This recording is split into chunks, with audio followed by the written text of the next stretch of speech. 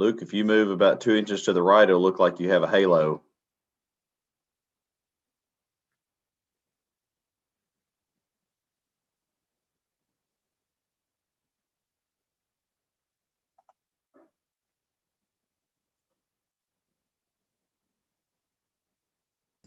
So y'all had to stay home today? Did y'all have ice?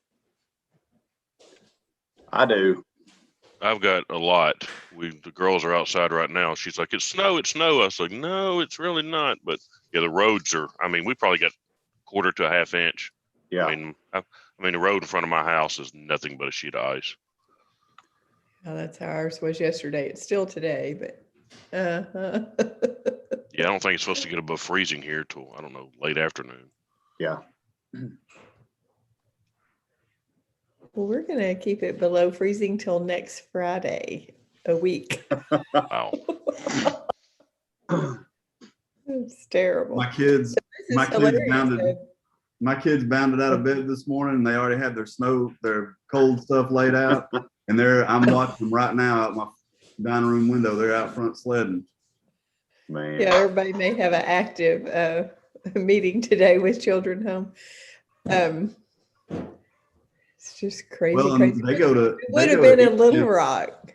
They go to East End downtown. That's their school, and East End sent work home for them to do. And they were like, "Yeah, Dad, we'll do that. We'll do those worksheets after we come in from sledding. We got to sled first."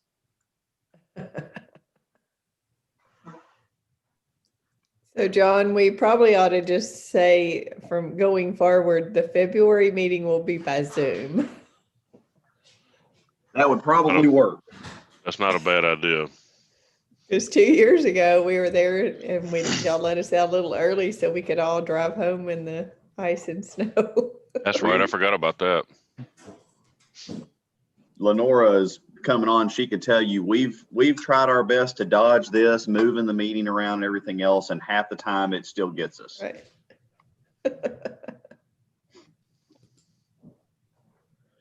It's crazy. Yeah.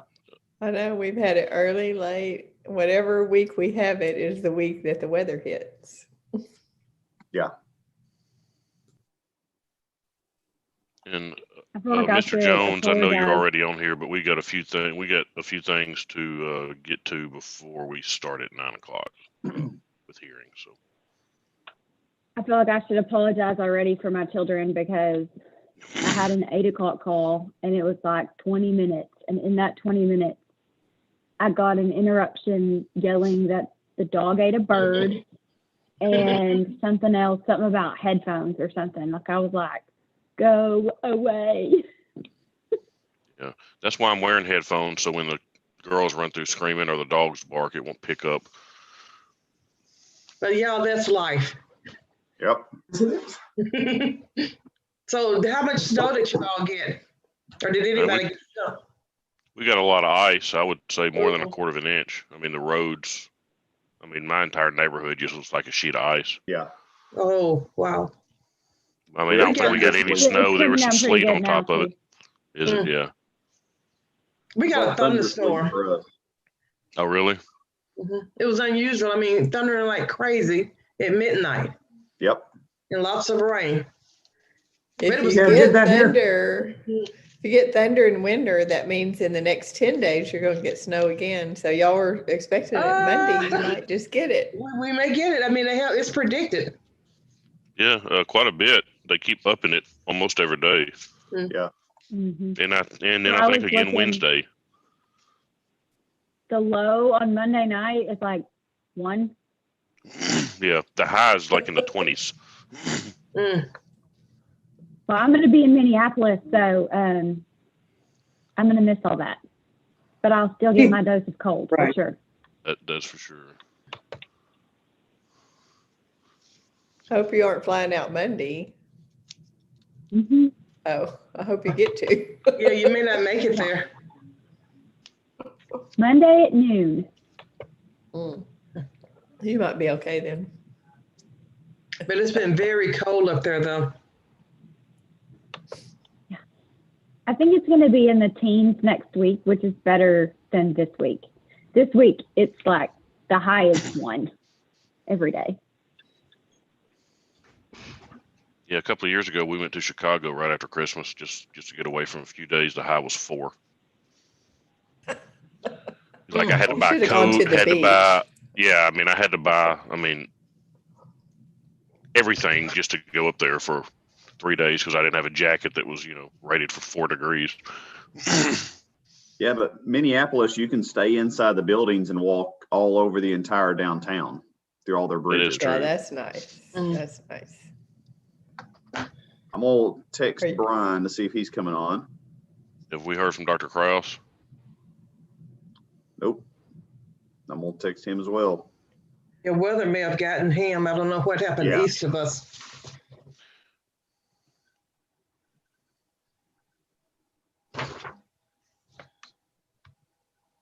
Yeah, I woke up last night because the ice, like it was sleeting so hard, it woke me up. It was weird. Oh, I'm so glad that it was warm enough that didn't turn to freezing rain. Of course, it was saying freezing rain. I'm sure it was out there, but it was just happening so fast. Hey, Luke. Yes. Just a business note. Are we? How are we going? Do you know of anybody that's showing up today, or is going to be on the call, or do you want to just go in alphabetical order? We'll see who shows up, but I know for a fact the 9 a.m. is not going to be here, and I'll get into that when we get on the record. I believe the 10 o'clock will probably show up and the 10:30 will probably show up. So we've actually, today they're not all scheduled at one time. They're kind of spread out just based on what we have going on. So yeah, and I know at least one, maybe both of the ones at 1 o'clock will be here. Okay. So it'll probably be about half and half. And Linda Black is on your schedule, but you can scratch her. Okay, so she's not going to be there. Well, Then- yeah, I mean, we're just not going to have hers. Okay. We had to reschedule for some other reasons. All So right, we've and got, then- like I said, I know for a fact that 9 is not going to be here. So we'll see about the other ones. But I'm pretty sure the 10:30 will be, and probably both of the 1 o'clocks. Okay, so I'm looking at the files that I have. Brought, Doles, someone named Heather with a last name I'm not sure how to pronounce. Yes. Yeah. Mason, Lincoln Neal, and then it looks like there's a pharmacy that's on the dock. Yeah. WebRx. Yeah. Yes. You will not have anything for support group. That's just a board discussion, and you will not have anything on Leland Stice. That's just a board discussion. Okay, so wait, which ones are those? Yeah, if you're looking at the schedule, you will not have anything on Leland Stice or support group. Those are just board discussions. So No, you I have don't everything. I don't have a schedule. All I have are files. Okay, yeah. That is all the files. Okay. So we've got WebRx at 9, Brought at 9:30, Raven Mason at 10, Doles at 10:30, and then Okay, so Lincoln hold on Neal. just a minute. Wait, let's start sorry. again. So WebRx at 9 a.m. Then who was next? Brought at 9:30, Mason at 10, Doles at 10:30, and then at 1 o'clock we have Lincoln Neal and Heather, however you pronounce her last name. Yeah. All right, so 1 p.m. Sorry, I thought I sent you a copy of the schedule. There was one laying on my desk yesterday, but I don't know if I got one in my inbox.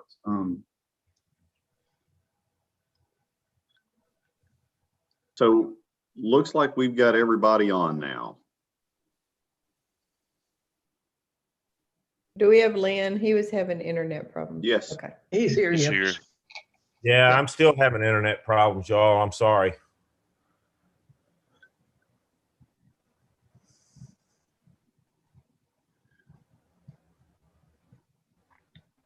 Can y'all hear me? Yes. Yes. Yes. So what happens when everybody in the world has to be on the internet? Mm-hmm. And this is one of those days. People are displaced. Y'all will freeze up and then you'll unfreeze and I'll hear you. I hope things. Yeah. You're actually coming through pretty good. Mm-hmm. You want to try turning your video off and see if that'll make things better for you? We'll be able to hear you. And maybe that'll stop the popping in and out. I think I had to do that for one meeting one time. Yeah. I wore my best shirt though. I really want to be seen. Oh, you want to be Yeah, seen? how would we do it without seeing Lynn? I had to hide the old collar extender up today. And it was a little fat. Yeah, Lynn, I'll need to see you because you raised your hand. Yeah. So, yeah. So He'll be sitting here doing this and he won't be on screen. right. Well, I've got this backdrop, and if I hold my hand out too far, you don't see it at all. Okay. Well, Dr. Newsom, we're ready when you are. Okay, everybody ready to go? Yeah. We'd like to start our meeting. Mr. Daniel or Dr. Kirtley, which one of you I want to start off? If So- you would just do a quick roll call again, just so we have on the record who's here, and then we'll move into the pharmacy students. Okay. We have Dr. Brian Jolly.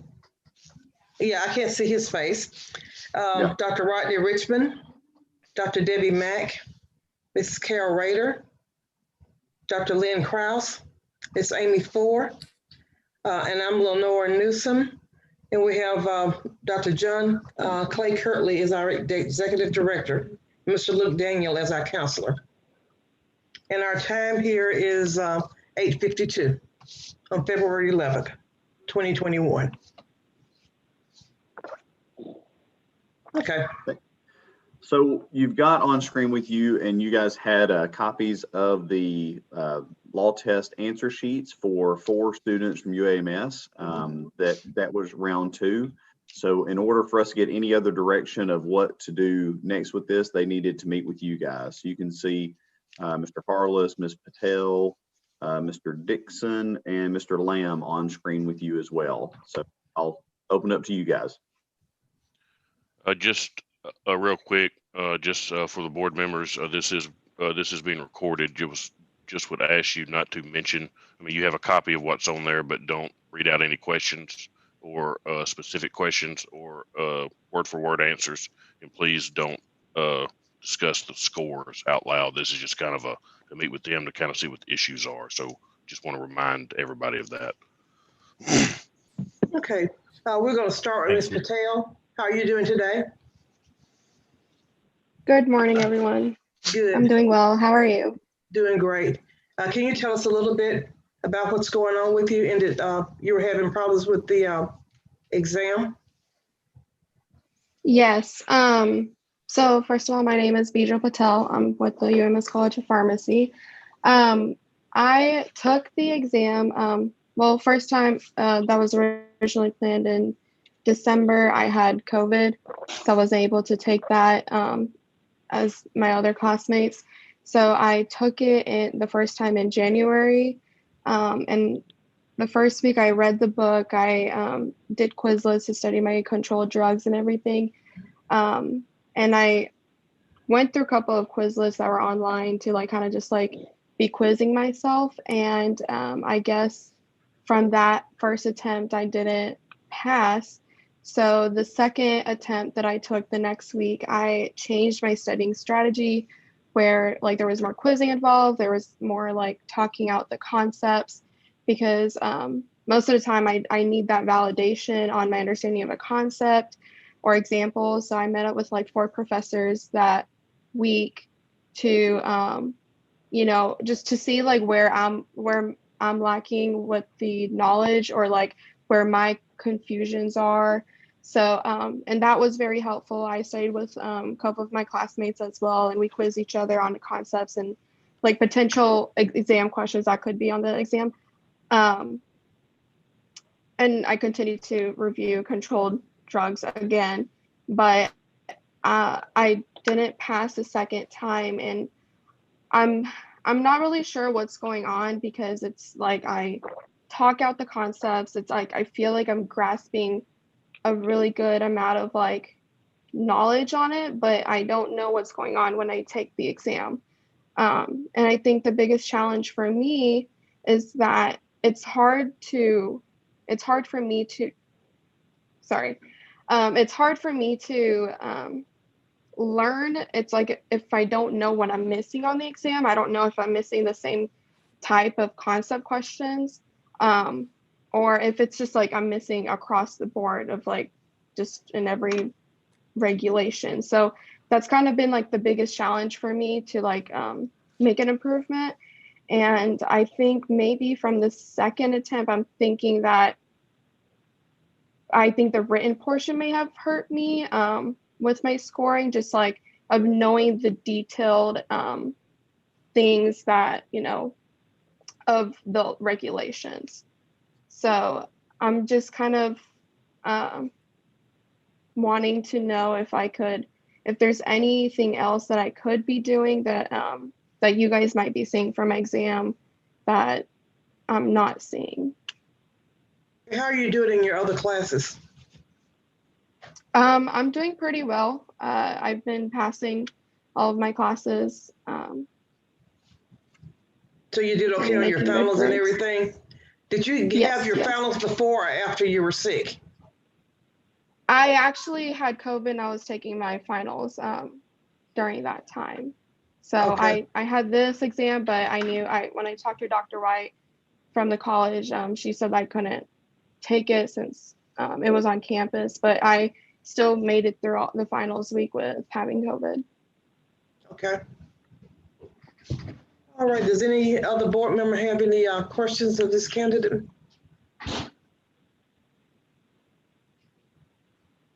Okay. Who is our next student? Jason? Good morning. Good morning. Basically the same type of questions. Can you tell us what's going on in it? You did not pass the test? Yeah, so the first time around in December, I also had COVID, and so I wasn't able to take the tests with my classmates. And then, so during winter break, I mean, to be honest, like I was working and I wanted to spend time with my family, so I didn't put as much effort into studying.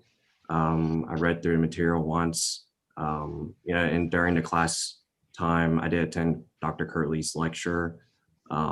So I felt, decent going in, and obviously I didn't pass. And so the second time around,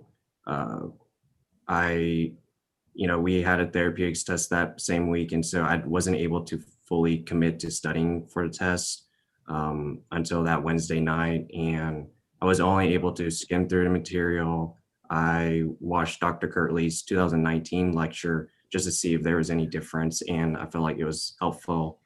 I was studying with Bijo at the time for the second time around. We met with one of the law professors, and he answered some of our questions.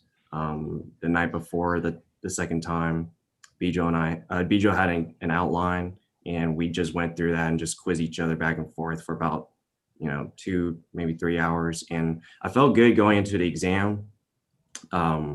I thought I passed that same time coming out of the exam, but evidently I'm here, so I guess I didn't. And this, hopefully, if given the opportunity to take it another time, the way I've changed my studying is I've changed to a more active learning approach instead of passively reading it. As I'm reading through these regs, I'm creating my own outline, typing it up on Google Docs, and bolding information that I think is important or were previous test questions. And it takes me about 3 times to read over something to fully grasp it. And so that's what I've just been doing since the second exam. Okay, but are you doing okay in your other classes? Yeah, so last semester I actually had the highest GPA throughout my whole time in pharmacy school. Okay, thank you. Does anyone else have any questions of this gentleman? Okay, Keith, how are you today? Well, Can you answer the same questions?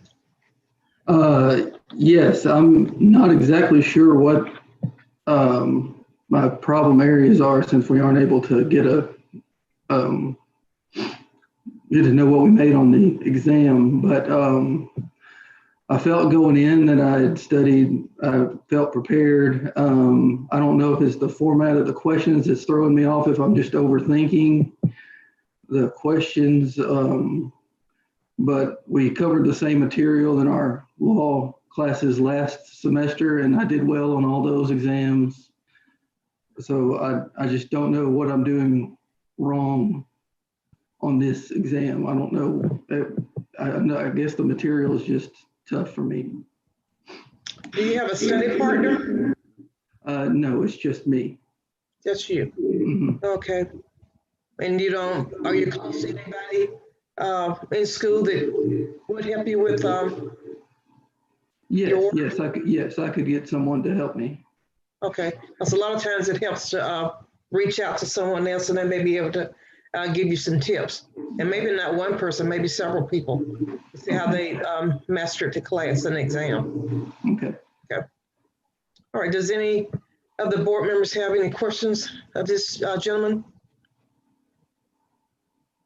Okay, so what is our approach? What do we want to do? Becca, was that you or just background? You've also got Mr. Harless. I mean,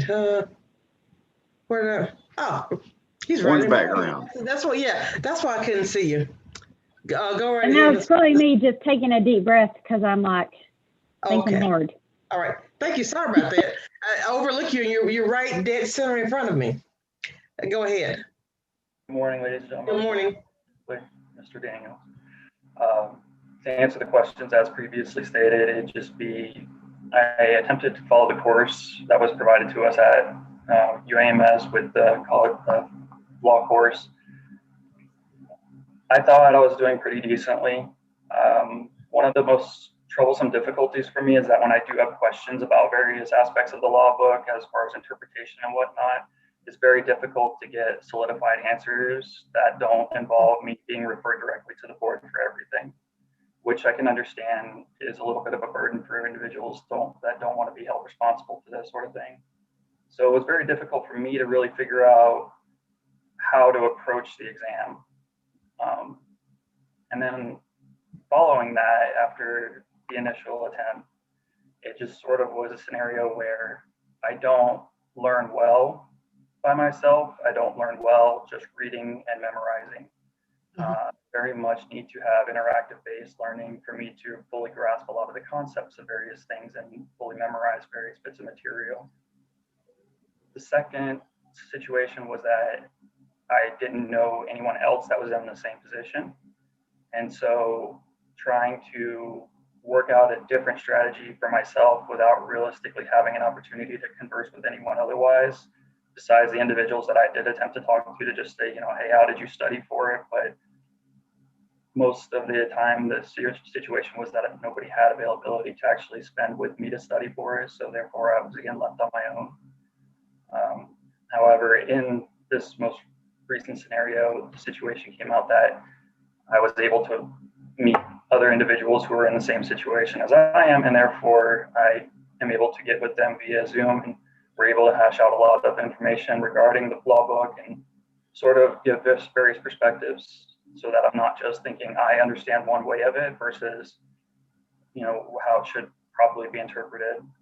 One of the other major topics that I know I struggled with was on this most recent scenario, I actually flipped the C4s and C3s on my answers. And one of those things where I've also been practicing as a tech for so long, I'm trying to look at the bottle that I pull off the shelf every day, and I just can't picture, was that a C3 or was that a C4?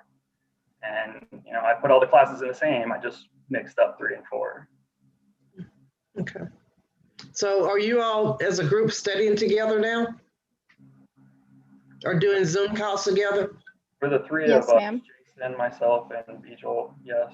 I wasn't aware of Keith's information, so Mr. Dixon, get with Okay. us. Okay. So So- Dr. Kirtley, go ahead. I can tell you, the board members are looking at the answers for all of you. And I can tell you that one thing that is interesting, generally when we do a round 2 test, it adds in short answer. And it's very interesting over the years I've done this. When we do short answer, it's pretty evident either people can answer those questions or they're not able to answer those questions. And even with partial credit on those, I can tell you, I mean, you guys can see, and the students don't know this, but the difference between passing the test and not could have been made up just in the short answer questions, even though that's only like 19 or so points on the exam for that section. All of you also could have done the same thing with just knowing what schedule your controlled substances were in. I mean, so those two things, you know, either one or the other, you know, understanding the material well enough to answer the short answer, or understanding, you know, even scheduling enough to do that, you could have made enough points to pass. So you definitely need to work on those things. You know, the difficulty I think that we have from the office side is, you know, we have mapped like the test to what we try to cover in the reviews. When Dr. McCready and I did that a couple of years ago, we made sure that, you know, we were covering a good run of the overall information on the test. The board members actually went over that a couple of years ago. The test is still similar content or similarly mapped to our rules or to like state federal issues. And we are covering, you know, each test is probably 60%, if not even a little bit more, from the other test, because the material is very similar. So I think for all of them, if they've seen two versions of our test, that should really help to see the types of questions that we generally ask, and the sections that if they didn't know it the first time, they didn't know it the second time, then they should definitely know that if there's another chance. All right. Does any board members have any comments? Having taught pharmacy law, I would just give you a few comments. One would echo what Dr. Kirtley just said, in that the law review that he does gives you a very strong, direct outline of the material you need to know from the regulations. What I would encourage you to do, though, is not just listen to Dr. Kirtley's lecture, but print out those regulations. And as you listen to each section, and he'll refer regulation 1, regulation 2, regulation 3, is highlight the material that's important for you to know, and then read it in context. So not just listen to what he says, but read the regulation so that you understand how it's written in the regs, and you'll be able to see, you know, you can cut out the legalese and things that really don't matter. When it comes to controlled substance law, the DEA pharmacist manual is written in layman language. So it's easy to understand the material, but I would encourage you that when you get to the section in the regs that talk about controlled substances in Arkansas, is to highlight the differences, so that way you know what constitutes federal law versus how is it different in Arkansas law. And then separately related to controlled substances is create yourself some index cards and just write the top 75 or 100 controlled substances on one side and the schedule on the other, and know them cold. So that way at a glance, you know that fentanyl schedule 2 and codeine is schedule 2, but if with Tylenol, it's schedule 3. Just be able to know that cold at a glance, that when you see it, you know what it is. And then lastly, as far as taking the exam, this would be good advice for any exam, is don't read anything into the question. Just take the question at its face. If the question is asking something regarding A, then don't say, okay, well, but if it's got B, then it would be one thing, but if it's got C, it's something else. Just read the question, just read what it says and pick your answer.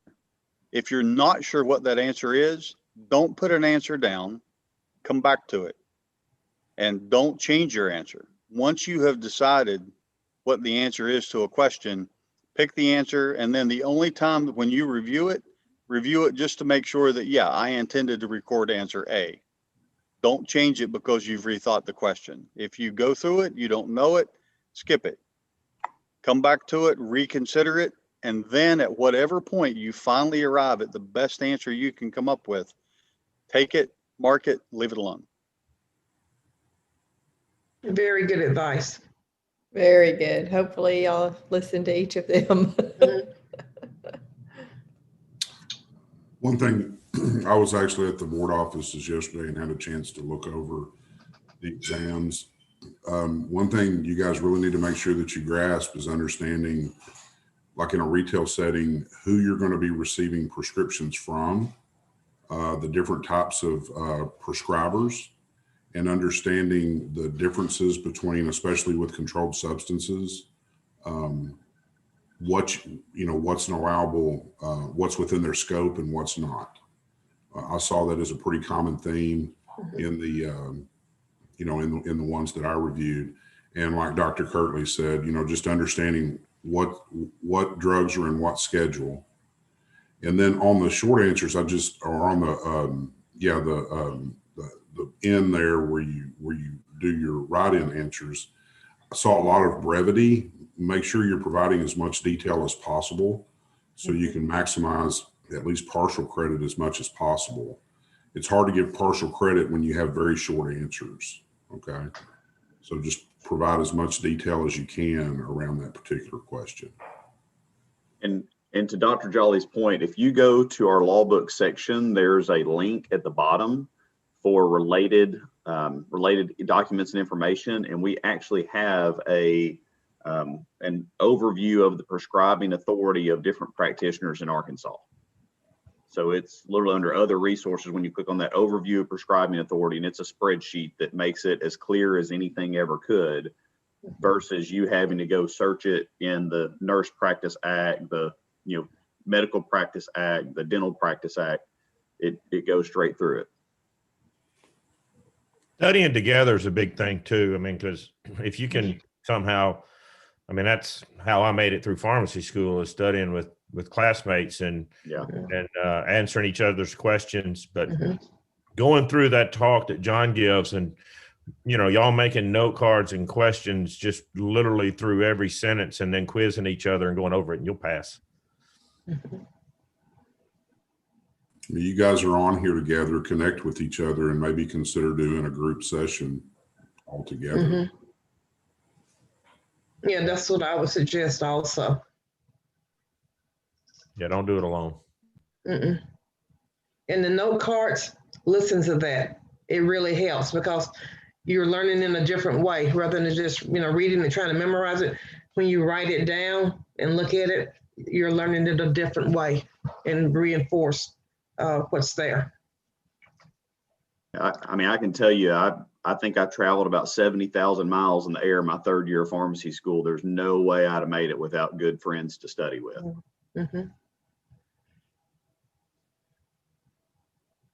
All right. So y'all think y'all can prepare yourself to be ready to do this for one final time? If I could make one more comment too. Yes, sir. Go ahead. Recognizing that, you're in your P3 year, right? Yeah. Okay. Many of you probably have had an opportunity to work in a pharmacy, but it may have been one single type. It may have been hospital, it may have been retail. But part of the problem related to that is you lack context. And so if you've never received a fax prescription from a nursing home, then you've never had to handle that prescription. And can I use it as an original? And can I partial fill it? And those types of things. So if you can imagine a story, and if you're studying it together, perhaps between the four of you, you can come up with a story. But if you can visualize, create an image where, okay, I can picture this nursing home faxing this in. So if you can't conjure up your own experience that you've gone through before, then at least imagine one, as though you're reading a novel. So that way, if you can connect it to a story, then it's going to be much easier to recall than if you just try to remember rote information and just pure memorization. One thing I would point out, and John, this is Dr. Kirtley, this is kind of the way I look at it, but in reviewing this exam, these questions are really centered, in my opinion, around, as a practicing pharmacist, what do you need to know to keep yourself from getting in trouble? Yeah. Right. So you have to know this. It's not just for a test. Yeah. The exam is not, again, there may be a couple of exceptions, but it's not digging into the nuances of the law, the things that, it's really dealing with you in practice and what you need to be able to know. So when you're studying, like Dr. Richmond was saying, and imagining those scenarios, think about real life scenarios where it could affect you and what you need to know in order to make sure that you're following, appropriate pharmacy law. Okay. So do I need a motion to approve them taking the exam a third time? Okay, I'd like to entertain a motion, please. Dr. Kraus? Dr. Newsom. Oh, okay. Okay, Go ahead, Lynn. I got Dr. Kraus with a motion and Dr. Mack with a second. Okay. That works. We have a motion and a second on the floor. Do we have any further discussion? All in favor of the motion signify by saying aye. Aye. Aye. Any nays? The motion passes. So you will get together with Dr. Kirtley and you will come up with a date for the exam? Okay. All right. Thank you all and good luck. Thanks, guys. Thank you for your suggestions. We'll definitely implement those strategies. Thank you. You're welcome. Okay. I believe we are ready to go into hearings. Mr. Jones and Ms. Harrison, are y'all ready?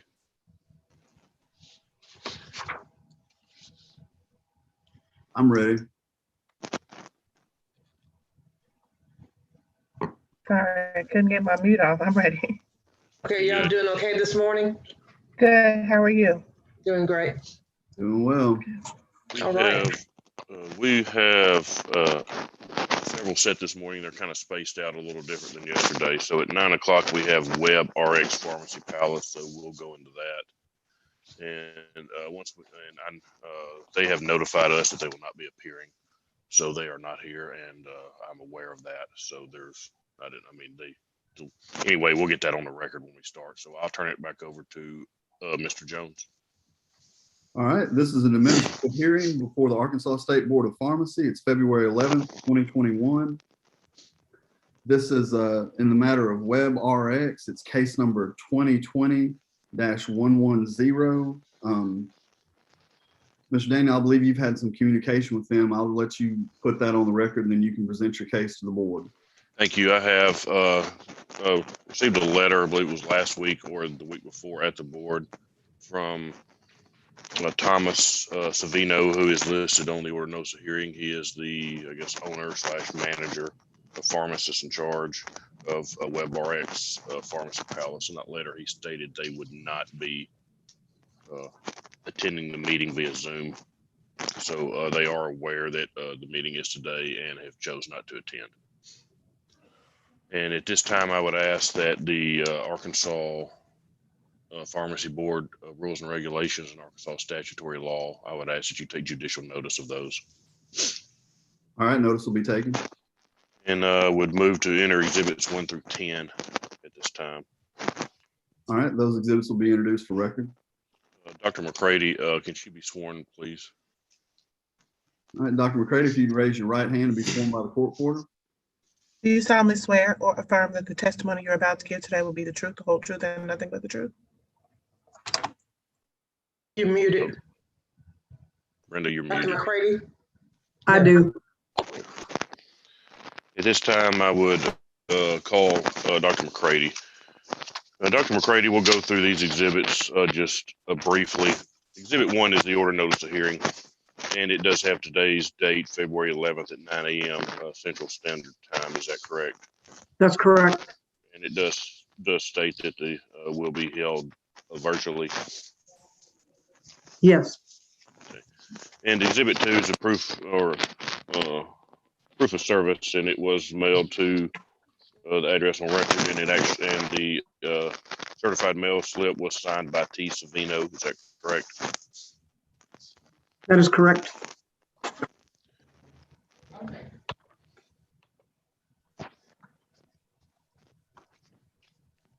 Okay, we'll go back to Exhibit 1. Looking at the allegations, under the order notice of hearing. The respondents listed are WebRx, Pharmacy Palace, and Thomas Savino. And neither one of them are licensed or permitted in the state of Arkansas. Is that correct? That is correct. And going down to going down to A3, in November of 2019, the board was notified by the DEA that the respondents had shipped ephedrine or pseudoephedrine containing products in Arkansas. Is that correct? That is correct. And under Arkansas law, these products are a Schedule 5 controlled substance, correct? Yes. The DEA records, and I'm skipping over to A5 on the next page. The DEA records show that respondents shipped these products to 2 patients in July of 2019. Is that correct? Yes. And so the board in turn issued a subpoena for all shipments into the state of Arkansas from 2017 to that present date, correct? That's correct. Okay, they did respond, but they refused to release the name and contact information of the patients they shipped to during that time. That's correct. Yes. And the pharmacy records showed that they had shipped hydrocortisone cream 17 times from January 1 to October 16th of 2019, correct? Yes. Okay. And they show that they shipped pseudoephedrine or ephedrine containing products 14 times to patients during that time period, correct? Yes. Okay. In May of 2020, the board was notified again by the DEA that they were continuing to ship ephedrine and pseudoephedrine products into Arkansas. That's correct. And it shows that they shipped another, the DEA records show that they made a shipment in April of 2020, correct? That's correct. Okay. So the board issued a second subpoena in June of 2020 for any medication shipped in Arkansas from November the 1st, 19th to that present date, correct? Yes. And they did respond to that subpoena, but again, refused to release the name and contact information, and also stated that they believe they were in our rights and that Arkansas has no jurisdiction to regulate them. Is that correct? That is correct. We also sent we've sent a cease and desist letter also during this time period, correct? That's correct. Okay. And again, on the second subpoena, pharmacy records show that they shipped again the hydrocortisone cream 4 times to patients during that second time period, correct? Correct. And they also did not provide any records for the shipment of ephedrine, pseudoephedrine that was shipped in Arkansas on April the 6th of 2020. That's correct. Okay. So just to summarize everything, we were notified. The board was notified twice by the DEA that they were shipping pseudoephedrine and Arkansas controlled substance in without being licensed, correct? That's correct. And made several other prescription shipments into Arkansas during that time period. Yes. Okay. I have nothing further. This is. I have nothing further from this witness. I don't know if I'll let's see if the board has any questions first. Yeah, board, do you have any questions for Brady about this case? Dr. Mack? I just have one. So they don't have a licensed pharmacist like a PIC, and the pharmacy's not licensed, correct? That's correct. Okay. Any other questions? Dr. Richmond? Did you say that they continued to ship after they were first notified? They did it again? Yes, they did. Okay. After a cease and desist. That was going to be my question. Was the first notice a cease and desist or just the second one? Just the second one. Just the second one. Do we know if they're still shipping? They have not. They have told us that they have ceased shipping since getting that second notice. But they also made the statement that we had no jurisdiction over them and that it was a restraint on interstate commerce, right? Yes. So there's nothing really in their mind to stop them from doing it again anyway. It says, they said, and I'm looking at A13, where this is a quote from, it was either an email or a letter, but it says, well, we maintain that we're within our rights and practicing within the law. Arkansas has no jurisdiction to regulate pharmacies outside of the state. and what you're asking for is actually obstruction of interstate commerce. I mean, to obstruct interstate commerce, you have to obstruct it entirely. Like asking one pharmacy not to ship in is not obstructing of interstate commerce.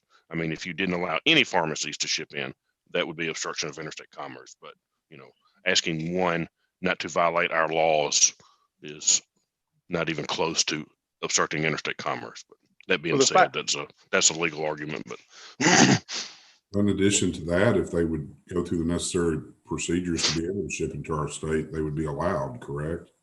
Oh yeah. I mean, that wouldn't be an issue. They just don't. They just never gotten permitted and have been. I mean, it's shipped in. I mean, granted, it wasn't a ton of shipments, but it was over. A 2-year period.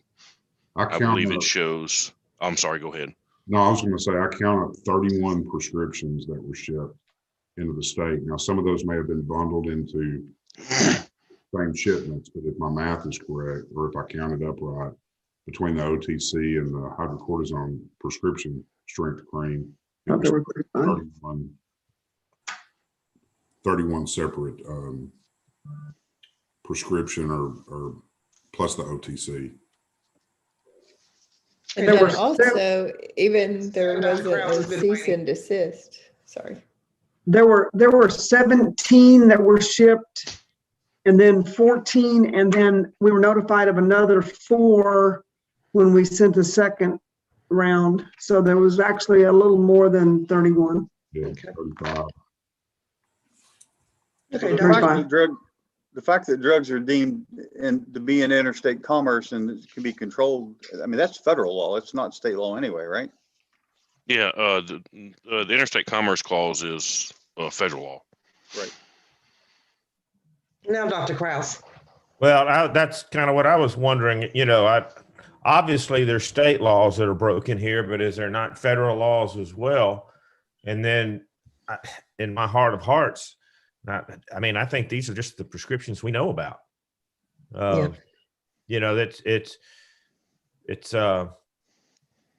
I don't know what we've done for things like this in the past. I don't even know where to begin. I don't even know what books we have, but I'd pick a big one and throw it at them. Let me just say what the options are, and then we can go off the record and y'all can deliberate and discuss this further if you want to. But the option right now, it's anything up to $1,000 a violation. So once you do the math and decide exactly how many, 31, 30, whatever, I mean, you can do anywhere from nothing to, up to $1,000 a violation on a fine. Like I said, there's no license to suspend.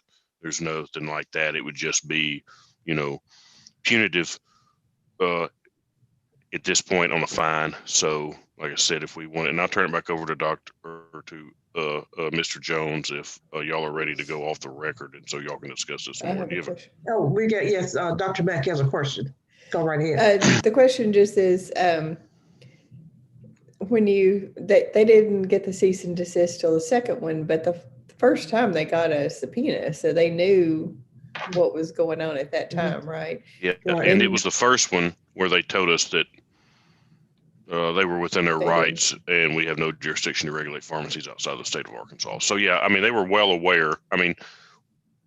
We didn't send a cease and desist on the first one because, honestly, in my experience, I've never had a pharmacy continue to ship after we sent them a subpoena and a letter stating that you're shipping in illegally. And so they continued to do so. So we sent a cease and desist with a second letter after we got notified again by the DEA. Like I said, and this all started from just the DEA saying, hey, we realize, we know they're not licensed with you, but they're shipping in ephedrine. So, they were actually reporting it like they're supposed to, but they were still shipping in. Well, they were reporting it to the DEA like they're supposed to, at least some of their shipments. Okay. Does anyone else have any more questions? Okay, y'all ready to go off the record? All right, Mr. Dana, you don't have any more witnesses? I do not, and I'm sorry. I'll rest and just a quick close. Just like I said, it's anywhere from nothing to upwards to $1,000, up to $1,000. So just if y'all, whatever or how many shipments y'all decide there were, we would just ask for some type of disciplinary fine. I mean, just something so there is a record of this and so that other states are aware of what they're doing. I mean, if they're doing this in Arkansas and saying Arkansas doesn't have the right to regulate them, there's probably a lot more other states where this is happening too. So we just ask for some type of disciplinary action with a fine. Okay, board, y'all can either, you can do it however you like. One more question, go ahead.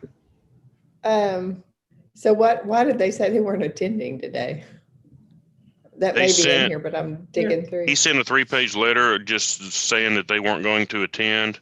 And he had a lot of extra statements in there. And I told him that if he wanted to make statements to the board, that they would have to attend. The board has the right to question him if he wants to make a statement. So, but the gist of it was they were not going to attend today. One more quick question for Mr. Daniel. So the fine part, thanks for giving us some guidance on that. But in terms of disciplinary action, what are the types of things we've done in the past? Would it be just a formal disciplinary action on well, they don't have a license for the state. Sure. What would be? But they have license. They're licensed out of the state of Florida, so we can just put disciplinary on that pharmacy itself and on the pharmacist in charge if you see fit. They are both charged. So it would just be a disciplinary action with a fine. There has to be a fine on it if you're going to do that. Like I said, the fine can be minimal or it can be, I mean, whatever you want to do, but it would just be something that is reported to the national database so that Florida is aware and other states are aware. Any more questions? Okay, we're going to pause to deliberate. Okay, and y'all can go off the record and deliberate. And if y'all, during your deliberations, if you have questions of Mr. Daniel, you can, come back on the record and ask those questions of him. But y'all discuss it. Whenever you have a motion, we'll come back on the record. All right, thank you, sir. Okay, where do we want to start on this one? He's not licensed in the state, but he did do things that were in violation of our laws. And it needs to be reported to the database. Yeah, I think that's a given. It needs to be disciplined, in my opinion, in your opinion, and we can hear others. And then we can talk about the fine as well. So y'all, Dr. Krause? Yeah, I'm $1,000 a lick. And, I think the only part I'm not good with is, what the disciplinary actions we want to invoke are. But, this is easy. $1,000 per incident. So 35,000. Yes, sir. Per Dr. McCrady's feedback, 35 instances. And I think my question is, do you do that for both the pharmacy and the pharmacist in charge, or just one or the other? Well, my initial thought was find the pharmacy per prescription and then do a fine separately for the PIC, maybe five. I don't know what we've done in the past, but I'm just throwing a number out there, maybe a $5,000 to $10,000 fine on the PIC and $35,000 on the pharmacy. And did they say the PIC is the owner or not, or he's a different individual? Can't remember the name. Can we I go don't think back? they both. Okay. They both definitely are at fault here. Okay, they are the same. So, same person. But I think we still find them separately for their part. And that's discipline. Can we not go ahead and charge them the cost of pharmacy licensure for the 2-year period and pharmacist PIC licensure as well? Don't know about that one. Can we go back on the record to ask Mr. Daniel that question? Yes, all right. We're back on the record. The board's been in deliberations. They have a question of Mr. Daniel in the case of WebRx. Mr. Daniel, did you hear that? Okay. I did, and what our statutes allow is up to $1,000 punitive per violation, and also the board has the ability to take investigative cost. I don't know that you can go back and charge them for a license that they didn't get, but the board does have the ability to seek investigative cost, whatever you determine that is. Yesterday, Mr. Daniel, when we were doing some consents, was it 2,500, the amount on those investigative costs, if I remember correctly? And that is what the board allows us to offer on just without somebody coming to the board on like a change of pick. These are like technical violations, change of pick, late notice on not notifying of a change of ownership, not notifying, something like that. Most of those are technical violations, and that's just kind of what the board has voted previously to allow staff to offer without them coming in. So that's what those are. And we do those as the reason we do those consent agreements as investigative cost is so that it shows up as investigative cost instead of a disciplinary fine. Because like I said, those are paperwork issues, technical violations, not reporting. So yeah, that's why we do that. But yeah, I mean, you can also do an investigative cost and then say it is disciplinary, but if you're going to fine them anyway, that's the disciplinary action. I mean, a fine in and of itself is a disciplinary action. So does that answer your question? Yes, I should have maybe asked a little bit differently. 2,500 is a good standard amount that the board's established in the past for investigative costs. Yes. Okay. Okay, Dr. Was the degree of investigation greater in this case than would have been done in those technical violations? Yes, but I mean, yes, but most of it was just, in this case, it was, like I said, we were notified, we sent subpoenas and reviewed the documents. There wasn't a lot of digging or, it was this was a pretty straightforward. We got the information and the staff reviewed it and put together an order. So it wasn't just a. Okay, thank you. Okay, Dr. Kraus, you had a question? Or was it answered? Well, we're on the record. I'm gonna wait till we go back off the record, right? You can. If there aren't any more questions from Mr. Daniel, if the board's sort of satisfied with the information they have and have what they need to deliberate, y'all can go back off the record and continue to deliberate. All right, sir. We're back off the record now, y'all. So, Dr. Kraus. Yeah. So we've got the $1,000 for each of the prescriptions, right, that we know of. And I don't know what the pharmacist's but owner situation really is there. Really doesn't matter. But if it's 37, I would say do another $500 per script for the pharmacist. So another 18,000 for the pharmacist. And then I do another 18,000 for the fact that he wouldn't show us our records. And if we went down there, he's denying access to, if he really didn't have anything else to show there, he might say, well, come look at my records. I don't have $18,000 worth of, or another 18 prescriptions or whatever. That I just think that he sent more in that we don't know about. He's not letting us look at his records. If we sent somebody down there, it would probably cost $5,000, $6,000 just ballparking it, But this is one I'd make them hurt. Okay. Does anyone else have any comments? It really concerns me that they wouldn't even bother to get on a Zoom. It's not like we asked them to fly to Arkansas. Right. And how could you not know that you need a license to ship into a state? And they thought, yeah, they probably thought they could do it and get away with it. No one was looking, but they were caught. Well, I think that it was more overt than that. It's not that they passively didn't know, that they did know and said, I don't care because I don't think you have the right to regulate me anyway. Right. So we could fine them in reality. It doesn't matter what we fine them. They're probably not going to pay it. And so it's almost like monopoly money, but I think we send the message and at least it gets somebody's attention somewhere in a regulatory board for future reference. Mm-hmm. It would never be worth trying to pursue them because you'd have to go to federal court in a lawsuit. So, over some hydrocodone and generic pseudoephedrine, but We wouldn't have known about it had it not been for the ephedrine. It was just hydrocortisone and things like that, which makes me think that there's more that we don't know about. I mean, if the DEA hadn't seen the pseudoephedrine, we wouldn't know anything about it. how did we find out about the hydrocortisone? Request for records, I believe. Oh, okay. So they did share that. Mhm. Okay.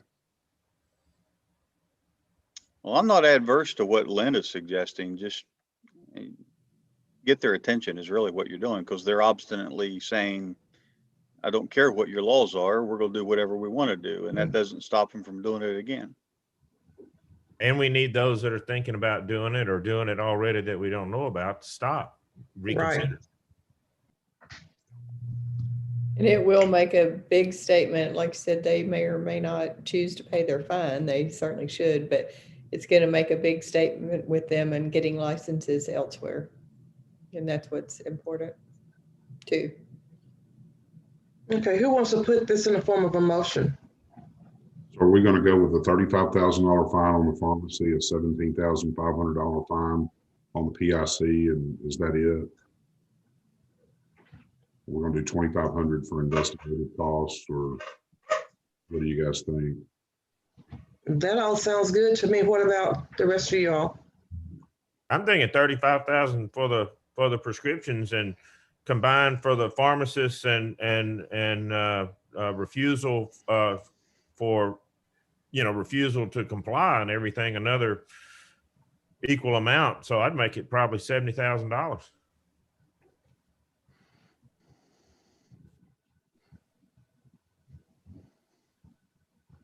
Does anybody object to that? So that basically is $1,000. Luke said up to a max of $1,000 per incident. So are you, Dr. Krause, are you just wanting to go $1,000 on the prescription then on the PIC and $1,000 per prescription on the pharmacy? That works the same. Okay. Or would the pharmacist in charge just be a flat? We do the 1,000 per prescription. I'm just making this up how we word it, but 1,000 per prescription, because that's the maximum for the pharmacy, and then a flat pharmacist charge of maybe it's also 35,000, but a flat charge of the pharmacist for not following the regulation and being told and still repeatedly not doing it. I think you Would would that have to be a do way it to per word it? violation, because if you just say a flat 35,000, I believe, and Okay. there's no mention that this is 1,000 per violation, there might be some issue on appeal if that went to appeal. So if you're going to do something over the maximum per violation, then you need, I mean, if you're going to do up to the maximum per violation, I think you need to state it as this is per violation. So it's worded right if they decide to appeal this. But you could do a maximum to each. Okay, we need to go back on the record. If Mr. Daniels speak. So do we go back on the record for a few minutes? If the board has significant questions for him, then sure, y'all can. Okay. So we were just back on the record. Do y'all have any other questions for him? And I'll just restate what I just stated, that if you're going to do if you're going to fine and it would be over $1,000, then you need to say this is going to be so much per violation. Like I said, just mainly for appeals purposes, just so I mean, instead of saying there's just a flat $35,000 fine, you would need to say, so much per violation, just so the record's clean. Okay. Dr. Richmond?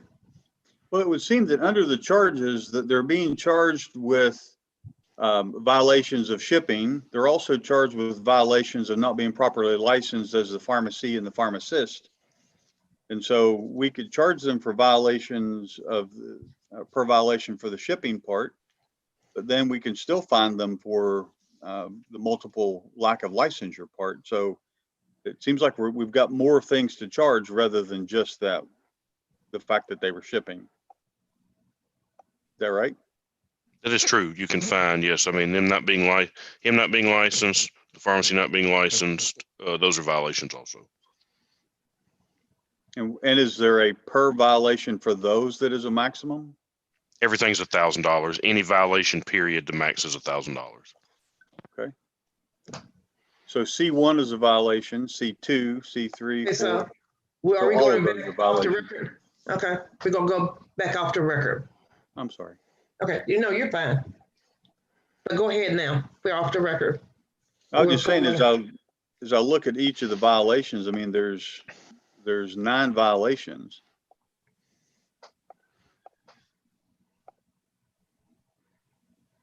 Well, of course, some of these are cumulative, different dates for different shipping, but if we've got 35 shipping issues and then we've got PIC and pharmacy lack of licensure issues, then it sounds like we could charge them $1,000 for each one. So at a minimum, we could still say 35,000 for the violations of shipping and 35,000 or 500 for failure of the pharmacy to license per violation, and 500 for not having a PIC overseeing each of the dispensings. And so that gets us back to the 35,000, plus you could tackle an administrative cost.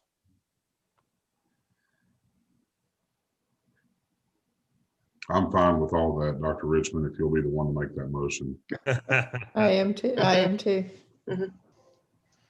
Well, how about Lynn make that? Because Lynn, I'm just trying to build on what Lynn said. So, All right, let me get here. Hold on. Now, my Dropbox is shaky at best, so bear with me. And just a reminder, the allegations are true and charges proven or not proven.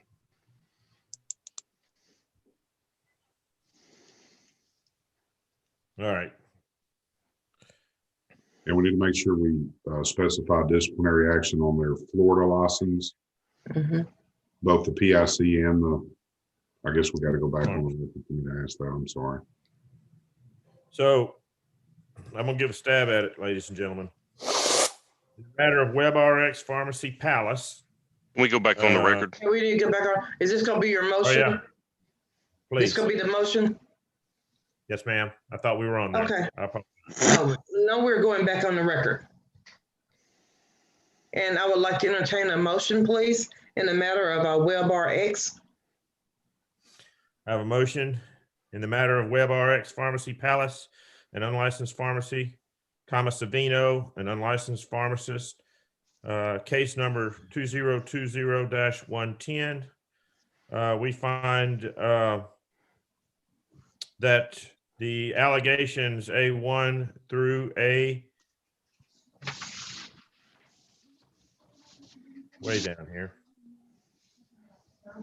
15 to be true, and charges 1.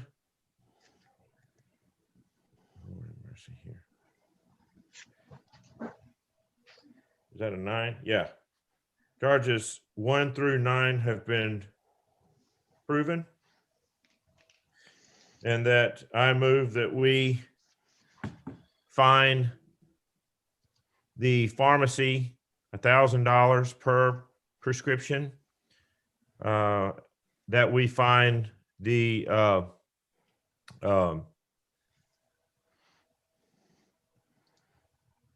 pharmacist $500 per prescription, and the balance for disciplinary and investigative costs up to $70,000. And just to get that right, you're saying 35,000 on each for a total of 70,000. Correct. Okay. Do I have a second to that motion? I'll second. Second. Okay, do we have any, have a motion and a second? Do we have any further discussion? If not, all in favor of the motion signify by saying aye. Aye. Aye. Aye. Aye. Are there any nays? The motion passes. Now, this is disciplinary, correct, Luke? Yes. Yes. All right, well, let the record reflect that this board's decision is unanimous in the case of WebRx number 2020-110. It'll be reduced to writing, and service will be made upon on WebRx. If they would care to appeal the decision, appeal can be taken under the Administrative Procedures Act. And if there are no other questions or comments, then this hearing will be concluded and the record will be closed. Okay, thank you all.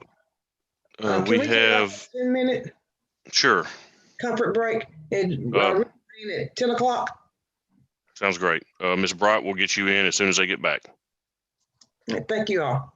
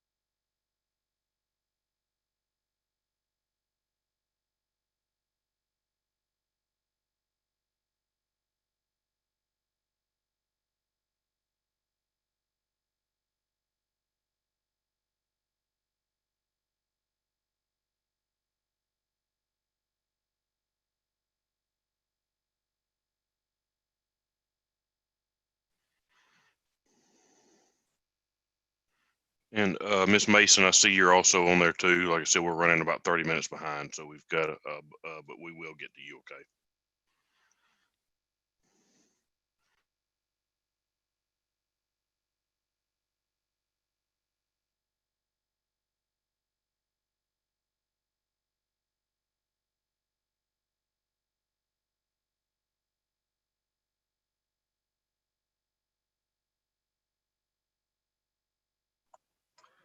I will say, as people are coming on, it absolutely never ceases to amaze me that people think that they are going to have a web pharmacy presence and yet can ship anywhere without being regulated, or that they can ship methamphetamine precursor chemicals wherever they want to. That it's wild. Do we know if they're licensed anywhere besides Florida? No, they've got stuff all over their website about how they're a VIP quality check pharmacy in Florida and a member of the Better Business Bureau and everything else, though. I mean, when we do the order, we will copy Florida on it. Mm-hmm.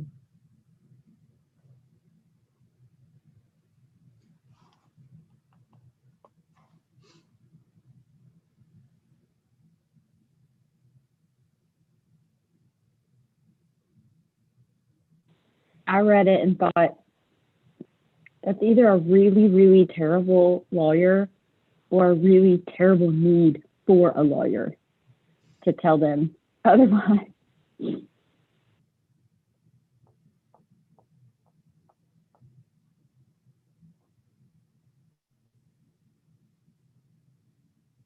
Well, and with them having a web presence, I would not be surprised if they don't wind up on like the, you know, the flag list for NABP if they're shipping illegally, especially when you're talking about, you know, ephedra products.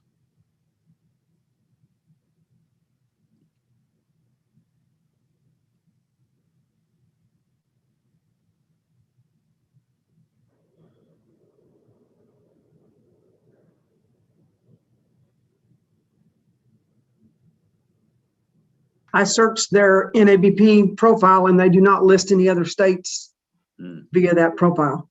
I just looked at that just now.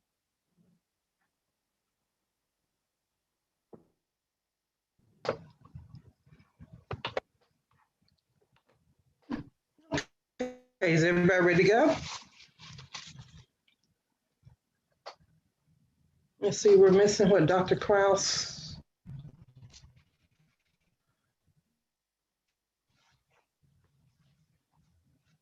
We may have lost contact with him. Yeah, he said he was going to restart his modem as soon as we got a break to see if that would help him reconnect. They were having internet trouble down where he is.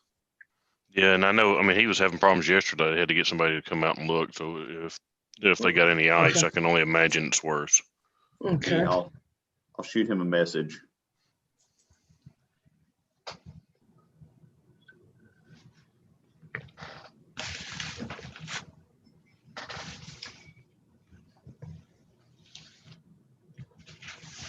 I tell you one thing, I bet we're not all eating the same thing today. True. You can see the head of my office partner back there asleep on the bed. Yeah. We certainly miss all of our lunches at the board. Yeah, we do. I just miss being around you all. Exactly.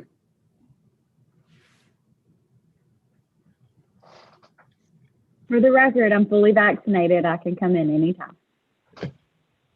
when it's not icy. You know, CDC actually released yesterday that if you have gotten both your vaccines and are exposed to COVID, you no longer have to quarantine. Now we'll see if the state follows suit on that or not, but I read that last night. Wow. CDC put that out? Yeah. If I'll try to find it while y'all are in a hearing and send it to everybody. What did it say, So John? if you've been vaccinated, do you still have to double mask? They didn't say anything about that. Yeah. They do say you still should mask. Yeah. But the CDC About put out some double guidance mask. yesterday that if you are fully vaccinated and I guess have had your time for it to be effective, that you do not have to quarantine if you're exposed to COVID-19. It's sort of interesting because you can still transmit even though you've been. I know. And I believe we've got everybody back. If y'all want to, Miss Harrison and Mr. Jones, y'all good to go. We have the first one, or did we lose Dr. Newsom? I'm here. Okay, sorry. I didn't want y'all to see me if I have to, Gotcha. sneeze or anything. Yeah, I got you. I'm here. I'm ready to go. Okay, we've got is it Broat? How am I saying that right? It's Broat. Right. Okay, we've got Miss Broat ready to go, so I will turn it over to Mr. Jones. All right. This is an administrative hearing before the Arkansas State Board of Pharmacy. It's February 11th. This is in the matter of is it Elena? Is that how you say it? Yes, sir. Elena Broat, and it's case number 2021-012. The board set a hearing for today concerning the matter specified in the notice of hearing. My name is Jake Jones. I'm an attorney, and I'll serve as the hearing officer in this matter. So, Ms. Broat, you're present. Are you represented by counsel? No, sir. Okay, and that's fine. You know that most folks aren't. You don't have to be. So, Ms. Broat, can you introduce yourself for the record, please? My name is Elena Broat, and I reside in Lamar, Arkansas, and I'm a licensed pharmacy technician. Okay. Since 2008. All right. Mr. Daniel, could you introduce yourself for the record, please? Luke Daniel with Arkansas State Board of Pharmacy. Okay. And Ms. Broat, you received the notice of hearing and all the allied documents with that? Yes, sir. Okay. So at the outset of this hearing, I'll explain some things, and Mr. Daniel, is there anybody else that's on the call that might be coming up in a little bit that you know of? There is Miss Mason, Raven Mason's on here, and she will be next after Mrs. Broat. Okay. So, Ms. Mason, you can listen in on this too. I'm just kind of going to explain how these, how this hearing, will flow. So the board will base its decision today solely on the evidence that's presented. So, counsel for the state will go first. He'll call, his witness, and then Ms. Broat, if you want to, if you have any documentary evidence, you can introduce that. You can testify. Tell the board what's going on. But that'll be, so the board doesn't really know anything about your case except the evidence that'll be presented in just a minute. This hearing's held under the Arkansas Administrative Procedures Act, and so the strict rules of evidence don't apply. I'll make, if there's any objection, any evidence, and usually there's not, if it's relevant, it'll come in. So we have Ms. Harrison. She's our court reporter today, and this is, of record. So everything that we're saying is being taken down. So, try not to talk over one another, talk in turn so that way she can make sure everything's recorded. Again, the board members don't really know anything about your case. So anything that you want presented today, you'll have to introduce or testify to. And if at any time during the course of the hearing, this is sort of a low threat environment. I mean, if you don't understand something or you want to take a break and ask, just administrative questions, what comes next, then feel free to do that. And I'll answer whatever questions you have. This is this meeting is subject to the Arkansas Freedom of Information Act. So everything's public, even the board's deliberations will be public. And it might be kind of weird because the board will go off the record and the board will be deliberating. You can still hear them, but, we're off the record and you can't, pipe up with, new evidence or ask the board questions or interject, when you hear the board deliberating. But with that, everybody that's going to be a witness in this case, if you raise your right hand and be sworn by Ms. Harrison, please.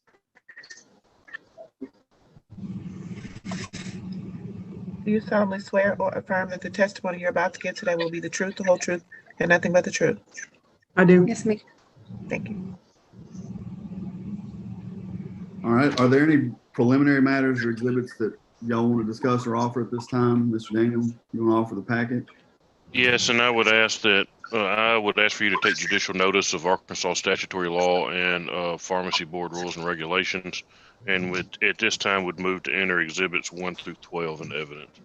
Okay, notice will be taken. And Ms. Broad, have you seen those exhibits that he's talking about? Yes, sir. You have any objection to any of them coming in?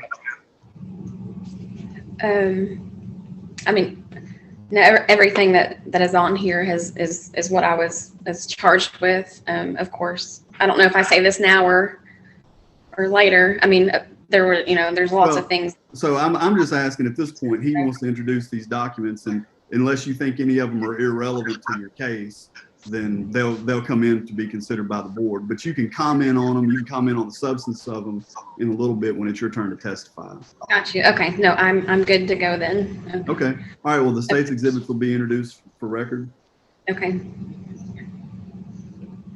All right. Mr. Daniel, you ready to proceed? I am. Ms. Brott, you ready to proceed? I am.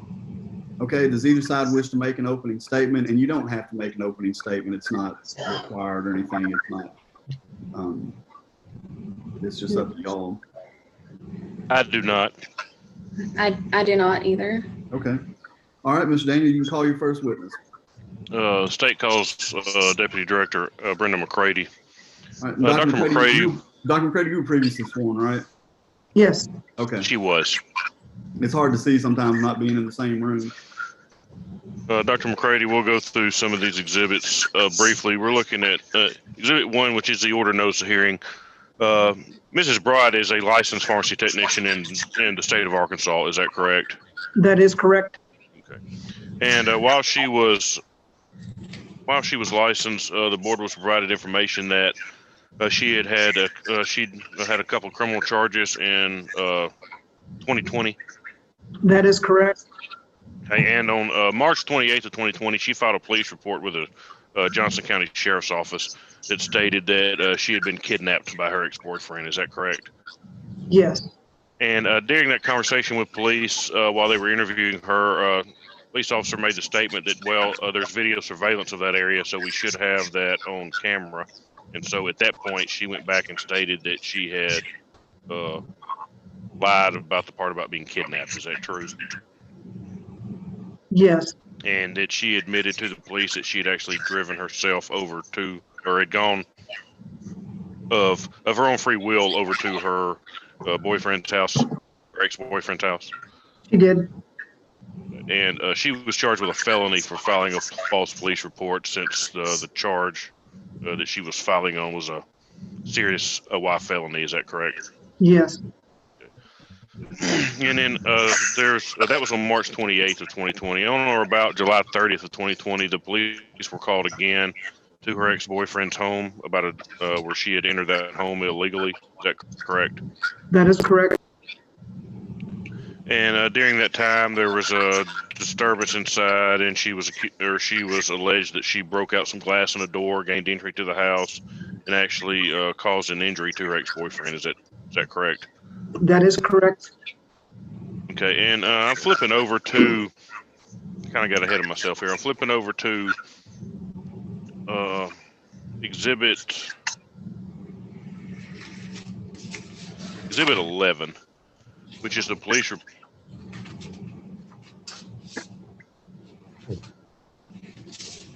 Yes. Pope County, which is the second instance.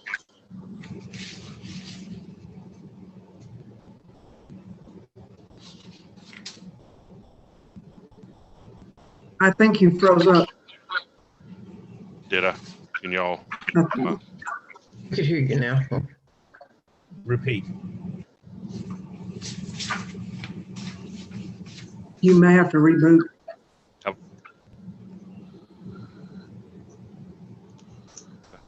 Okay, can y'all hear me now?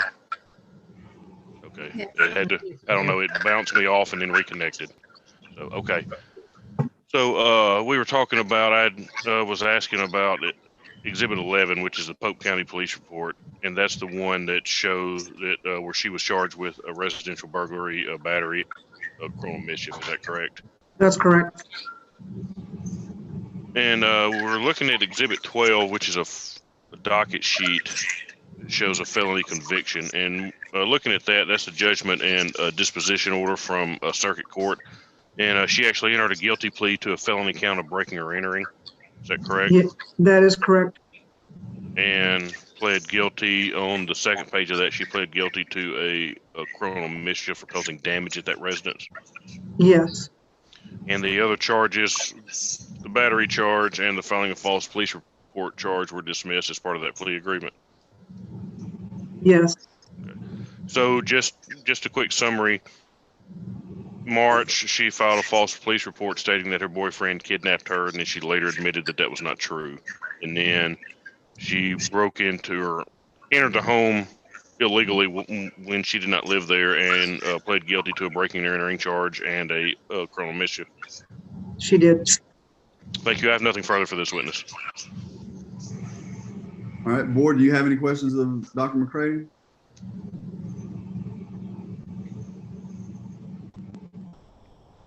Okay, seeing none, Ms. Brott, do you want to ask any questions of Dr. McCready?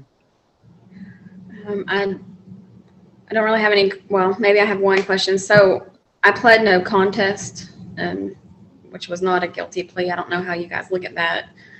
I didn't. I don't know if that's the. I know it's not the same in the court system. I don't know how it is with you guys, but I pled no contest, and I was not convicted with a guilty plea. But the plea was I have 36 months of probation because I did plea no contest to those charges, and after the 36 months, those records. Hey, Ms. Brott, if you have a question for Dr. McCready, ask a question, but you're testifying at this point, and you'll get a chance to testify in just a minute. Well, so, I didn't know if that was a question for her. Yeah, well, I mean, you can ask her. You know, okay. You can ask her about what it says on that piece of paper, and I mean, but for your any questions for her, but then after that, you'll get a chance to testify, and you can tell your side of the story. Okay. Well, I guess I don't have any questions then. If really. Mr. Daniel, anything about her question cause you to have any follow-up for Dr. McCready? No, I do not. And just a legal clarification on the no contest plea, that is correct. She did plead no contest. A no contest plea is saying that even that I'm going to plead to this, I believe the state can prove its case. It is a conviction. Okay. I mean, it is a legal conviction. I mean, she may at some point go through and get this expunged or get it sealed, but it is a legal conviction, just like it would be on a guilty plea. So that is just I mean, that's just a legal standard, but it is. But I just wanted to clear that up. But like I said, I have no more questions. I just wanted to clear up. And the state has, the state has no further witnesses. I don't know if the board has any questions for Dr. McCready. Yeah, board, do y'all have any questions for Dr. McCready based on what's been asked of her? Okay, seeing none. Mr. Daniel, you said you're no more witnesses and you've rested? That is correct. Okay. All right, Ms. Bright, now at this point, it's your turn and you can testify if you have any witnesses or if you have any documentary evidence you want to introduce besides what's already, in the state's packet that it introduced, you can do that. But at this point, it's your turn you can testify and tell the board what happened. Okay. I apologize about that. No, it's perfectly fine. It's I mean, you're not in one of these hearings every day, so that's what I'm here to help you talk about how it flows. Okay, thank you. So I'm going to try to make it brief and to the point. And if you want me to go into any further details, I don't mind to. But I do know that this all started out in October of 2019. My ex-boyfriend did physically assault me 2 different times. The second time I went ahead and I called the police, and he spent 3 weeks in the county jail until he was bailed out. There was a no contact order against him. He continued violating that order. He would come to my work. I worked at Rose Drug in Clarksville at the time. The cops were called at that point from a bystander that I worked with, knowing that he wasn't supposed to be around. He would drive by my home. He would message me. He would hack into my Google account and find my locations. And after several times of him violating the no contact order, I had went to local law enforcement to report that. And then in March, yes, I did. There were reasons, I don't mind to go into detail if you would like, but there were reasons I did go out to his house. I took my kids to my ex-husband's house so they would be safe. He had been calling me, threatening me, and then he switched roles where he was going to harm himself, and I did. I drove out there because I thought he was going to come to my home, and then I was afraid for him. I was just mixed up in this emotional mess with him. And when I got there, he did in fact rape me. There was evidence they took from my clothes. There were 37 bruises on my body that the investigator took. And then, yes, I did go in to make my report, and I was afraid I was going to get into trouble for the no contact order because I did drive myself there, and I was dishonest about that. And I did tell them, I admitted to that part, the rape and everything else, him having me at knife point, that was all accurate and true, but I was afraid I was going to get in trouble for violating the no contact order, and I did admit to that. After that, and that charge was dismissed, like was stated before. And then after that, he continued to violate that, and he followed my children and I down to a Hot Springs Lake house we had rented. Got to my Google account again, found my location, and he was down there. I had went to the prosecutor's office in Johnson County to say that he was still violating all of this, all of the no contact orders. Nothing was done. I had evidence, I had recordings, I had phone calls. He kept calling me that same day. He was down in Hot Springs following my children and I. Like I said, I went to the prosecutor's office, nothing was done. And then, the next day and that evening, he was still trying to contact me, and I felt at a loss. I had reached out to law enforcement several times, and I understand that my credibility was probably gone at that point because of that false statement about him coming to get me before the rape, but I went there, so I understand that. But I did drive out to his house to tell him to leave me alone. There were, several things in that report that were very untrue. There were a few things that were true. I did go to his home. I wasn't supposed to be there. I did not break into. I did not break their door windows to go inside. His wife actually came to the door. Things escalated. I did shove him. I did shove him, and I did try to hit him in the face the first time in the doorway. And his wife pulled me in. And they both started assaulting me. He was recording it the whole time with his cell phone. So a lot of things happened, and I don't want to go into full detail unless you guys want that. I did do some of the things. I did go to his house, yes. But at the end of the day, it was their word against mine. And so many things that I was even charged with originally were not true. But again, like I said, it was my word against his. So I did hire legal counsel to help represent me in that. And I didn't leave the home. And the next day when I found out the sheriff's office came to my home, had been looking for me, I did go and turn myself in. I definitely do know that I've learned by far from my mistakes of going out there and trying to tell him to leave me alone. I know that's wrong.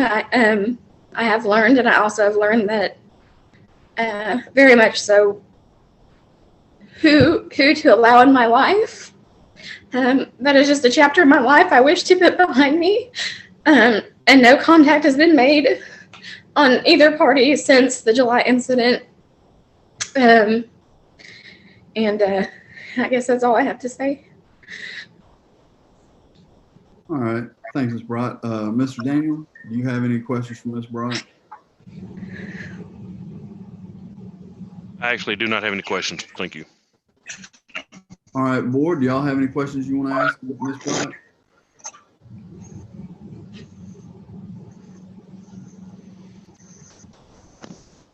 Okay, seeing none. Dr. Kraus? Yes. Ms. Brott, just so I understand, the the guy that you're having the problems with, he's married and has a family? He was married. They separated and they got divorced. She filed for divorce. I don't know if they ever went through with that, but we were dating, yes. But they were in the middle of their divorce case when we were together. And then when he left my home, he went back to his wife, ex-wife. I'm not for sure now if they're married still or not, but he did go back to that there. And then the wife actually came to my home a week or so before the Hot Springs incident, and showed me on her cell phone where he had been driving by my house because she had GPS on his vehicle. He had been driving by my house, like in the middle of the night, early in the morning. And so she was very well aware of the situation. We actually spoke several times while they were separated. But yes, once he went back home, I mean, I was finished with him. I was done with him, because he did go back home to his wife, and he was violent and a very, very, just very, very, very dangerous man. And so I chose to leave him alone at that point. I just wanted to focus on my kids and myself and get away from that situation. So you were or were not seeing him when he was with his wife? When I first started seeing him, he told me that he was separated from his wife. After we had been seeing each other for a while, she confronted me that they weren't, in fact, still, they were not separated. We had quit seeing each other a couple of times during our relationship, and then once he moved out of his house and he started living in a room in Russellville, we continued seeing each other again after that, while they were separated. Yes, sir. So, and then when he went. I actually took him to their house myself at one point and said, I'm done. If you want to go back home, go back home. I can't do this anymore. And I even drove him and dropped him off with her. She opened the door. Her and I actually unpacked his suitcases, and he went home. And after that, he continued to call me, drive by my house.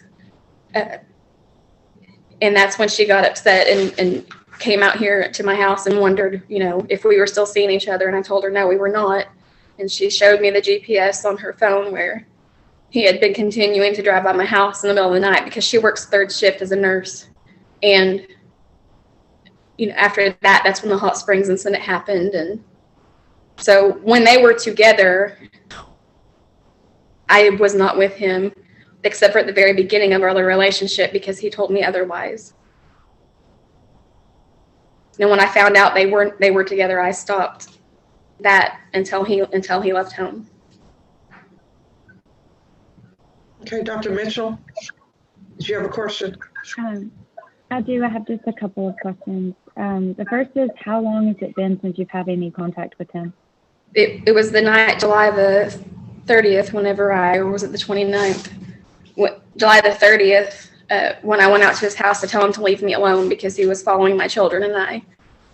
And I was tired of it. I went out there to tell him to leave me alone. That was the last time we've had contact. July 30th. Second question. Mm-hmm. Okay. My second question is, are you still working at that same pharmacy? I believe you said Rose Drug.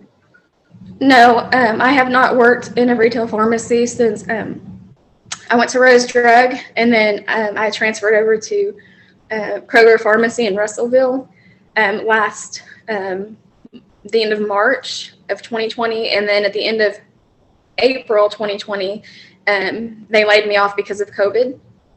And so after that, I got my life insurance broker license, and I've been doing that. And now I work with United Health Group as well, as working with United Healthcare and under Optum, working from home, doing that.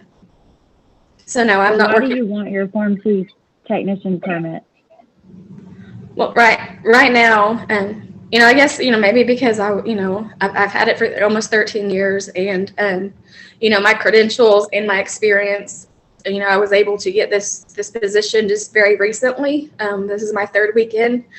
Because of my experience and my credentials, I was able to get this job with United Health Group. And, I did ask my direct manager if it is revoked or suspended, if it will affect my current position. And she said, no, it will not. You don't have to hold it or obtain it. But because of your experience and because of your license, that helped you get your position. Because the other practice performance specialists, several of them in Arkansas that do what I do, we hold the pharmacy technician license. It's and I know, and I just, like I said, I don't know. I just started with them, and I don't know what my future holds with them. And I have a passion for pharmacy, and I don't know if I'll, if United Health Group will be the place for me in the end. And I just want to keep it and obtain it because that's what I've been doing for the last 13 years. But at the end of the day, it won't affect my current job as of right now. There is a Christian clinic in Dardanelle that they do volunteer work, and that has been something that's been on my mind for a long time now. And I wouldn't mind to go and volunteer there as a pharmacy technician if if it works out with my schedule with United Health Group, because I still want to work in pharmacy if I could, just because I have a passion for it. Then my last question, I think you kind of answered it, but I wanted to, is your current employer aware of this situation and this hearing? It sounds like they are, but I want to confirm. They are, yes ma'am. They are, yes ma'am. Thank you. I don't have any more questions right now. Okay, does anyone else have any questions? Okay, seeing none, Mr. Daniel, based on the board's questions, do you have any follow-up from Ms. Bright that caused you to have any questions for him? No. Okay, so no more questions from the board, no more questions from Mr. Daniel. Ms. Bright, do you have any more testimony or evidence you want to give? And in a minute, you'll be given a chance to make, like a closing statement, and you can just tell the board if that, what you'd like to see be the outcome of your case, but that'll be in a minute for the closing argument. But right now, if you have any more evidence or any more testimony you want to give, now's the time to do it. I don't at this time. I don't. Okay. All right. So, anything else anybody wants to offer for the record? Any evidence they want to offer for the record? I just have a quick closing, but no more evidence. Well, all right. If there's no more evidence to be introduced, then you can go ahead and do your closing. And then Ms. Bright, you'll get a chance after you get a chance to give a closing. Thank you, Mr. Jones. Like Ms. Bright said, she has been licensed since 2008. She does have an active pharmacy technician license. This is just based on, the information we found where, we're filing a false police report against, and claiming somebody kidnapped you is, in my opinion, a very serious issue. That it's an issue with dishonesty, even though that case was, even though she did not plead to that, because it worked out where she pled on this. The staff had an issue with that. She has had, to my knowledge, she has had no other issues during her pharmacy technician career, and I understand that this is that was and still is a very emotional time, and it sounds like she made a very, very poor decision. That being said, I know this is kind of, like I said, she has the board has kind of a big leeway here of taking absolutely no action or taking, whatever action that they deem appropriate. But as far as a recommendation on one, I honestly don't know. There are just sometimes I honestly don't know what to tell you. There is, like I said, this is in a very emotional time for her, and it sounds like she made some very poor decisions during that time based on, whatever experience she was going through. But like I said, the board has anywhere from no action to, revocation. So there's kind of and I don't know if, if the board is inclined to allow her to keep her license, maybe some counseling, I mean, she still seems to be having, a reaction to what's going on. And if what she said is true, then that reaction is probably, very warranted. But it seems like she could, like I said, if the board's inclined to let her keep her license, we would ask that at least maybe some counseling, seeing a therapist, having an evaluation, at a, psychological, psychiatric doctor or something along those lines. So just to be sure that we're not making any bad decisions that was going to put somebody's safety at risk with her working as a pharmacy technician. Thank you. Okay. All right, Ms. Broad, at this point, you can give a closing and just ask the board what you'd like to see the outcome of your case be. With Mr. Daniel, mentioning some therapy. As of June of 2020, I started seeing a therapist and speaking with him once a week, every week on Monday mornings at 8 a.m. I've been doing that since June, and I have no plans on stopping that anytime soon. On top of it, part of the arrangement with being on the 36 months probation, she said, I'm at low risk for that. I call in, I'm doing what I'm supposed to, but that's also something that they recommended was therapy, some kind of counseling, which I was already doing that since June. Right before the incident in July. So I am doing that. I feel like it is helping me. I also, I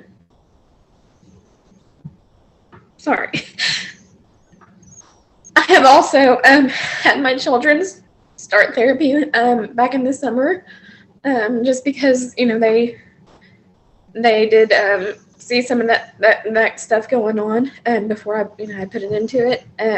So so we're all doing that. We're all doing therapy and counseling. But my outcome, like I would like to see, like I stated before, I would just love to be able to obtain my license just in case, United Health Group is not where I want to be.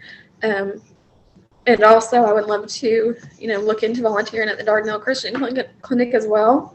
So what I would love for to happen is I definitely understand that I did wrong and I was dishonest, and I've learned from those mistakes. I have by far learned from those mistakes. So I do take responsibility for that.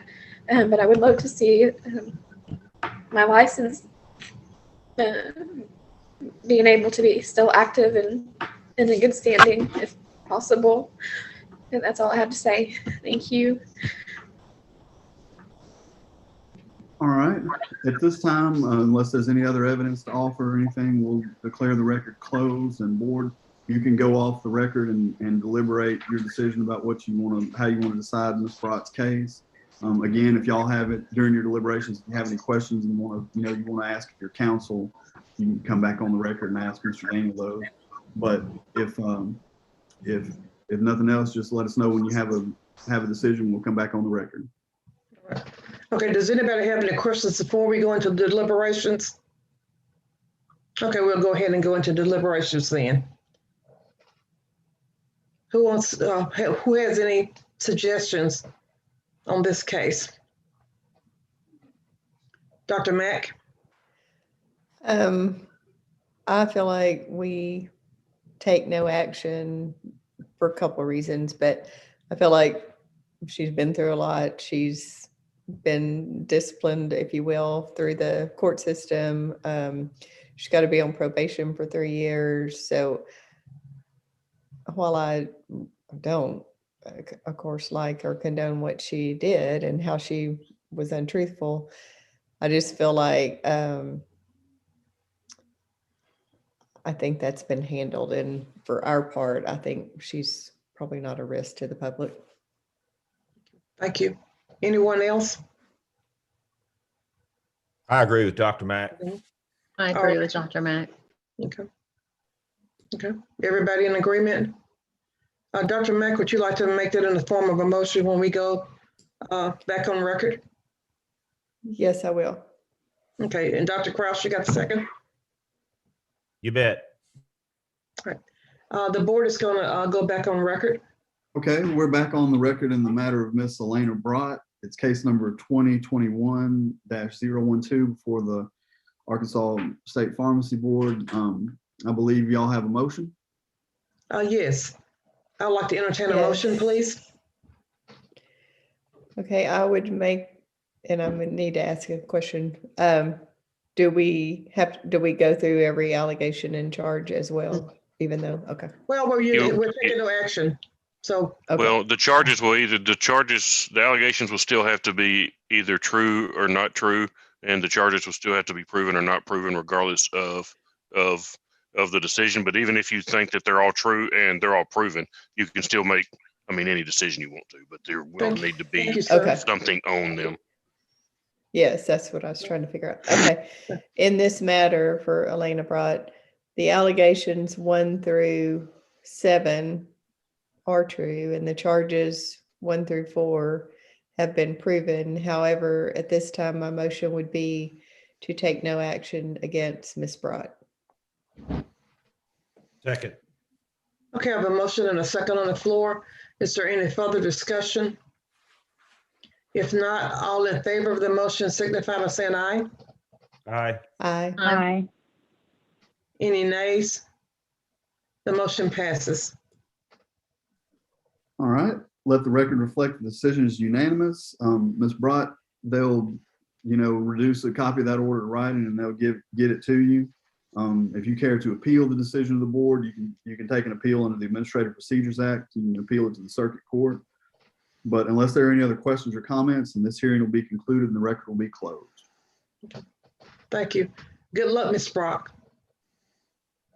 Thank you. Oh, you're muted. You're muted. Sorry, I thought I unmuted. Thank you. Thank you. Thank you very, very much. Really, thank you. Thank you.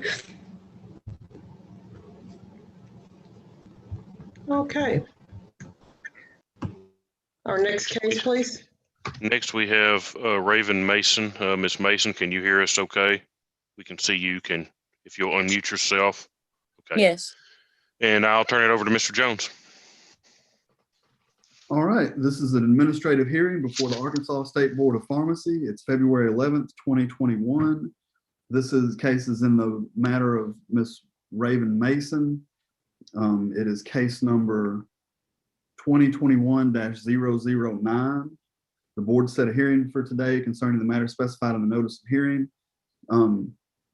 Ms. Mason, did you hear sort of how I explained the flow of the hearing and you saw how it went with Ms. Brott? Do you have any questions? Do you need me to read any of that again, or no, you have sir. any questions about how it's going to flow today?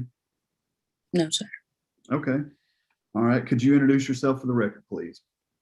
Raven Mason. I am a previous licensed pharmacy technician. All right. Mr. Daniel, could you introduce yourself for the record, please? Luke Daniel, General Counsel, Arkansas State Board of Pharmacy. Okay.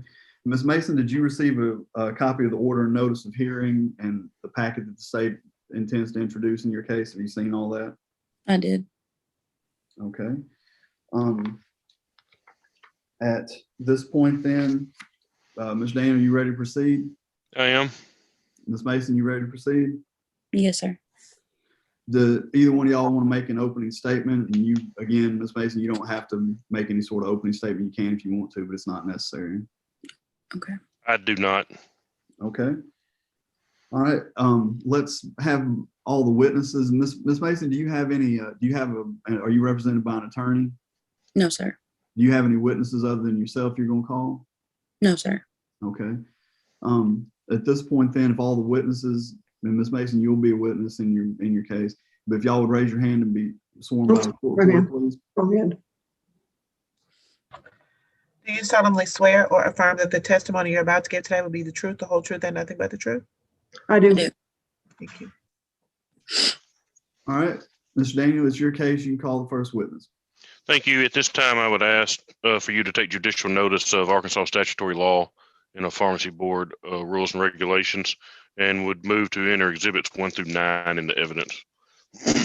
Okay, notice will be taken. And Ms. Mason, do you have any, you said you've seen the packet the state's introducing. Do you have any objections to any of that, any of those documents coming in? Okay. No, sir. All right, then those documents will be introduced for record. Thank you. At this time, the state would call Deputy Director Brenda McCready. Dr. McCready will go through this packet briefly, but we're going to start with Exhibit 1. And this is the order of notice of hearing. And Ms. Mason was licensed as a pharmacy technician back in 2018, from March through September of 2018. Is that correct? That's correct. And in September of 2018, her license was suspended by the board at an emergency hearing. Yes. And that suspension, and she was later set for a revocation hearing. I'm looking at on the allegations. On A9, she was set for a board hearing on February the 13th on 2019, and she failed to appear at that hearing, and the board revoked her technician registration. That is correct. Okay. On June of 2018, she was charged with a felony permitting child abuse and felony hindering apprehension or prosecution, correct? Yes, she was. And she had her infant child at home, and her boyfriend at the time had actually it had been alleged that he caused an injury to that infant, requiring the infant to go to the hospital, go to Arkansas Children's Hospital. Yes. And there was a DHS case. I mean, the state and the Department of Human Services opened a case into her and that child due to the injury. That's correct. Okay. And as part of that case, she was told, the boyfriend who was suspected of causing injury, she was told not to allow him around that infant. Is that correct? That's correct. But she did that anyway. She actually, and I'm looking at A5 on the allegation, she actually left her child in the care of him again, and the child again sustained a severe head injury, actually had brain bleeding, and had to be rushed to Arkansas Children's Hospital. That's correct. And after that, she was charged with permitting child abuse. Yes. Okay, and I'm looking over on A7 now. She actually gave some, as to the hindering prosecution charge, she actually gave some false information to the police concerning her boyfriend and where he was and whether or not he had been allowed to come back in the home. She did. And she later admitted that she did allow him to come back and watch with the child after she was ordered by the court not to. She did. Okay. And on February 18th of 2020, on or about February 18th of 2020, her boyfriend at that time actually entered a guilty plea to endangering the welfare of that child, correct? Yes. And the case against her was null prost or dismissed. That's true. Okay. And she has again filed, or she sent in a new application this year, and that's why she's here today for Yes. a new application. Okay. And like I said, just to summarize everything, she was charged with that permitting child abuse because after a court ordered her not to allow her boyfriend around the infant, she did, and he caused a severe injury to the child. Yes. Okay. I have nothing further. Thank you.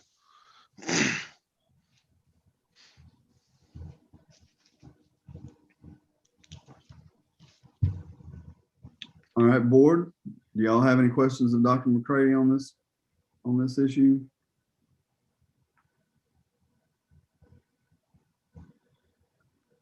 Ms. Mason, anything that Mr. Daniel asked, any questions that you want to ask of Dr. McCready about any of the documents or any of the testimony she gave, anything you want to follow up with or clarify? I can make clarifications. Well, so. Or is it only questions? Well, I don't, yeah, it's only questions at this point. In a minute, Okay. when you test, so any questions that you have of her about the documents, or, this is essentially cross-examination here. But if there's anything that you want to ask her questions about for her to clarify, But in a minute, you'll get to testify and you'll get to, explain, you'll get to clarify whatever you want to clarify. Okay, I have no questions then. Okay. So board, I see no questions from the board, no question from the respondent. Mr. Daniel, you can call your next witness. State has nothing further and would rest at this time. All right. Now that the state is rested, Ms. Mason, it's your turn to testify, and you can explain to the board, what happened. Tell them, explain whatever you want to tell them, whatever you need to tell them. Okay. Well, the offender is Zachary Casey Stout. We met, that's kind of irrelevant, a long time ago. I didn't just meet him and just date him or anything. I got all the information about him that I could, talk to friends. I actually met him through a friend who told me he was a nice guy, whatever. He had 3 daughters himself. We were together probably 4 months or so before he actually moved into my home. I seen him with his daughters. He was a good father. Then my daughter was hurt the first time. The first time I was taking a friend to court, and I came home and he was watching my daughter and my son, not just my daughter. My daughter was an infant. My son was 2 years old. He was perfectly fine when I came home. My daughter was acting strange. Immediately, I freaked out. I called an ambulance. Ambulance told me nothing was wrong with her. Took her to the hospital and found out that she had a subdural hematoma. I asked him what happened. I was, distraught. I followed them to Le Bonheurs. Actually, Nikki Burns, I believe, came out from the Arkansas State Police to investigate. I told her to go to my house and make sure what he was saying was true, like investigate, because I obviously didn't want him around if he was, dangerous, obviously. She went and investigated. She came back and told me that she, in fact, thought that the story was true, which the story I got was that his daughters attempted to take care of her while he was outside smoking, and they dropped her. My daughter was 20 pounds and she was only 6 months old. They were, 25-pound 3-year-olds and 4-year-olds. But she investigated and she, in fact, said that she thought that it was, just neglect on his part for not being in there watching as the girls were messing with my daughter. So DHS got involved. They were coming out, making sure everything was fine. I was setting up daycare because I was working in the pharmacy in Truman Walmart. So I was getting daycare set up so that he wouldn't have to watch my children. There was never a court order saying that he was not allowed to be around my children. That's not true. DHS did bring a protection order over, and it was a recommendation to not let him watch the children, considering he couldn't keep his eye on his 3 and my 2 as well. So we agreed to that. But while I was getting them into daycare, they were actually going to start Ascent a week before this happened. It wasn't even a week. It was like it happened on maybe a Thursday, and they were going to start school on Monday, and I wouldn't need a babysitter anymore. So I had to work. I'm not sure what day. It was a long time ago.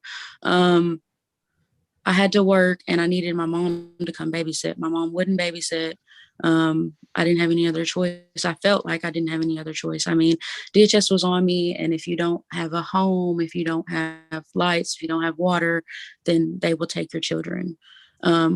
So to me, the best option was to let him watch her. It was a short shift. I got off at 7, but he actually ended up calling me at 7. I was about to lose my job because I was calling in considering I didn't have a babysitter.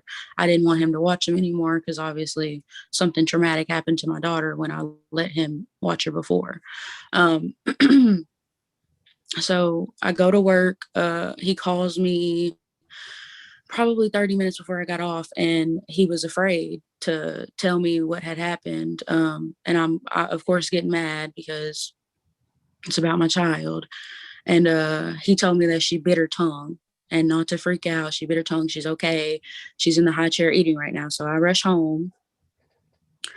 She's fine. She's upbeat. She's happy. She's eating in the high chair, like I said. And I see the gash in her tongue. And I know that's not just from, like, obviously not just from her biting her tongue. She didn't even have teeth, you know. She had a couple. She had two top, two bottom, you know. But then he proceeded to tell me that he had her on the couch, but he had pillows in front of the couch so that if she was to fall, it would break the fall. Well, anyways, he told me that she fell. The next day, she had an appointment with Le Bonheur at Sims Murphy Clinic, and they seen more bleeding on her brain. So he comes to the hospital with me, and I'm extremely upset at that point, so I make him leave. DHS already came and got all the children from the household, and then they make me leave Le Bonheur's. And I mean, of course, I understand what it looks like. I would, you know, permitting it is worse than the person doing it almost. Like, so I understand completely what they were doing.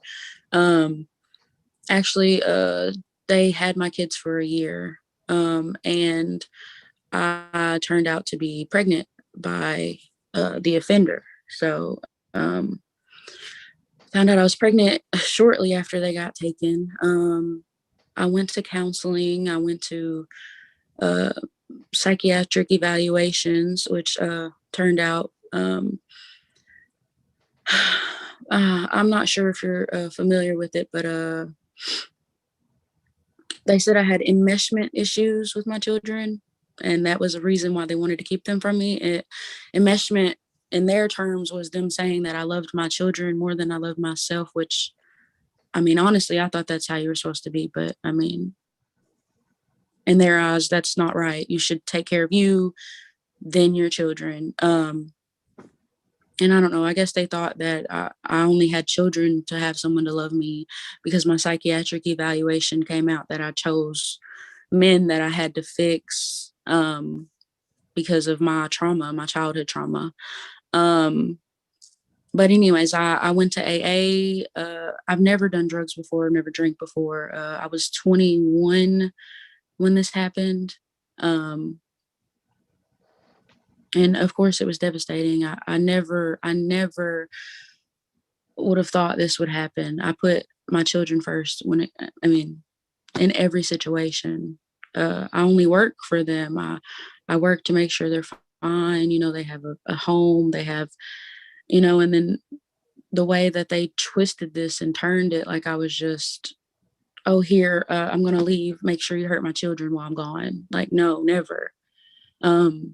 I wasn't with him. He hasn't had contact with my son that I have with him. I had my son February 19th, 2019. Zach was not there. I didn't put him on the birth certificate. We don't have any contact. I tried to actually charge him myself with child abuse, but my lawyer told me that I couldn't. I don't understand why I couldn't, but he told me I couldn't. I also tried to get a no contact order. They wouldn't let me do it because they said if he didn't cause any direct harm to me, then I couldn't. But the courts ended up doing that themselves. They put one against me and him, and then him and my two children. Not the one that I had with him, but still I don't allow him to see him. My daughter is perfectly healthy. She's 3 years old. She's about to be 4, July 3rd. I have them back finally after a year, a hard year. I lost everything behind that. But I'm now gaining it all back. I was young. I don't want to blame it on being young and dumb, but that is a factor in it.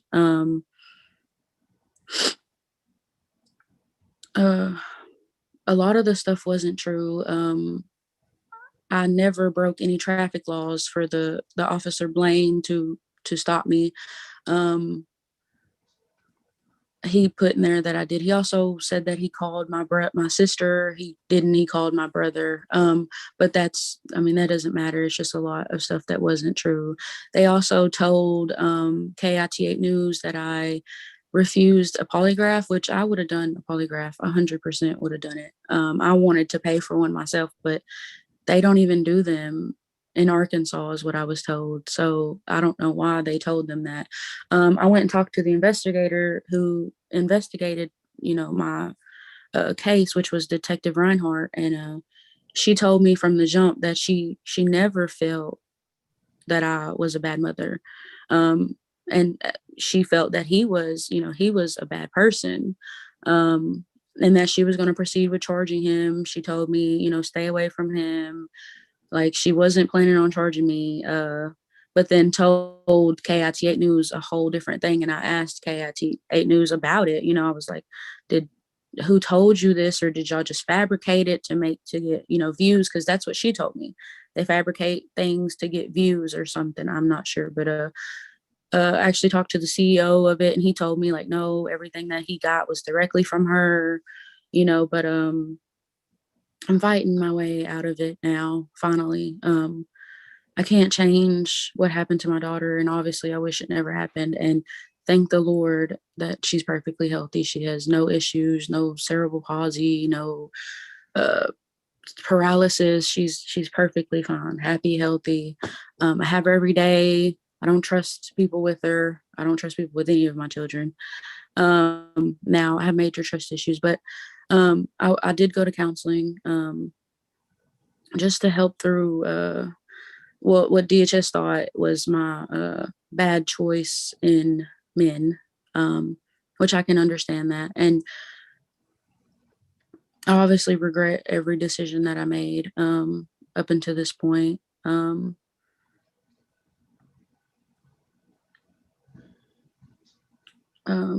But all I can do is thank God that my daughter's happy and healthy. And I mean, she has no long-term effects of this happening to her.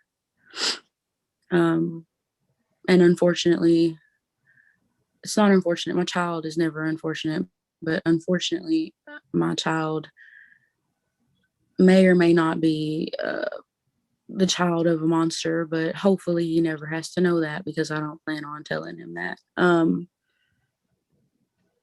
But a lot of the things in the story was not true. I never legally, there was never any legal binding thing stating that he could not be around my children. And I don't feel like I was, after the case was closed, the first one was closed, and they said that it was in fact his children that hurt my daughter. I thought, give him another chance, trust him. It's, that my kids love him. He's never gave me any reason to believe that, he would hurt her or them, period, so. And just for that quick second, I thought maybe he'd be some help so that, I wouldn't lose my job and I wouldn't lose everything, because he was honestly no help. I took care of him and his children as well. And all I've ever done before I was a pharmacy technician or worked in Walmart was a babysitter. I loved children. They were honestly a passion of mine, like to own my own daycare. And I know it doesn't seem like that with the charges that were pressed against me. Also, the hindering apprehension, that was completely untrue. I don't even know why I would keep them from arresting somebody, and I myself got arrested. That would be just insane on my part.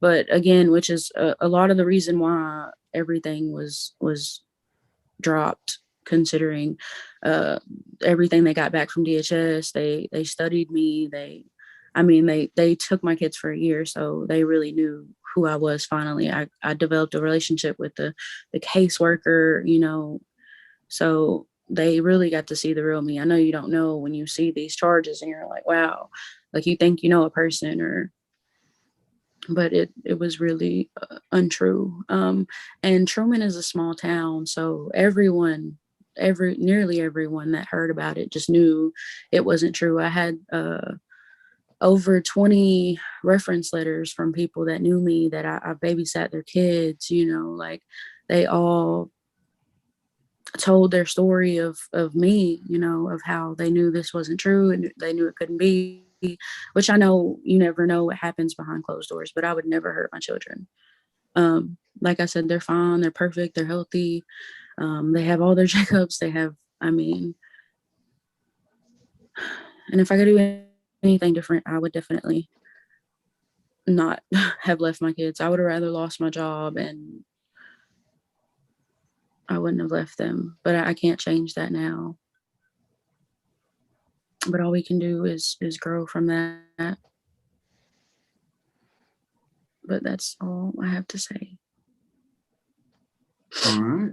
Mr. Daniel, any cross-examination, any follow-up? Yes, thank you. So, so you don't take any responsibility for any of this that happened or anything that went on during all of this? It was the police made it up, or it was all on your boyfriend? No, I don't mean that that I have nothing in it. Yeah, it is definitely my fault for leaving her with him. And so the police, and you just said that a lot of the stuff in the police report, so the police just randomly made up all of this other information? I mean, honestly. I mean, is that what you believe? Oh, I believe that. Yes, sir. Okay. I mean. And I'm looking at Exhibit 5, which is the Truman Police Report, and I'm on page 7 of 9. And I'm in that, the big paragraph in about the middle of the page. It says, and this was from that Detective Reinhardt. It says, Raven was given a protection plan by DHS stating that her boyfriend could not be alone with the victim. So you were told. That's true. Yes, sir. It wasn't a recommendation. You were told not to leave your daughter alone with him, correct? Yes, sir. It was a protection plan by DHS. It wasn't a. Okay. So when you said earlier that it was a recommendation, it wasn't. You were told and ordered not to leave her alone with him, correct? Well, no, the DHS worker that handed it to me told me it was a recommendation. Yes, sir. It was a recommended. But it says in the plan, DHS stated that her boyfriend could not be alone with the victim. You agree that it said that? Okay. Yes, sir. And why didn't you show up for your previous hearing? I didn't hearing have that was scheduled. I didn't have transportation to it. Did you notify the board? No, sir. Okay, so you just didn't show up. You didn't call and say, "Hey, I need to reschedule. I don't have transportation. I've got these problems." You didn't do that? No, sir. No, sir. I didn't think it was gonna help. I mean, I was waiting on what the decision of the courts. Okay, and on the incident, the second incident where he said that I believe he said that the baby had bit her tongue. There was actually a CT scan the next day that showed a new area of a brain bleed. Yes, sir.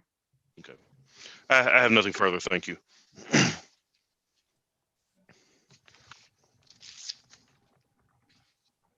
Okay, does the board members have any questions? Dr. Mitchell? How long have you had your kids back? This is the second year. And you have full custody of yes, your ma'am. kids?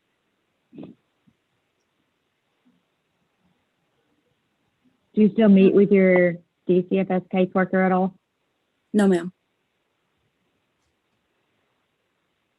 I have a question.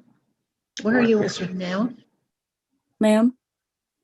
Where are you working now? I don't currently work.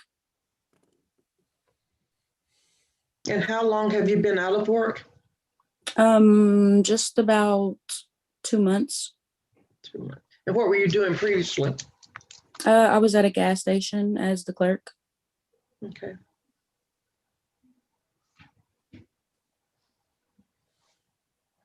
All right, any more questions? So one more. Who was keeping the children during the employment at the gas station? My mother. And how are your children doing, both of them?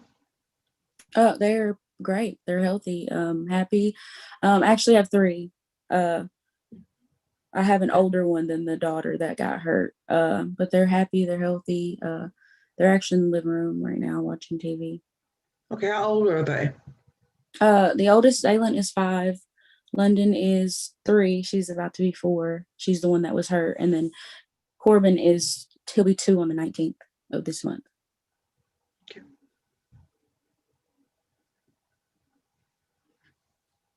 Does anyone else have any questions?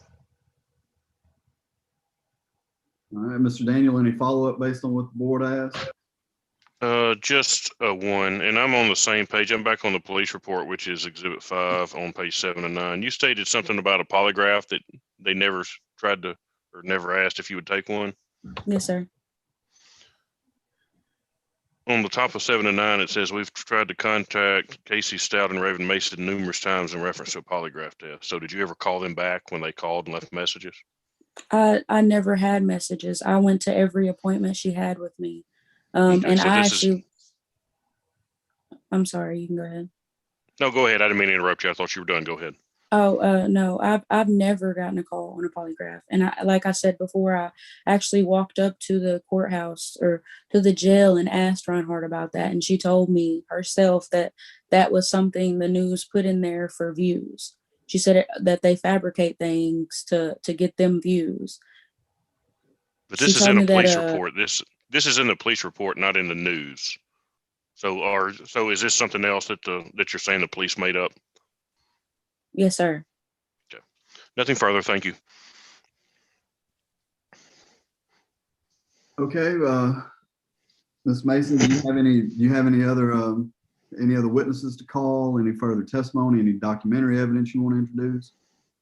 No, sir. Okay, so you can rest your case now. Yes, sir. All right. So, Mr. Daniel, you can make a closing argument now if you'd like. Thank you. This is, like we said, this is an application. It's a new application from when her license was revoked before. I mean, everything that has happened in these cases has been dishonesty. I mean, she was specifically told, do not leave your child alone with them, with your boyfriend, because we believe that he injured the child. She left him alone. She then later gave false information to the police about where he was, all this. I mean, the police just don't go around randomly making up stories to fit their cases. I'm sorry. I don't believe that she has been honest today. I mean, she said, all this stuff in the police report, it specifically says in there, tried to contact her numerous times to take a polygraph. She's saying that didn't happen. She's saying all this other stuff in the police report didn't happen. I don't think she's been honest since this started. I mean, there's just too much where there's smoke, there's fire. There's just too much dishonesty going on from start to finish in this, and don't believe that she's being honest with today. Just would ask not to grant her application for, like I said, and this is a grant deny or, grant with conditions, whatever the board sees fit to do. But the staff would recommend that her application not be granted. Thank you. I'm done. All right, Ms. Mason, you can, you tell the board right now what you think what you'd like to see done with your case. I would like to have my technician license reinstated. Because to me, it was rewarding to help people. I've always had a passion to help people, for children. I know how it may look. I know it looks like police they don't fabricate things, they don't lie. But unfortunately, that's the truth. I can't, obviously a police officer would win. They're not supposed to do that. Unfortunately, I probably won't win against a cop. I did. I got null processed on charges because of what I shown them. Reinhardt wasn't there to defend herself, to prove anything that she had said. But like I said, I can't. It's going to be a police officer's word against mine. I want to be someone my children are proud of. I wanted to further my career in healthcare. I already have an application with the school for LPN, and then I wanted to later get my RN, because like I said, my children deserve a mother that they can be proud of. I don't know what to say other than I wouldn't lie about that. I've never gotten a call about, none of that is true, and I don't know how I can prove it other than my words, because their words are just true because they say it. And I'm sorry for that.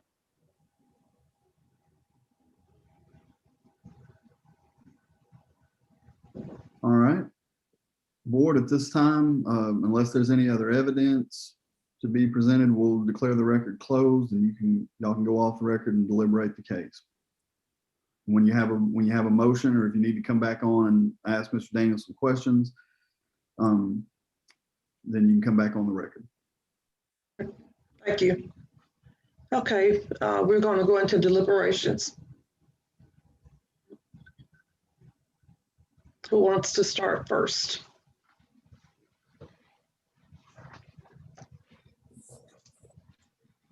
I'll just comment that, reminded that we as a board are here to promote, preserve, and protect the public health, safety, and welfare.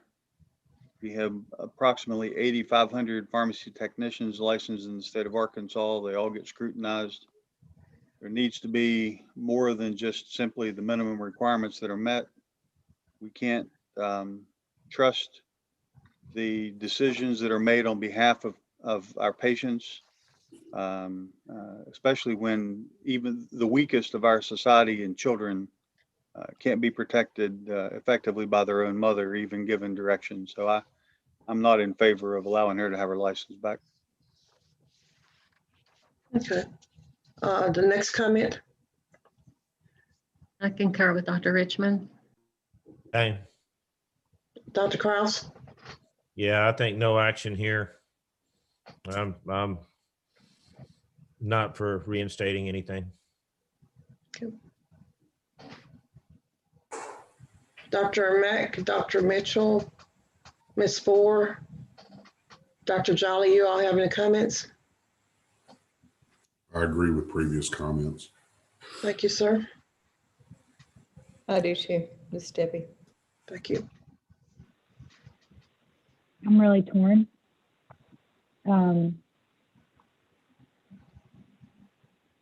I feel like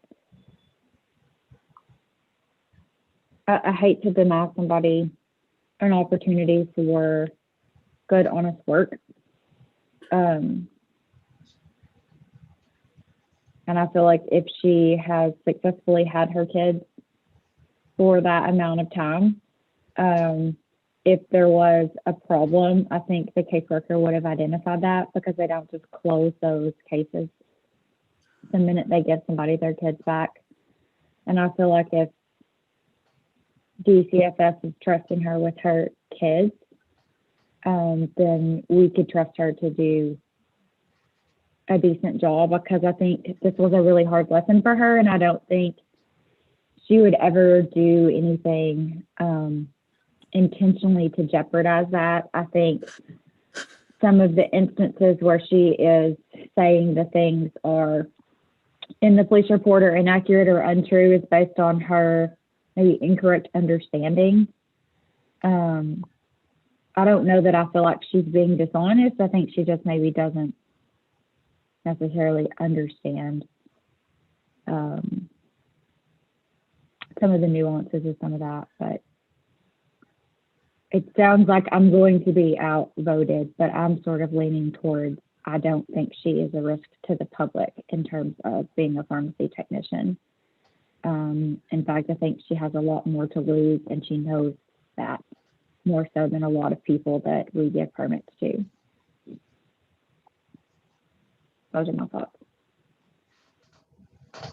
Okay, someone else want to speak up?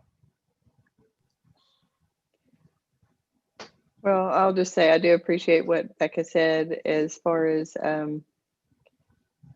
I do have a lot of angst on this one, because I don't really see it as being a issue with the public either, but it is kind of a complex set of feelings, and I feel bad for her, and I am happy she has her kids back and is moving in the right direction.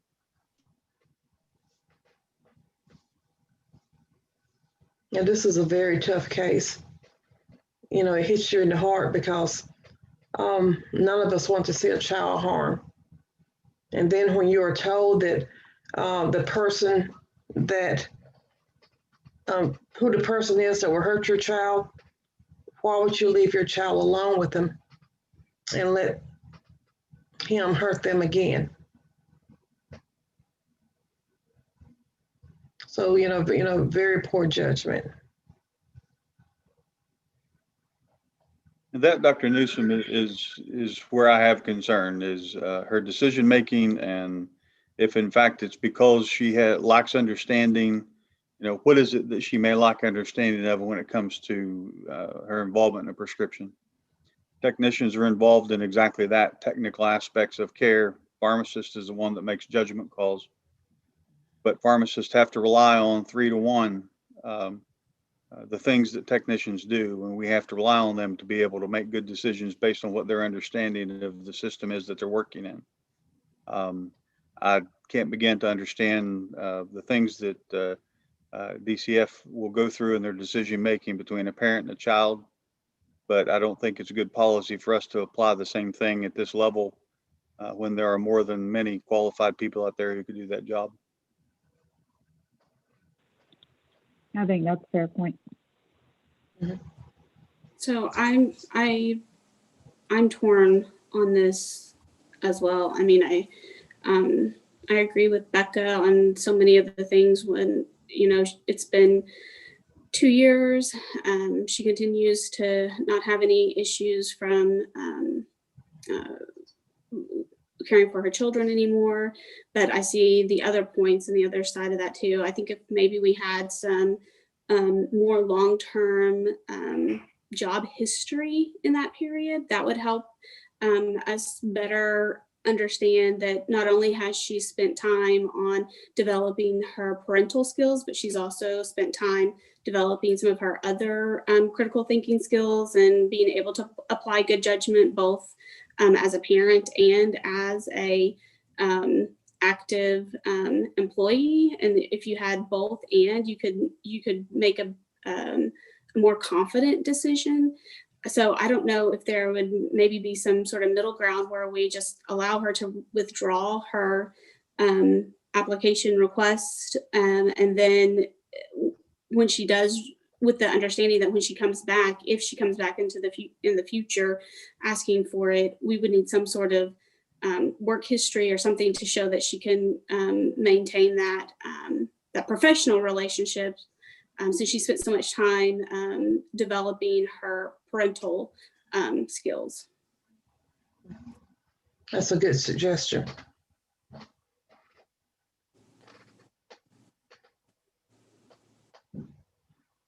So anyone else?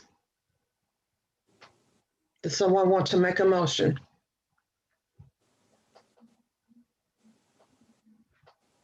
Dr. Newsom, I would just say that I agree with the comments about it's difficult to take someone out of work that's trying to take care of their children.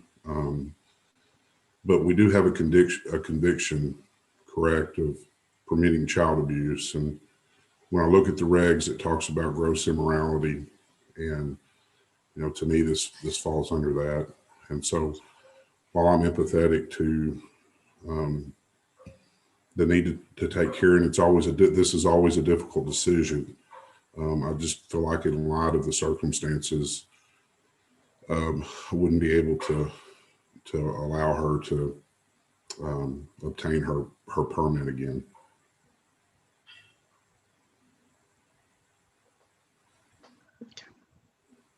Dr. Krause?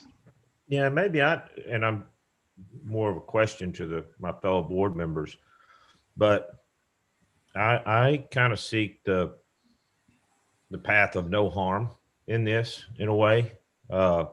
She's not currently working as a pharmacy tech. She's currently working at a gas station, I believe, and she's got hopes and dreams of going to nursing and doing those things.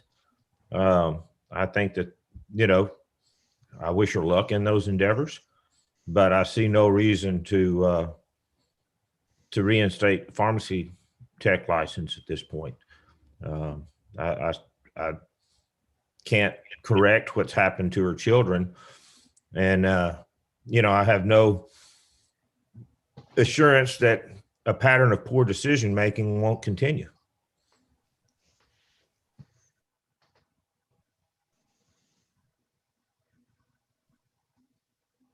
Okay.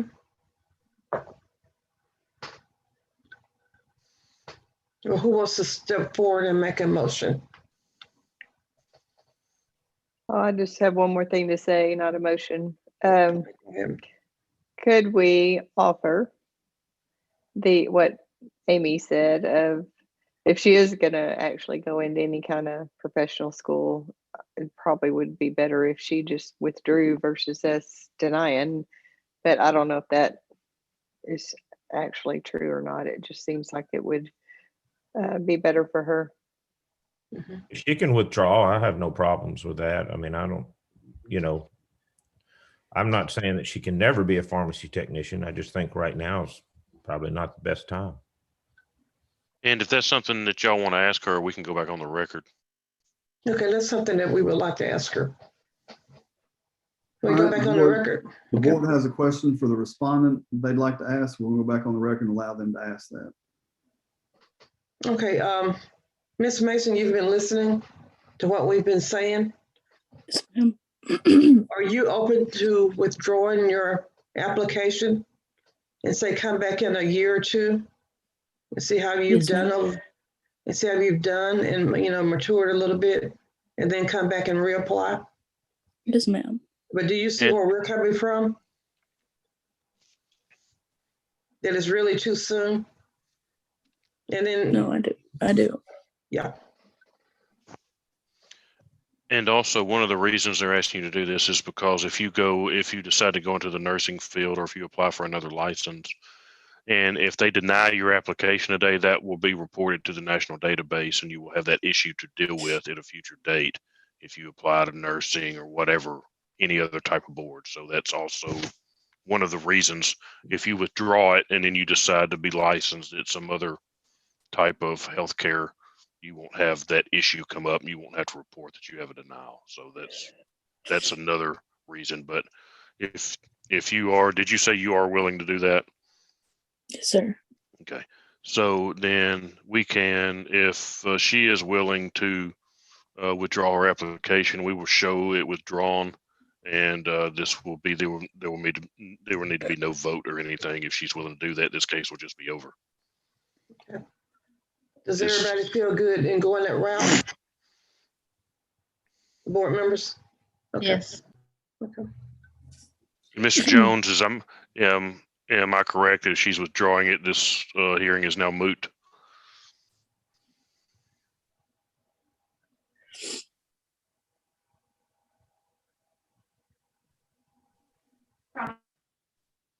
Mr. Jones, are you there? I'm here. You asked, Okay. you asked about this being moot because she's withdrawn her application? Yes. Is that Yes, your understanding? That'll be the disposition and outcome of this case. Because the respondent withdrew her application, then the case will be dismissed.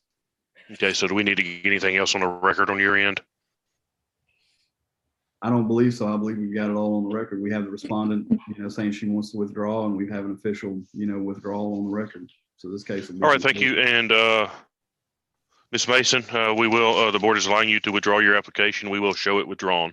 Like I said, if, and they've mentioned the possibility of reapplying in a year or two, they just want to see some more time. So if you choose to reapply later, then we'll address that when it happens. Okay. Do you have any questions? No, sir. All right, thank you for being here today. Thank you. All right, Mr. Daniel, our next case.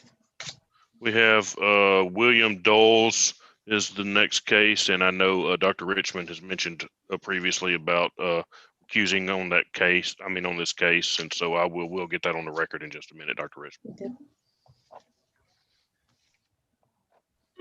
All right. So moving on. This is an administrative hearing before the Arkansas State Board of Pharmacy. It's February 11th, 2021. This case is in the matter of Mr. William Doles. Case number is 2020-119. Is Mr. Doles present on the call? I have not seen him. Board has had some contact with him in the last couple of weeks, but we have not seen him on here today. He was very aware of time and place, and that the meeting was virtual. And so you got you got good notice in the packet you're going to introduce? Yes. I'm Okay. sorry, but yeah, he is not present. Okay. All right. Well, so every attempt's been made to contact the respondent. He doesn't seem to be on the call. So, Mr. Daniel, you can proceed with the board's case. Thank you. Would ask for you to take judicial notice of Arkansas statutory law, board regulations, and rules and regulations, and we'll move to enter exhibits 1 through 16. All right. Notice will be taken, and those exhibits will be entered of record. And I do have more than Dr. McCready this time. I do have Dr. McCready, Dr. John Kirtley, and Mr. Turner James. Would ask that they all be sworn. Okay, everyone that's going to be a witness in this case, if you could raise your right hand and be sworn by the court reporter. Do you solemnly swear or affirm that the testimony you're about to give today will be the truth, the whole truth, and nothing but the truth? Yes.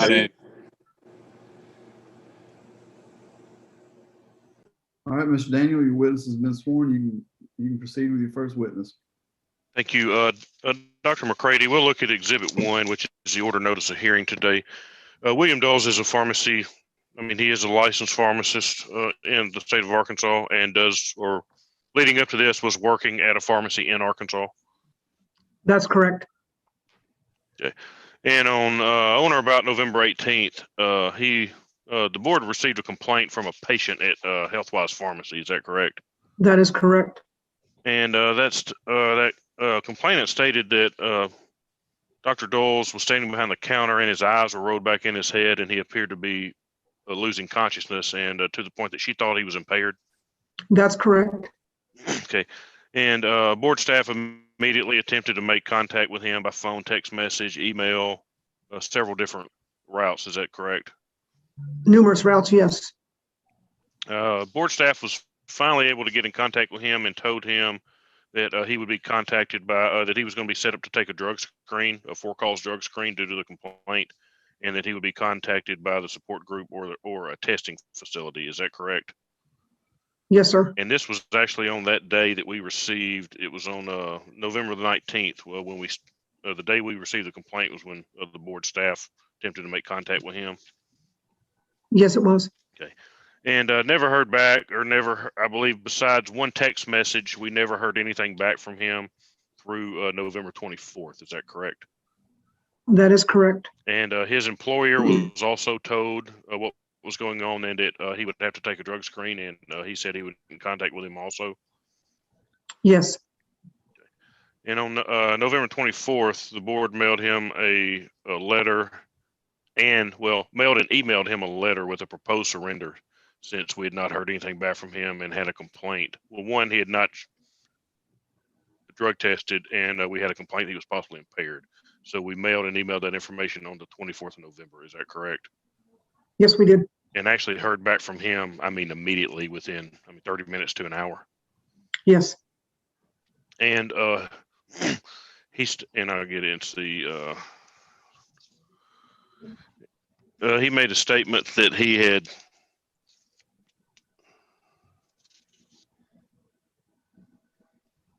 okay, that's actually all I have for this witness. I'll get into his statements made with Dr. Kirtley. Okay, board, any questions of Dr. McCready?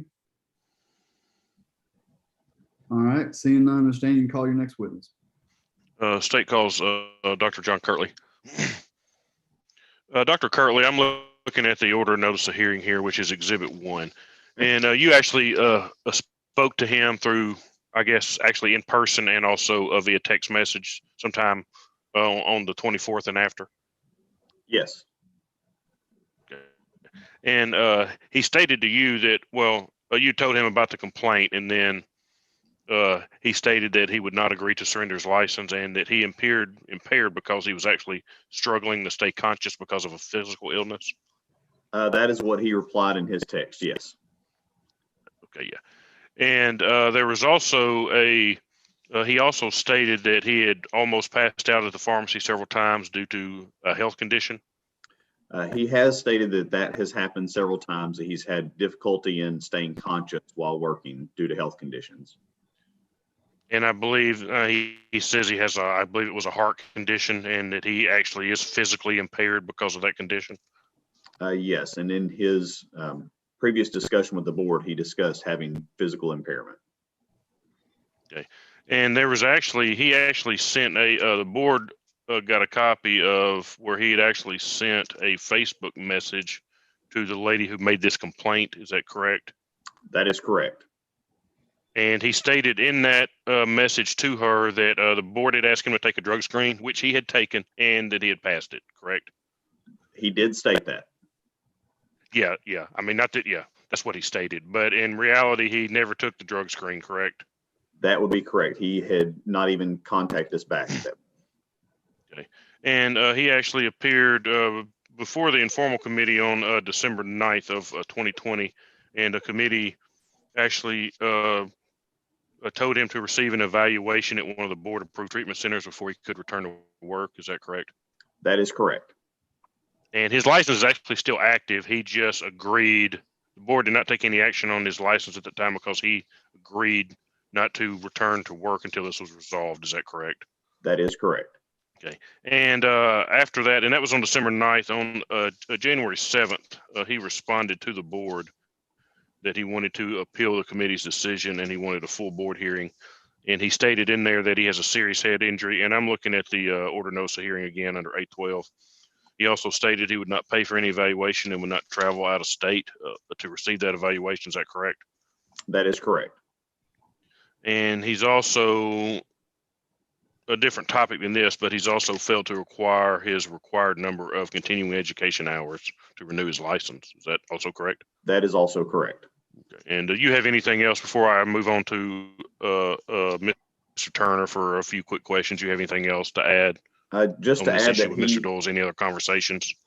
Just to add that he had initially agreed that he would get an evaluation. He was upset that the centers that we have were not immediately adjacent to where he lives.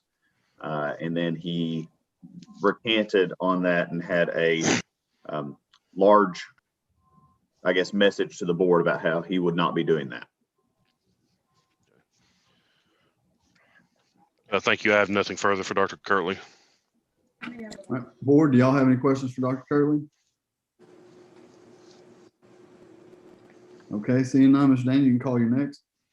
Thank you. The board calls Turner James. Mr. James, will you just for the record, will you just state your association with the Board of Pharmacy and what is it you do with the support group? I'm the executive secretary of the Arkansas Pharmacy Support Group currently. Okay. And when the board has, if they need somebody, sometimes the board has a chance where there are somewhere where they need somebody drug tested that's not actively in the support group, and you help the board facilitate that.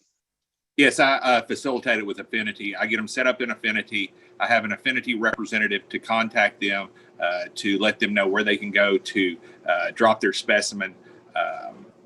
And then I send the results back to the board once. Okay. And Affinity is just the drug testing lab or company that the board and support group uses? Yes, sir.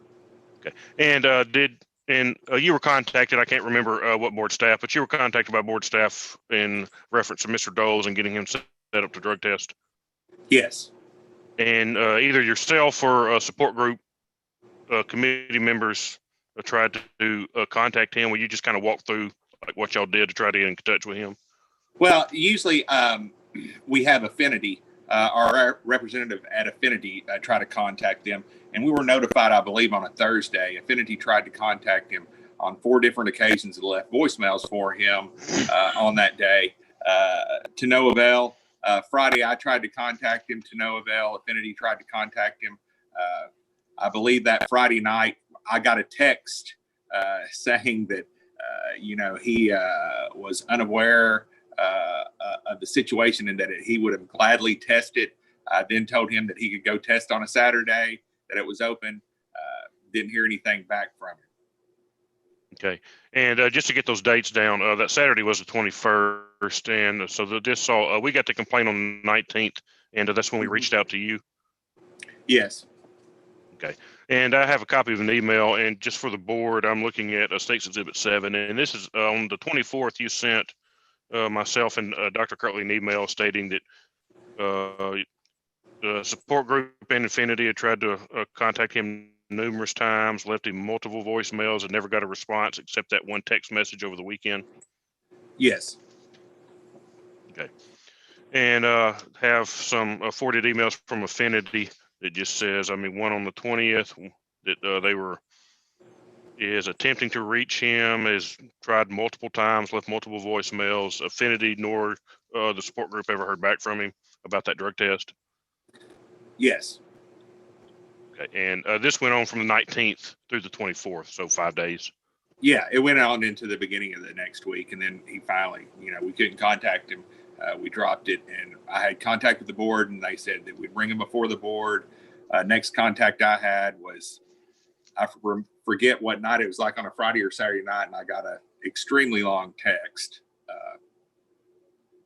and that's the last contact I've had with him. Okay, thank you. I have no further questions for Mr. James. All right, board, do you have any questions of this witness?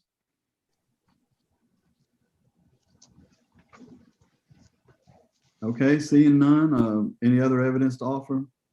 I have no further witnesses or evidence at this time. Just like to close just very briefly.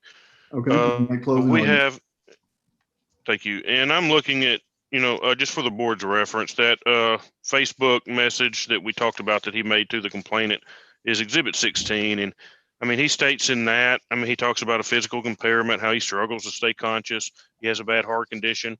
I mean, this came in as a complaint that he was impaired. So the board took the steps that they take when they get that. I mean, we asked him to drug test and made contact with him. Board tried to contact him. Mr. James and his people tried to contact him. Affinity tried to contact him. I mean, this went on for days and days and days.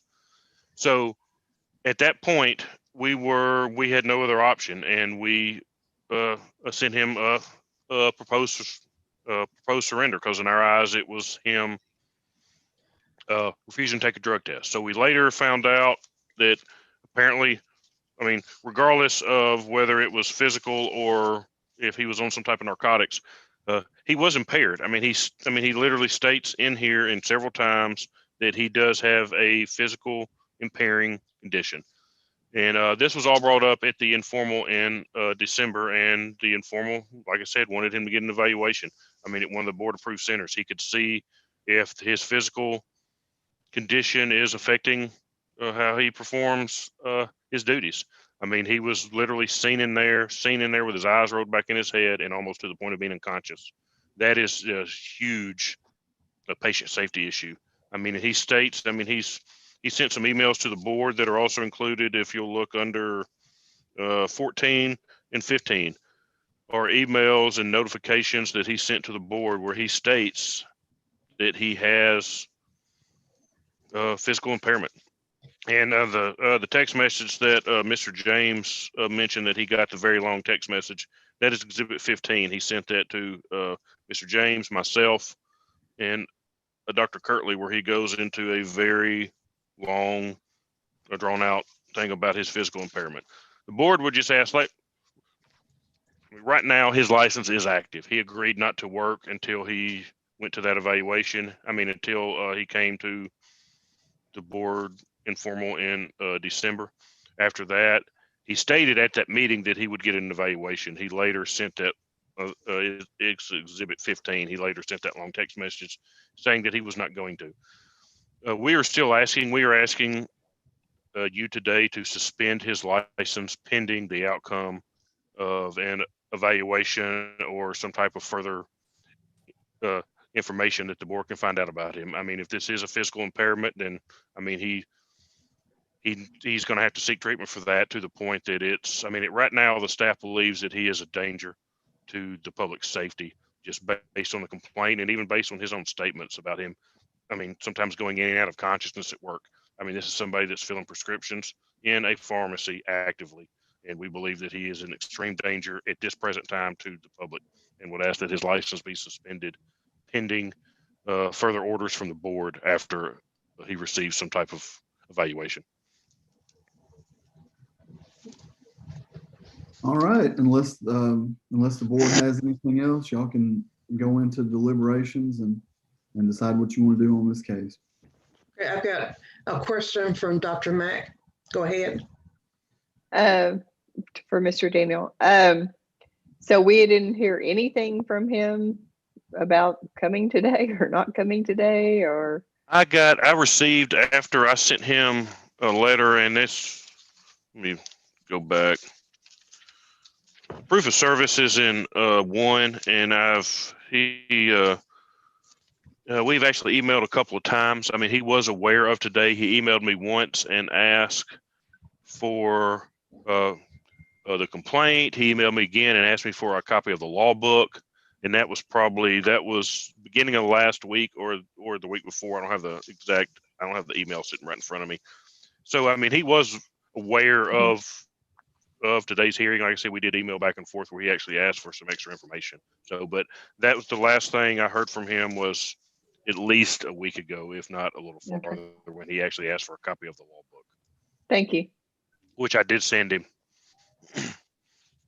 Okay, any other questions? Okay, it's time to go into deliberate. Okay, Dr. Kraus. Yes, ma'am. I was just going to say I was at the original hearing. I feel for this guy. I feel like he's probably a good pharmacist, but like staff said, he obviously has some health condition or something that's preventing him from maximizing his efforts. I know he works long hours. I know his employer thinks highly of him. But I do think that when the board asks you to get an evaluation, that should be honored. And, at the end of the day, I think that what we've asked him to do is not only constructive for him, but also our jobs as a whole. But I really would like, I don't want this guy to lose his license or anything, but I do think that a suspension at this point until he gets this evaluation is crucial. Thank you. Okay, any other comments before we go into deliberation? Okay, we're going to break and go into deliberation. Okay. Oh, I have one. So I was reading his statement, which is Exhibit 15. And in that, which I kind of can't believe is a text message, he talks about that he doesn't think it's fair that just because some person thought he was sick, he's going to lose his license and not be able to practice. And I would just like the record to show that it's the failure or refusal to take the drug test and then misrepresentation of whether or not he did take the drug test to the board, as well as his refusal to appear today. They're all being taken into consideration, not just that a patient thought he was impaired. Okay, thank you. Okay, y'all ready to go into deliberations? Okay, we're going to break for deliberations. Okay. Who wants to go first? Okay, Dr. Mack. I think we have no choice but to suspend until, whatever happens in the future, but to suspend at this point. Okay, because he's had ample opportunity to get help and he has not acted on it at all. Does anybody else have any comments? Okay, Dr. Jolly. Just to say, I agree with Dr. Mack. Okay. Now, we certainly can't go backwards given the fact that he did not even bother to show up today. Right. Well, I don't want him to be bitter. I want him to be positive and do the things that he needs to do, Yeah, but this is what we're going to have to do to get his attention. And it didn't have to go there. He could have come forth, taken a test, gotten into a program, but look like he's kind of in denial. So I think he's in denial that, this is really what it could turn out to be. Yeah, ready to go back on record? Yes, ma'am. Okay, we're going back on record. I have a question for council. Okay, go ahead. Just to clarify, did he inform staff prior to today that he would not attend this hearing? Or is it possible that he, because of the inclement weather in the state, doesn't have internet access? He has not informed us that he was not going to be here. I believe he lives, is it outside of Fort Smith? Janon, is that correct? And I don't know that they had, I don't think they had much of the weather, but I mean, anything's possible. I mean, as far as, I mean, last I heard he was planning to attend. Like I said, that was a week and a half ago. I mean, when he asked him, and I see John was hand up, so I'll let him, maybe he's got some more information. And after discussing the potential for weather, Mr. Daniel actually sent him another message yesterday to let him know via email that, yes, we are still having the meeting. It's completely virtual. The link is on the board website, and we have not heard from that. I have checked with staff to see if we have gotten any phone messages or emails, even to our main ASBP account. We have not gotten anything. I have not gotten anything via text. So every method we've ever heard from him, we have not heard anything back from him other than he was going to fight it and would be here. And although he would prefer to be in person, he may have connectivity issues trying to connect via the web. But I mean, I don't know what else to say. We've done everything we can to reach him. Yeah. I think, Dr. Kraus. We had problems the first time around trying to reach him too, didn't we, John? Do you remember? We had trouble with his connectivity when he was trying to be on the Zoom with us. That's right. And I'd have to go back and look, but I think that there may have even been some recommendations as to, you may have to do it from elsewhere. I know we had several people we had those types of recommendations for. I cannot recall if he was one of them. Okay. So his attendance may not be totally malicious. It's possible that it is not, but even regardless, the board would not, or the staff's recommendation would be the same, regardless if he's here or not here. Yeah, it doesn't change my opinion on things. But yes, it is very possible that it's not malicious that he's not here. Right. Since we're only suspending, he'll have the option to answer to that when he does the next step. Okay. Any more questions? Can his permit remain suspended indefinitely? You can suspend it. I mean, it could, yes, it can. I mean, it can remain suspended until he complies with whatever conditions. I mean, we're asking that it expires. Yes. I mean, we're asking that. Okay. We would like it to remain suspended until he receives further orders from this board after receiving an evaluation. All right, Dr. Kraus. So guys, is this another take no action at this point? No. We're asking no. I mean, his license is valid and active, and so that's why we're asking it to be suspended. We didn't suspend it last time. Gotcha. Thank you. All right, I would like to entertain a motion, please. I can make we're it. back on the record. Yes, sir. On this matter. Yes, sir. All right. Okay, in the matter of William Lee Doles, pharmacist, PD 12411, case number 2020-119. The allegations 1 through 13 are true, and the charges 1 through 5 have been proven. At this time, I'd like to make the motion due to all the things that we have discussed and him not being here today either. I would like to make the motion that we suspend his license at this time, his pharmacist license.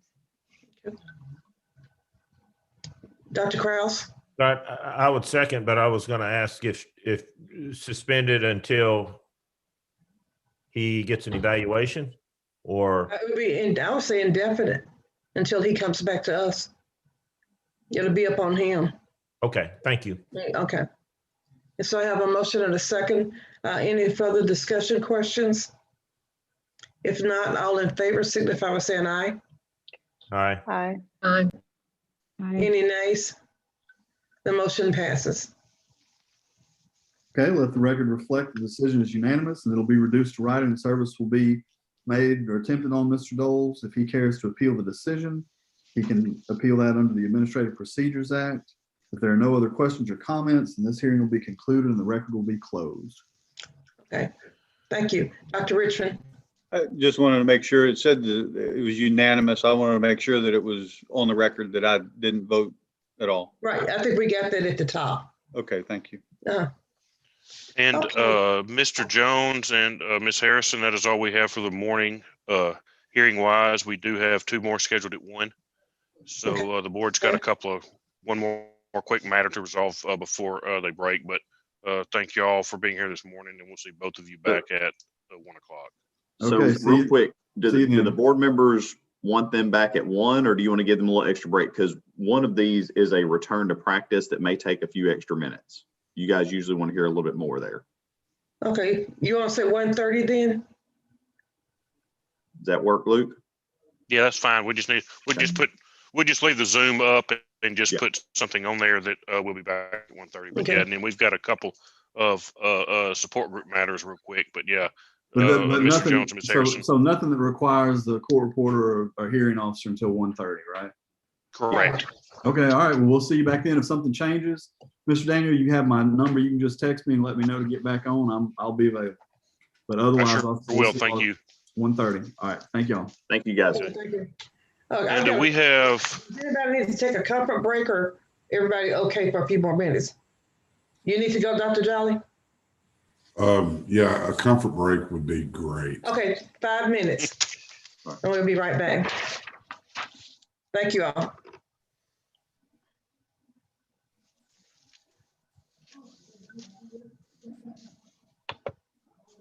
In Turner, I've got Dennis Bean, Jonathan Barham, and Lisa Morrison. Is that the 3 you have? Exactly right. Okay.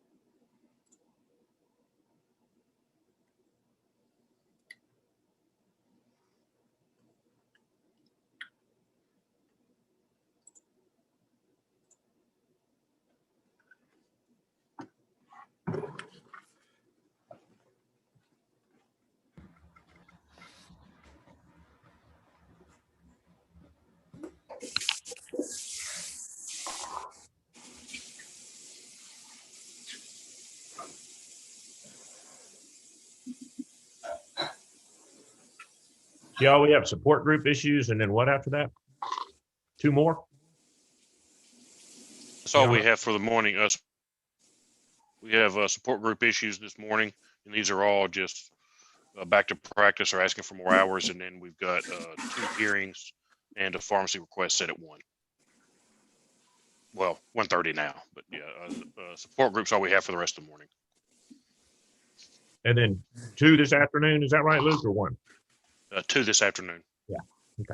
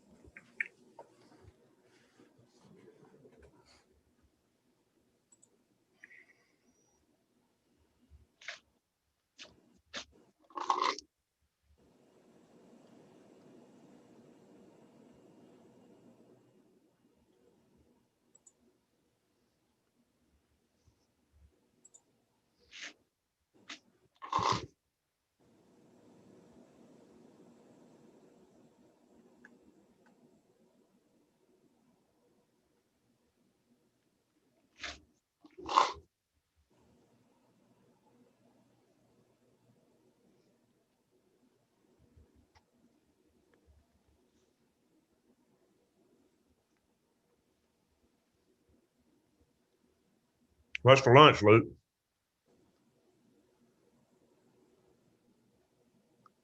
Probably a ham sandwich. It's a good day for sandwiches. Perfect. Yeah, I put a pot of beans in the crock pot, so it should be good to go tonight with some cornbread on this cold night.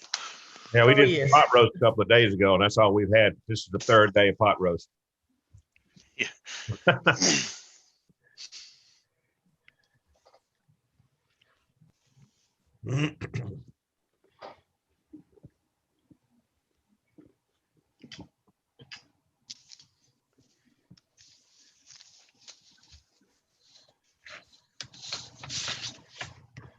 Usually after a couple of days of snow or ice, it's like smorgasbord, meaning anything that's edible that still exists is on the menu.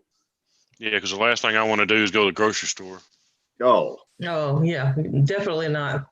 yeah. I can see one car has gone down the hill, which we have a crazy steep hill out in front of us. And I think it's the surgeon that lives down the road, but Oh, I'm not. Yeah, I just saw. completely Yeah, I just saw one of the neighbors is pulling the girls behind the four-wheeler on a sled. So if you see me get up and run out, I might need that surgeon. Yeah. Too bad two sisters, that was called Two Sisters. Too bad they couldn't deliver to all of us. Oh man. They're opening a location downtown though. Oh, good. We'll get them So- more often, huh? mhm. That's a scary thought. Oh, you'll be there every day, huh? I could be. Yeah. Yeah, Think you we got- mentioned. Yeah, Yeah, we have everybody back. Yeah, straight, it was 12:01, so everybody was back in 5. There you go. Thank you.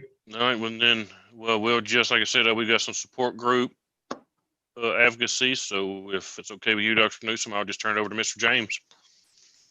Perfect. How's everybody doing today? Doing well. Good. Okay, the first one I'll bring up is Jonathan Barnum. He came before the support group in January and asked to work full time. His check-in history since 12/6/2020, that's when he was granted the right to work 32 hours per week. He's had 0 missed check-ins. Test history since 12/6, he says 4 tests, 3 negative with 1 low creatinine. And pharmacy support group, he's in full, he's complying with his contract, and we fully support granting advocacy for him to work full time. Okay. Hi, John. How are you doing? Hey, doing well. Doing well. Good. You want to give us a brief update on how you're doing? Yeah, everything is going well. It's been fun getting to do some different things up at work. I've been covering some shifts for folks that have been out, and guy had a baby recently, so got to get involved in a little bit of the kind of evening work that's more curveballs constantly, keeps you on your toes, and I enjoy that a lot. Moved into a different place recently that's got a room for my kids when they come down. Just kind of getting all that kind of stuff pulled together for now that I'm earning a little bit more money, and things are going well as far as recovery. You know, it's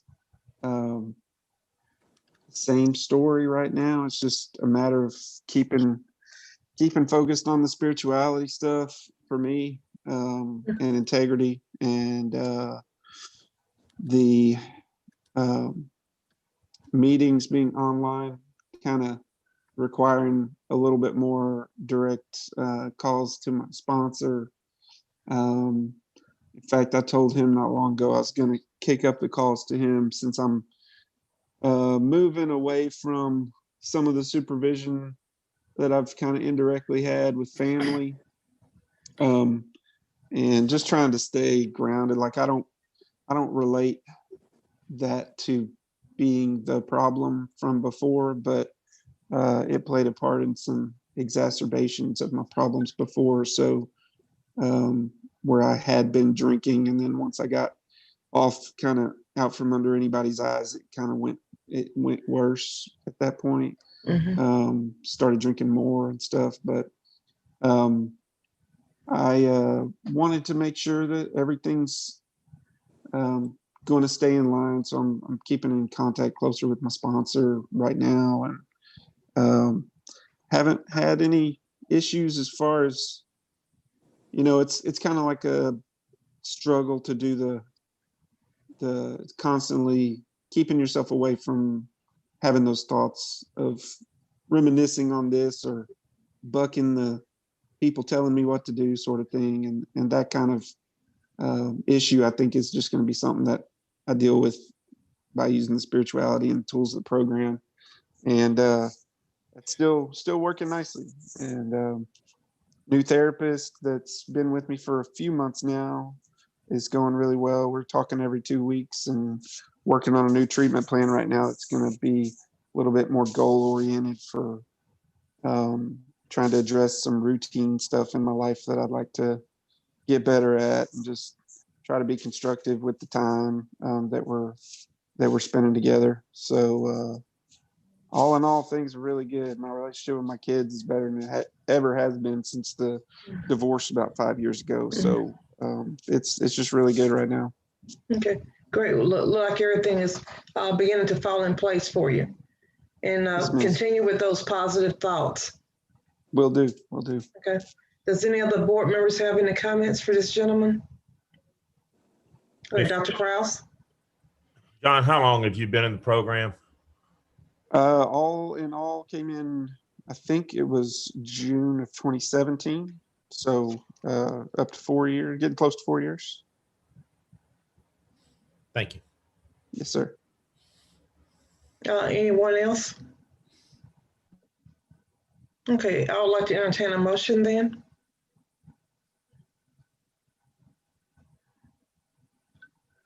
Okay, Dr. Madam Krause. President, I'll make a motion that we grant this gentleman's wish to extend his work hours.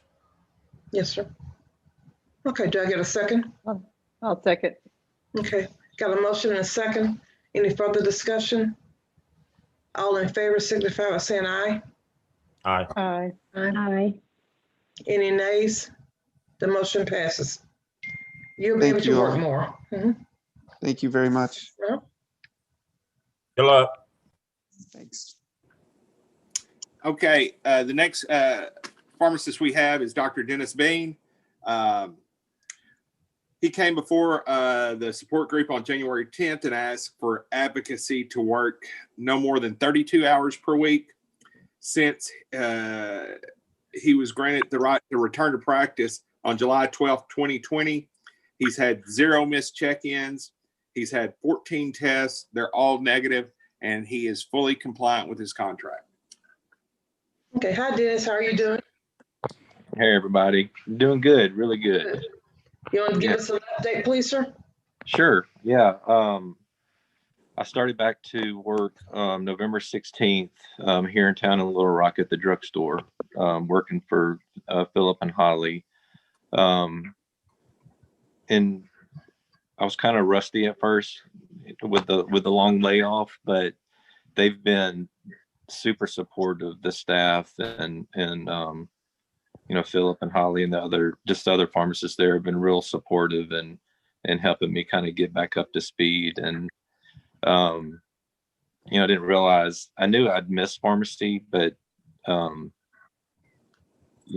getting back into it, it was almost an out of body experience when I walked back into the pharmacy and had the white coat on and started actually interacting with customers again. And it's been a really good experience so far. And I've had customers from where I worked before who's transferred prescriptions in to us, and they've all been real supportive, and it's really nice to see those familiar faces. So work-wise, it's been other than the challenges of getting back up to speed, as a pharmacist, work-wise has gone great. Recovery-wise, I'm still doing the same thing I've been doing. real active in my home group, attending meetings, working with my sponsor. I took on chairing a couple committee meetings for my home group where we interact with other groups in Little Rock. I was kind of pushed by my sponsor to do that to make sure I stay plugged in if I do get the increase in hours. So that'll get me more in the center of my home group where I need to be, because I still get a ton of support from those guys. So recovery wise, it's as good as it's ever been. Sounds good. Yeah, I'm pretty content right now. Good to hear that. Thank you. Does any other board members have any questions of Dr. Bean? Becca, is that a hand up? Okay. Okay. Well, may I entertain a motion then? I'll make a motion that we allow this gentleman to go back to work to the hours that he's requested. Increase hours. Second. Second. Okay. All right. Thank you. Have a motion and a second. Any further discussion? If not, all those in favor signify by saying aye. Aye. Aye. Any nays? The motion passes. Thank you very much. You're welcome. Good luck. Thank you. Yeah. Mr. Turner. All right. The next one we have is Dr. Lisa Morrison. She's wanting to return to practice at no more than 20 hours per week. Her preliminary consent order was signed on March 2nd of 2020. Treatment was at Cornerstone from March 22nd through June 12th. She signed her contract right when she got back home on June 14th of 2020. I got her letter from her therapist to return to work on February 2nd of 2021. Her check-in history since she joined the support group, she's had no missed check-ins. Her testing history, she's had 21 tests, 17 negative, 1 value out of range, and 3 dilute. And those value out of range and dilutes were at the very beginning when she started testing. And she was nervous about being able to provide a sample. And she's gotten into a routine now on testing day, or every day, I guess. We hadn't had that problem since. So. Okay. All right. Thank you, sir. Hi, Dr. Morrison. Can you unmute? Hi, how are you doing? I'm good, thank you. Good. Can you tell us a little bit about your story, please? Yes. Thanks for having me. I drank socially through college and all my life, or normally, I guess you could say, up until I went through a divorce, and I started drinking a lot during that time. I drank to escape, actually, to avoid my feelings and everything that was going on. I allowed alcohol to continue to be my escape even after the divorce was final. I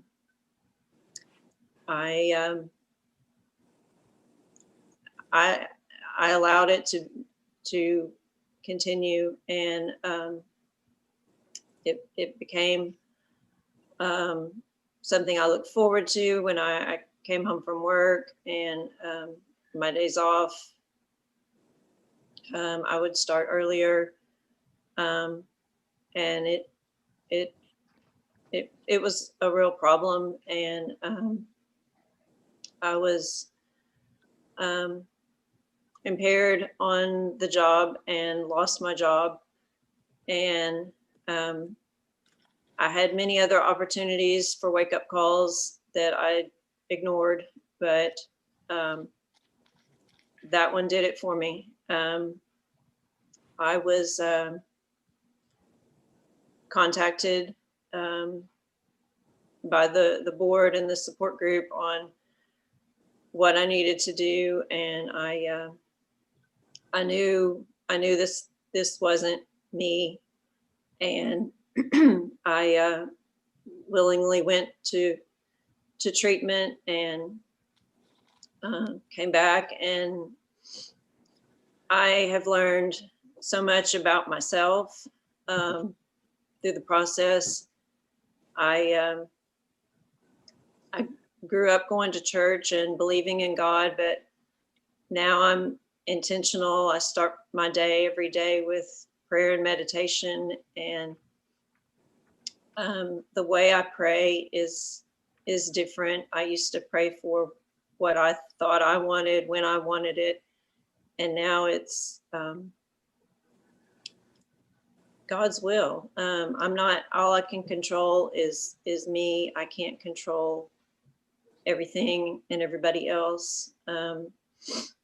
I have a sponsor that I call every morning, and she's great.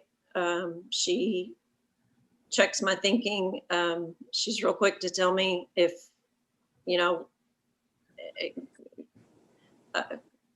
put me in my place, get me straight. I joined a home group. Most of my meetings are Zoom, but because of Zoom, I've been able to tap into many different variety of meetings, and I really enjoy that and get to hear different perspectives and different people. My relationship with my girls, I have 2 daughters who suffered through my drinking, and I am so thankful for where we are now, or where I am now with my relationship with my girls. Our relationship's better than it ever was.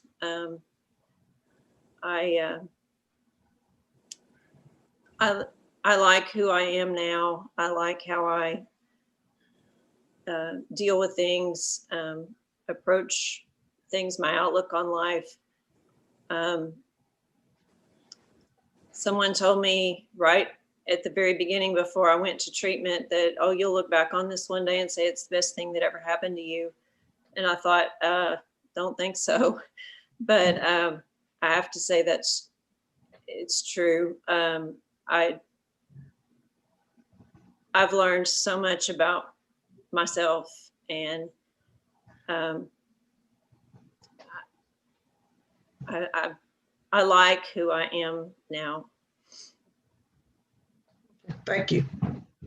Does anyone else have any questions or comments? Okay, I would like to entertain a motion then. Dr. Kirtley. I was just going to say, and I think Dr. McCready would agree, even when we were going through taking her out of practice, the people she worked with previously were incredibly supportive and complimentary of her. I was going to ask Dr. Morrison, do you have somewhere that you're looking at working or anything potentially lined up? I do not. I haven't reached out to anybody. I didn't want to do anything before I heard from you guys. So I have not reached out to anyone. Okay. Any other questions, comments? I'd like to entertain a motion, please. Dr. Jolly. I'd like to make a motion. Oh, there we go. You got me? Okay. I'd like to make a motion that we allow Dr. Morrison to return to practice 20 hours per week as advocated by the support group. Okay. And Dr. Kraus? Second. Have a motion and a second. Any further discussion? If not, all in favor signify by saying aye. Aye. Aye. Okay, any nays? The motion passes. Good luck, Dr. Morrison. Thank you so much. Appreciate that. So that's question 1 of letting her go back to work for us to do a probationary consent order. Do you just want us to do the normal, is it 5 years that are probated with the normal community service. Do you have any other requests for staff in drafting that to send to her? Now, what the standards will be fine with me. What about the rest of the board? 3. I'm seeing head shakes. Okay. Yeah. So what John said. I need So to make we'll- that a part of the motion. Yes. We can do that. Mhm. So we'll have, Lisa, we'll have Mr. Daniel draft that and send it to you as soon as we can get back to the office and get it to you. When you sign that and we'll sign that and you'll be good to go. That'll start you out at 20 hours a week. That would mean supervision, meaning you just can't work alone at that 20-hour week level, so that no one just sticks you in a pharmacy and abandons you. But if you have any questions, especially if you're talking to any potential employers, by all means, reach out to us and we'll make sure that we don't have any conflicts to prevent you from being employed somewhere. We don't have very many locations that we would say would not be eligible, but every once in a while one will pop up. Yeah, like I said, I'll try to get it to you via email as soon as possible. Okay, I appreciate that. Thank you. Okay. Okay, do we have anything else? That's all we have for the morning, and I know we're coming back at 1:30 for hearings. We do have a request from a pharmacist that's also scheduled at 1. Could we maybe meet back about 1:10, 1:15, and maybe we can knock out that request? Would that be enough time for everybody to do lunch? Is it ever? What time is it? It's 12:20 now. Is 40 minutes enough time if we met back at 10 after 1? Oh yeah, for me. Or actually, that'd be 50 minutes. So yeah, 10 after 1. Okay. Yeah. And that way, maybe we can get that. We should be able to get that request knocked out before we have those remaining 2 hearings. Okay. So I know for a fact at least one of the hearings will be present, and I imagine both of them probably will. Okay. What time again now? 1:10. 1:10. Okay. All right. We'll Perfect. see you then. Thank you. Thanks, all. everybody.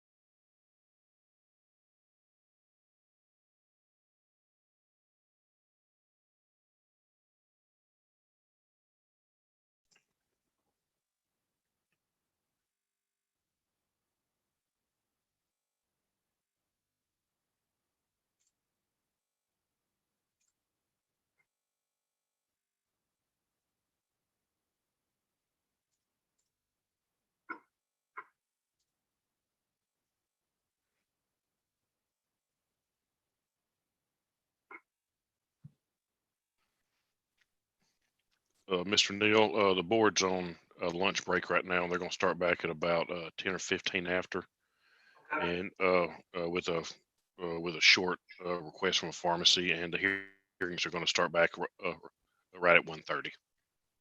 Okay, so would you like me to come back at 1:30? You're welcome to stay around. Just whatever you want to do. I just wanted to let you know that they're not going to start back with a hearing till about 1:30. Okay, I'll come back shortly before 1:30. Thank you, sir.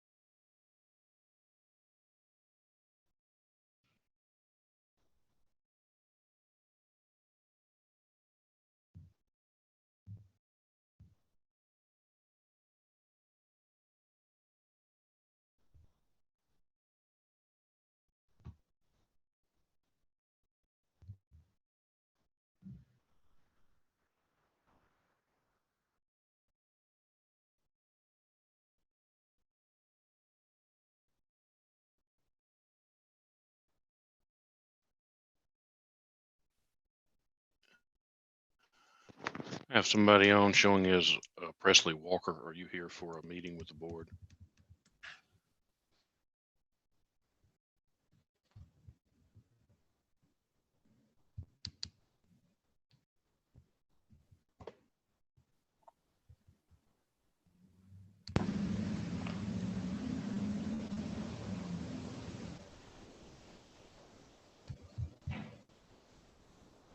Presley Walker. I have somebody showing up as your name. Are you here for a meeting with the board?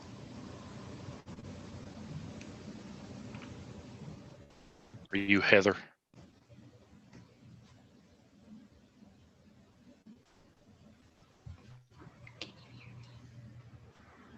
Just barely.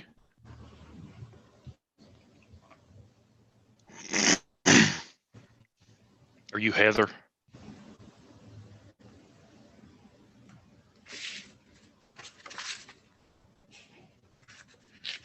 Can you hear me? I can. I What is can't your hear any name? of y'all. Let me see. Y'all can hear me though. Yes? Okay, just let me see here. Let me look. Can you hear us now? It may be that no one is talking at this time. It could be something with your speaker, maybe.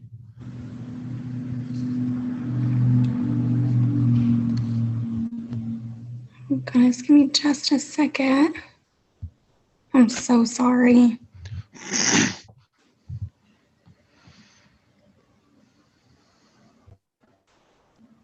Can y'all still hear me? Yes. Yes. So we can hear Can you hear us at all? I cannot hear y'all.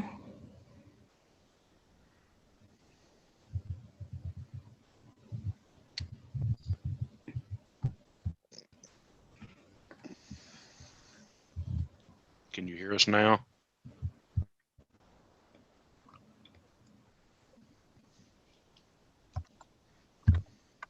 I'm going to go ahead and send her a message as well.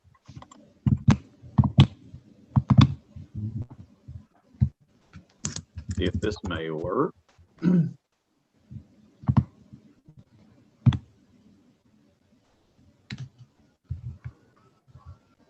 So we have to make. I think I fixed it. Okay. Can you hear us now? I can hear you. I'm so sorry. Okay, perfect. Are you Heather? Yes. Okay. Well, the board took a late lunch. They're going to come back in about 5 minutes to handle a quick issue that they need to resolve, and we're going to start the hearings about 1:30. Okay. And I went ahead and updated so that your name shows. Is that the correct spelling of your name? KETSOURYAVONG. Yes. Okay. Gotcha. So that we'll get you called up around 1:30. Okay. Thank you so much. This way, when the board members see it was saying Presley or something earlier, they'll see your actual name, so they know. Okay. Okay. Great.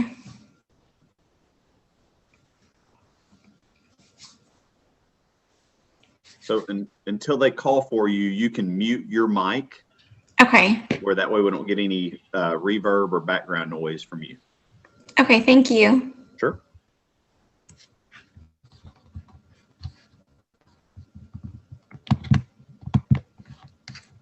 John, when Dr. Stice gets on, I got that diagram that we can put up if you just want to handle whatever, handle his request. I'll just turn it over and let you do it.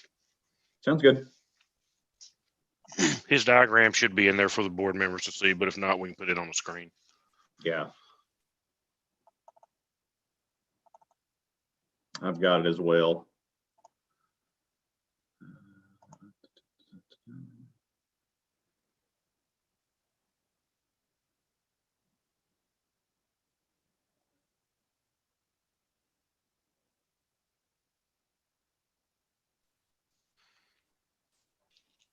Is it thawing any out at your house, John?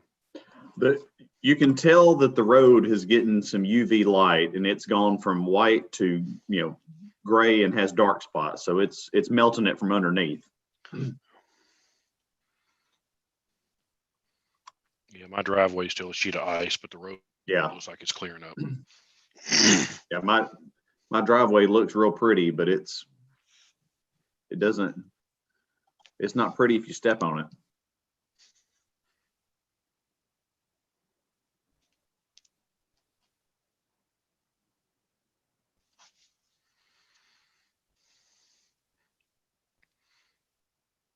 Dr. Mercer, I see you're on. The board's just now coming back, and they've got a quick request from another pharmacy to take care of. And Lincoln Neal already zoomed in, and I told him they're going to start back with hearings about 1:30. So he said he would zoom back in about then. You want me to hang out, or you want me to come back? Whatever you want to do. We just got a quick request on the pharmacy, and then we'll get into the hearings after that. Okay. Lincoln's going to be second. Yeah, well, we can go ahead and do it first. I mean, he was here earlier, and I know Dr. Mercer's here, and I think he's got somebody else zooming in. So we can go ahead and pull up Lincoln's first thing when we get through with Dr. Stice. I think that Jeannie Smith and Rand Story were saying 1:30, so I just logged on. Okay. What's going on? So and I've set aside time. So if we want to get started about 1:30, I think that's when they were going to join. Okay, perfect. Let's see.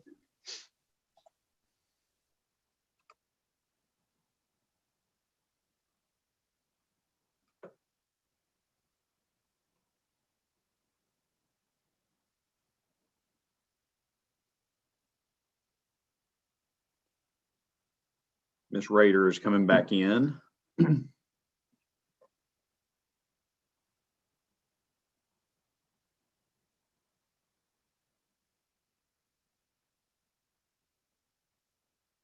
Well, if I gave her the right code.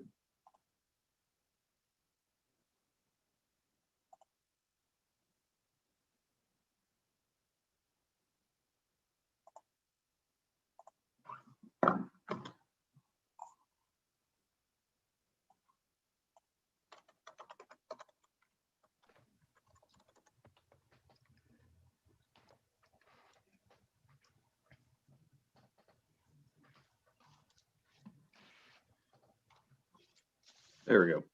She's coming.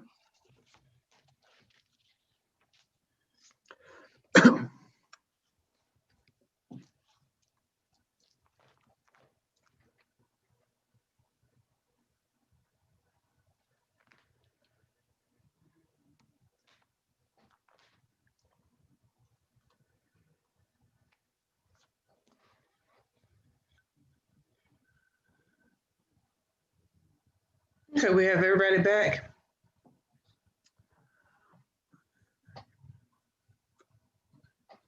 Yes, ma'am. Okay, well, we're ready to go then.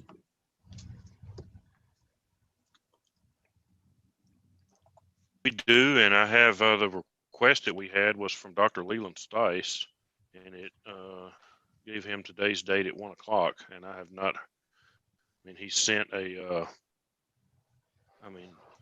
He knew about the time because we've emailed back and forth a couple of times, but I don't see him. John or Brenda, have either one of y'all spoken to him, or has he made any contact? Or anything?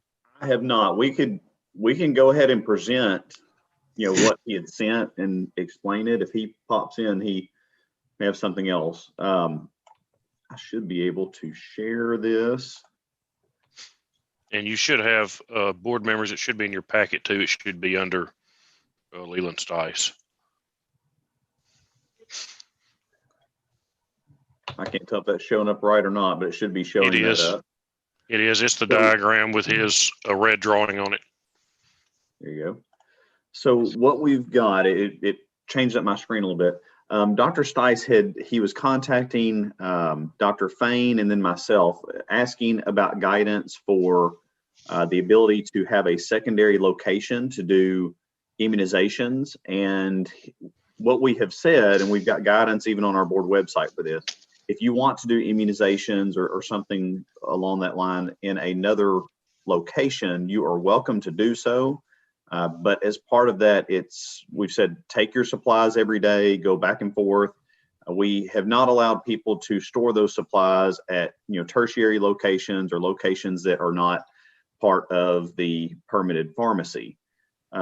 His request was to consider this extra space as part of his pharmacy, and we explained, you know, we have the authority to expand your permitted space to a place that is adjacent to, that is open to the pharmacy. So in this specific thing that you can see on screen, where it says, you know, here's the pharmacy itself, you know, if he was opening up a wall between that and a vacant storage space, the board office would not have a problem saying, yes, you can add that to your permit, or even something here. We try to explain that the board has had issues where there are other hallways or anything else for other shared spaces or potentially common spaces, whether that be evacuation route, or we've had some where it's been shared space for break rooms between different businesses. This one's through an office, down a hallway, and into another space. You know, we told him we would not be able to approve that. If he wanted to get a second pharmacy license there for that facility, that would be allowable, but he'd have to have another PIC and have to have it staffed 40 hours a week. I know that we have actually, you know, we haven't talked about this much publicly, but through some of the COVID-19 stuff, you know, we have even had some federal authorities express a great amount of concern about the storage and protection and oversight of the COVID-19 vaccines that are being provided by the federal government to ensure that they are safely stored. That's one of the other reasons why we have said, you know, you can take it to a location to do an offsite clinic, but we have not approved anyone to store it at an offsite location. I still don't see, and my screen's not showing me everything. I'm not seeing anybody else in our waiting room or anything. I don't have any alerts on that. So the request in short was, you know, to be able to add this space to add to pharmacy as part of his permitted pharmacy so that he could store the immunizations as well as the ancillary equipment that has RX Legend on it. You know, a lot of the syringes do have RX Legend. They are prescription products. As he sent us some photos, which we are well aware of that. So that's, and I know that part of you know, he's out of Pine Bluff, and that strip of Pine Bluff on was supposed to be hit the hardest last night. So there's a good chance that they may not have power, or he may not be able to, because I know, I mean, Pine Bluff, that little strip east was supposed to get ½ inch to an inch of ice. So there's a very good possibility that it's beyond his control why he's not here. But well, and he lives out at Redfield. We had this, yeah. I mean, that's So it's. So Dr. Kirtley, is the reason he wants to is just so he doesn't have to take it back and forth? That is my understanding. He did say it was it was a waste of, you know, efforts, time, money to have to take it back and forth, and it would be, I'm sure it would be more convenient to store it in that location to be able to leave it there. But just because State Farm has a lock on it doesn't mean they can't unlock it and come out there, right? Mm-hmm. You know, dealing with fire marshal issues over the years, you have to have generally at least 2 points of egress in case of an emergency from most commercial properties. So the way it would look to us, he's saying that it would automatically lock the other doors, but I don't know. I can't comment on that. It's around 3 corners, not in eyesight or observational, you know, capacity really for the pharmacist that I can tell. Yeah, and I don't even know what that vacant storage, I mean, who has access to that? I mean, is it his? Is it somebody else's? I mean, so we don't know if people are coming in and out of that door either. Dr. Kirtley, is it just the vaccine that he would need to bring back over every day, or would it be anything, the supplies as well, or any type like an EpiPen? Well, it would be the vaccines or anything else that has the RX Legend is what we have said. It is bizarre to me. I mean, the EpiPen, the anaphylactic medications, if he's got, you know, injectable Benadryl or anything like that, we would include in that. It always escapes me how some syringes actually have and bear the RX Legend and others do not. Right. But that's the way it is. Most of the pharmacies that we deal with, and we've got a couple here in Little Rock that have actually set up Very similarly, another location either down the road or even down the same center. And most of them get a cart and they put everything on the cart and they push it down there, and they've got enough for the morning or the afternoon or however long they're going to do it. And then at night they bring the cart back and lock it up. That was So I going was to be, thinking a rolling cart would work.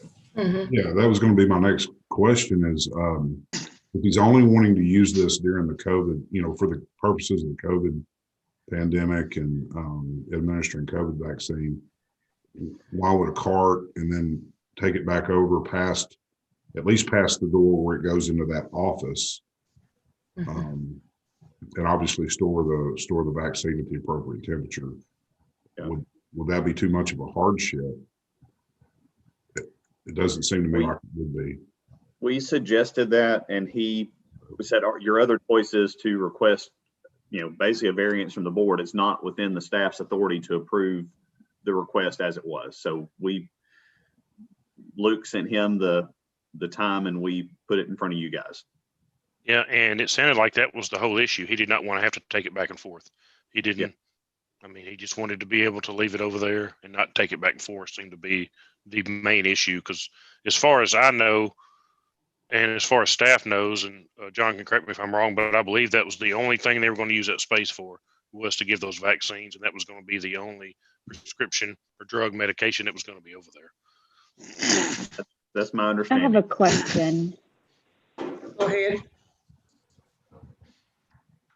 So looking at this diagram, the concern was stated that State Farm would potentially have access to the space on the far left that they're requesting to add. But from the way I'm looking at it, there's already is there already an open passageway that's just allegedly locked door, similar to what the State Farm door is, to get to that back hall and storage for the pharmacy? I'm wondering if that area is currently part of the licensed pharmacy area, because if so, I don't see a huge difference between what's already okay and what he's asking for, aside that it's a different suite number. But as far as access from other non-pharmacy places goes, I don't see a lot of difference, if that's the case. My understanding is that is not part of where we would say you could store prescription or Rx Legend devices or medications. We actually have a lot of pharmacies that do have additional storage off site. But not of prescription products. Over the years, we've had a couple of pharmacies that wanted to store stuff around, blind hallways like this, that the board has expressed concern over having storage where it is out of the control of the pharmacist on duty. But we have a lot that they would store gifts there, they would store receipts there, they would store even paperwork, but not prescription drugs. We don't have, I don't know, since I'm not in the office, who inspected this facility last. But when we looked at it previously, I don't recall anything about drugs being stored there. Okay, and it's my opinion, this is similar to the case we had on Monday from Texarkana. You're in the same building, but this would be a different business because you're separated. They're not adjacent to each other where you can go back and forth. So technically, he would need another permit if he's going to keep drugs on this facility down at the end of the shopping center. Yeah, Then he'd have to lock off that section that he licensed. But it just seems, we've said you can't keep prescription drugs outside of the permitted area, so I think it's kind of. Yeah, and his solution would be to, bring him back over to the main pharmacy at night. But I don't know why he doesn't want to comply on that. He's not here for us to talk to. So his message to me said he would like to store RX items there. The operation is substantial, and moving items back and forth is adding extra hours to the workday that are taxing on me and the staff. vaccines, syringes, saline, needles, depending on the manufacturer, syringes and needles have an RX on them as well. We're moving back and forth every day of the week. It's not efficient.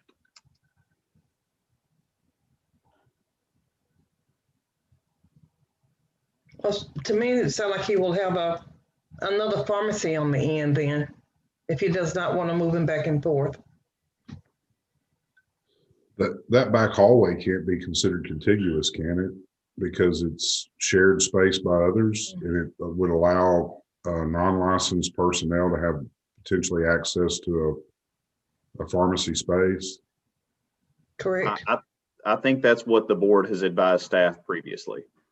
We've had a couple of locations that wanted to reinvent themselves and have shared space like that, and the board has routinely denied those requests. This kind of reminds me of going in and out of the board office the back way. Yeah. You go through this little door that maybe it's locked and you use a badge, but other people can get in. And I mean, if he walled off those 2 locks as permanently locked, I guess that'd be another option. But then are there egress requirements for the? Yeah, I doubt the fire marshal would allow them to lock those back doors. I mean, that's going to be a safety issue. Yeah. Mm-hmm. Well, and for us, for future guidance, you know, if we had a request that was put it, you know, add in the pharmacy, and we've had several pharmacies have done this, go into immediately adjacent space and like open up a wall like this, we have not had a problem with that. I wonder why they don't. I mean, it says doctor's orders. I don't know why that's the pharmacy, but that would be pretty easy to make it open up into that space. But I don't know if he has availability of that or who owns the building or anything else. Right. We don't know whose storage in there. It's just called bacon and storage. Yep. He'd probably have to, maybe everybody's stores in there. Mm-hmm.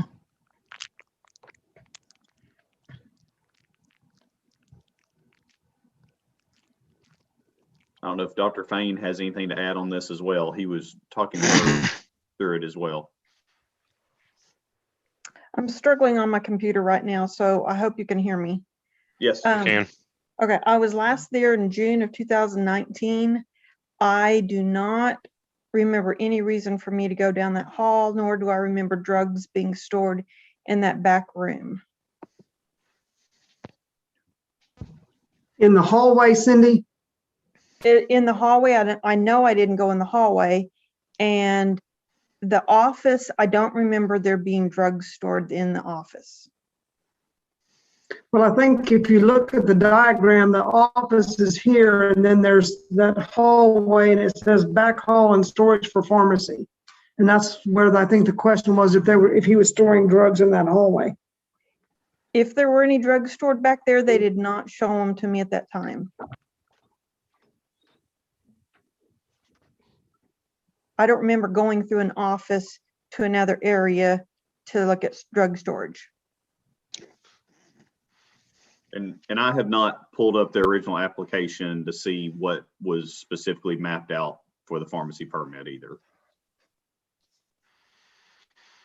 I think with what we have, we would deny it currently.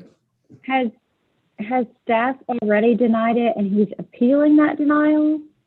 We told him we could not approve that and gave him the options of, you know, using a cart, take it back and forth, store all the RX Legend stuff in the secured pharmacy overnight, or he could apply for a new permit for that other location. But a new permit does require another PIC and hours of operation. And he did not necessarily like that interpretation and asked where in the regs it said contiguous space, which that's not what it says. It doesn't say contiguous space, but we have guidelines of what we can and cannot approve that you guys have set up. It said, well, you could ask the board. They've denied these previously. So we set him on the agenda and are presenting to you. So I'm wondering if rather than deny it today, given that there's a distinct possibility that inclement weather may have prevented him from being here, what if we just do nothing and the answer is no until such time as he can come back in front of the board. Yeah, I mean, we've got something set in April, so we could just do no action today on his request and see what, I mean, and he can reach out to the board and see if it's something he still wants to come for. Yeah, and a denial on this is not disciplinary. Like, it has no other implication though. Yeah, I mean, this is just a simple request. Yeah, there would be no adverse action. I mean, if the board said no, but yeah, I mean, I'm kind of along the lines of Dr. Mitchell. We can just do, I mean, if the members want to just do no action today, and then if he wants to represent at a later date, then that's his option. Well, I can tell you one thing. I mean, looking at it, whether he was here or not here, I don't really see anything that he could tell us to help us do it. But I realize COVID vaccines may not be something that somebody would steal, but this allows for extreme diversion. And if other things happen to get moved over there for whatever reason, you know, if that's the best refrigerator over there and they put everything over there, that is way out of a view of a pharmacist. So you're even asking for problems to sit techs and whomever over here to do COVID if the pharmacist really doesn't come all the way over there and stay all day. It's a diversion opportunity. Yeah. I mean, and there are 3 locked doors between the pharmacy and that other space. So that's a lot of, I mean, you could even be there during the middle of the day and have no idea who, I mean, if somebody was going in and out of that. True. Well, and I think if the board is thinking that it would be approvable, then you punt to a future meeting, but we're going to get other requests like this. If it's not something the board wants to entertain approving, you know, staff just needs to know that. Okay, Dr. Kraus. Anything approvable? Yeah, sorry. Okay. I was been thinking about this and listening, and I'm empathetic to what Leland's trying to do here, and I know that his motives are pure. However, you know, and I texted John. I'm wondering, you know, as far as with our prescriptive authority and all with COVID-19 vaccines, if their storage is, you know, how that is it limited to the pharmacy? Can the pharmacist who's, you know, in charge, can he take them home and put them in his refrigerator? You know, things like that. But I think that the biggest thing here that we need to, I think, understand is that you know, a cart, he can carry it back and forth without us having to go through all the semantics on okaying another space, because I think that in the long run, this opens up problems that we really can't imagine at this point. I think that we've got a good law or regulation in place, and I think that we're not telling him he can't give vaccines in there or use that as part of his practice, but he can't leave drugs and legend items there when a pharmacist isn't present. That's my feeling. And on this vaccine, there are major concerns about diversion. There's actually been a couple of federal cases, I understand, in adjacent states where even small quantities of it being diverted are resulting in prosecutions. And then people contacting these elderly people at home and telling them that if they will sell them their COVID, you know, to take their space on the list or whatever. Yeah, it's crazy. So am I hearing, do you all want to table this? Or just... I don't know why we would drag it out. If we said no, he can certainly request to come back, but we would, from what we've been told today and see today, it doesn't seem that anybody really has the appetite to let this occur. Okay. Well, may I hear a motion, please? One more. Yes, sir. I don't necessarily, and I'm just offering up an opinion here. I know some of the syringes and needles have the legend stamp on there. But, you know, you can buy those sorts of things off of Amazon. I don't necessarily have an issue with the storage of the non-medication supplies over there because it is secure. But I think for the medications, I think those need to come back. You know, if for these areas we were going to try to decrease any of the burden around transport, what I'm saying is I wouldn't necessarily have an issue with non-medication supplies being over there, but for the medications, whether it be the actual vaccine itself or any type of, you know, anaphylactic treatment medications, that those should come back to the licensed area. Just throwing that out there. It is, you know, having had to transport needles, syringes and sharps containers and, you know, alcohol swabs and all the stuff. It is a bulky process, but when you're just talking about the amount of drug that you need for the day and a couple of EpiPens and some Benadryl, that can easily fit on a small cart.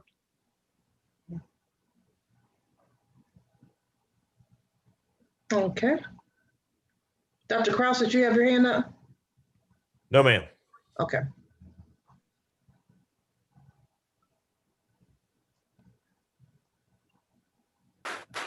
So does anyone want to make a motion?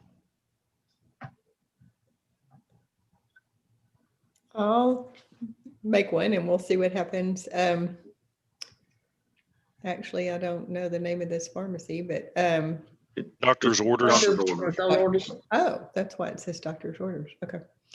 In the matter of doctor's orders, based on what we see today, I would make the motion that we won't allow prescription drugs to be stored in a space that is actually not the pharmacy. It's not the permitted area, and recommend just bringing it back to the pharmacy at night. Second. Okay, we have a motion and a second. Any further discussion? If not, all in favor of the motion signify by saying aye. Aye. Aye. Any nays? The motion passes. Thank you. Thank you, guys. All right, we are ready to get back on towards our hearings. I believe Mr. Neal is back. Did I see him come back in?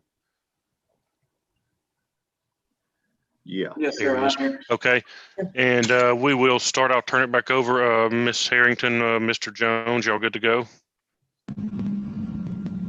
I'm here. Yes, sir. All right, I'll turn it back over to you, Mr. Jones, and we have Lincoln Neal. Okay. This is an administrative hearing for the Arkansas State Board of Pharmacy, February 11th, 2021. This is in the matter of Mr. Lincoln Neal, case number 2019-060. So the board set a hearing for today concerning the matter specified in the notice of hearing. My name is Jake Jones. I'm an attorney. I'll be acting as the hearing officer in this matter. So Mr. Neal, you're present today. Are you represented by counsel? No, sir. Okay, that's fine. You don't have to be. So could you please introduce yourself for the record? Yes, my name is Lincoln Neal. All right. And did you receive a copy of the order and notice of hearing? Yes, sir. Okay. And you've seen the packet that the state or the Mr. Daniel intends to introduce to the board? Yes, sir. Okay. Mr. Daniel, could you please introduce yourself for the record? Luke Daniel, Arkansas State Board of Pharmacy. All right. So at the outset of the hearing, I'm going to explain some things for your benefit, Mr. Neal, and Ms. Heather. You can listen to this as well because you'll be up next, and all this will apply to you. But this is, just sort of explain how this thing's going to flow and what my role is. And if y'all have any questions, don't hesitate to ask and stop the proceedings. We can discuss it. So the board, first off, the board will base its decision today only on the evidence that you that's presented. And of course, the state, you've seen what the state's going to present. And so you'll get a chance to testify, but if you have any documentary evidence that you want to introduce, make sure somebody on the board staff gets that so they can get that in front of the board. You don't have to introduce any documents, but if you have something like that, just make sure that, it gets to the staff before the hearing's up. because they're only going to consider what's introduced today. Okay. And just for the record, Mr. Jones. Yes. Just for the record, Mr. Neal has provided several letters of recommendation, which I have marked as Respondents Exhibit A, and I have no issue to those. Like I do have copies of them, and I have marked them. Right, and I saw those in the packet as well. So this hearing is held under the Arkansas Administrative Procedures Act. So like the strict rules of evidence don't apply. So if you've got something that you want to come in, as long as it's, or if there's something the state's introduced and that you disagree with, you can make an objection to that. But generally, as long as it's relevant to the proceeding, it'll come in, it'll be admitted as evidence. The strict rules of evidence don't apply. We've also got a court reporter. Everything we're saying is being taken for record.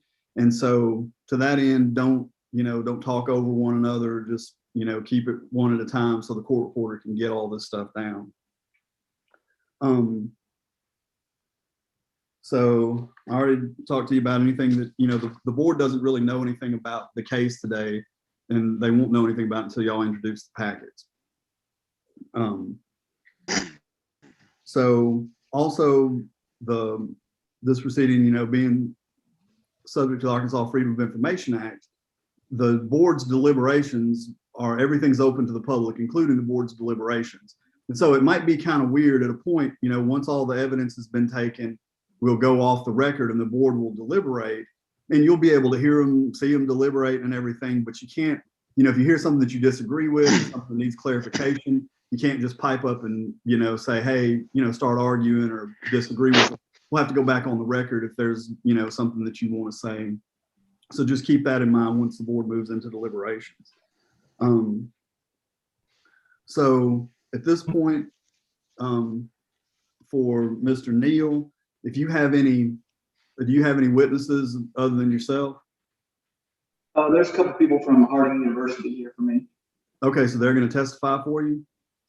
I don't know if they're going to testify, but they're here to answer any questions that need to be answered. Okay, so just sort of moral support. Okay, well, if any of those people do need to, so what we're going to do right now is anyone who's going to testify, because again, this is for record and it's under oath. So we're going to have the court reporter swear you as a witness. And if during the course of the presentation of your case, you decide that one of these folks needs to testify, we can just swear them in at that time. But right now, Mr. Daniel, do you have anybody besides Dr. McCready that's going to testify for you? I would just like somebody, either Dr. Mercer or Dr. Smith. I want to call one of them just to go through just what they decided on Lincoln Neal. So I don't know, Dr. Mercer, just whoever you want. If it's you or her, it's fine. Either way. I'm happy to serve in that way. Okay, thank you. Okay, Dr. Mercer, then if you can, and Mr. Neal, if y'all can both raise and Dr. McCready, if y'all can raise your right hands and be sworn by the court reporter. Do you solemnly swear or affirm that the testimony you're about to give today will be the truth, the whole truth, and nothing but the truth? I do. I do. Okay. At this time, are there any preliminary matters that you want to discuss, Mr. Daniel, or anything up front? We just ask that you take judicial notice of Arkansas statutory law and a pharmacy board rules and regulations. Okay, notice will be taken of those. And I would move to enter into evidence states exhibits 1 through 12. Okay, Mr. Daniel, you said you previously looked at those.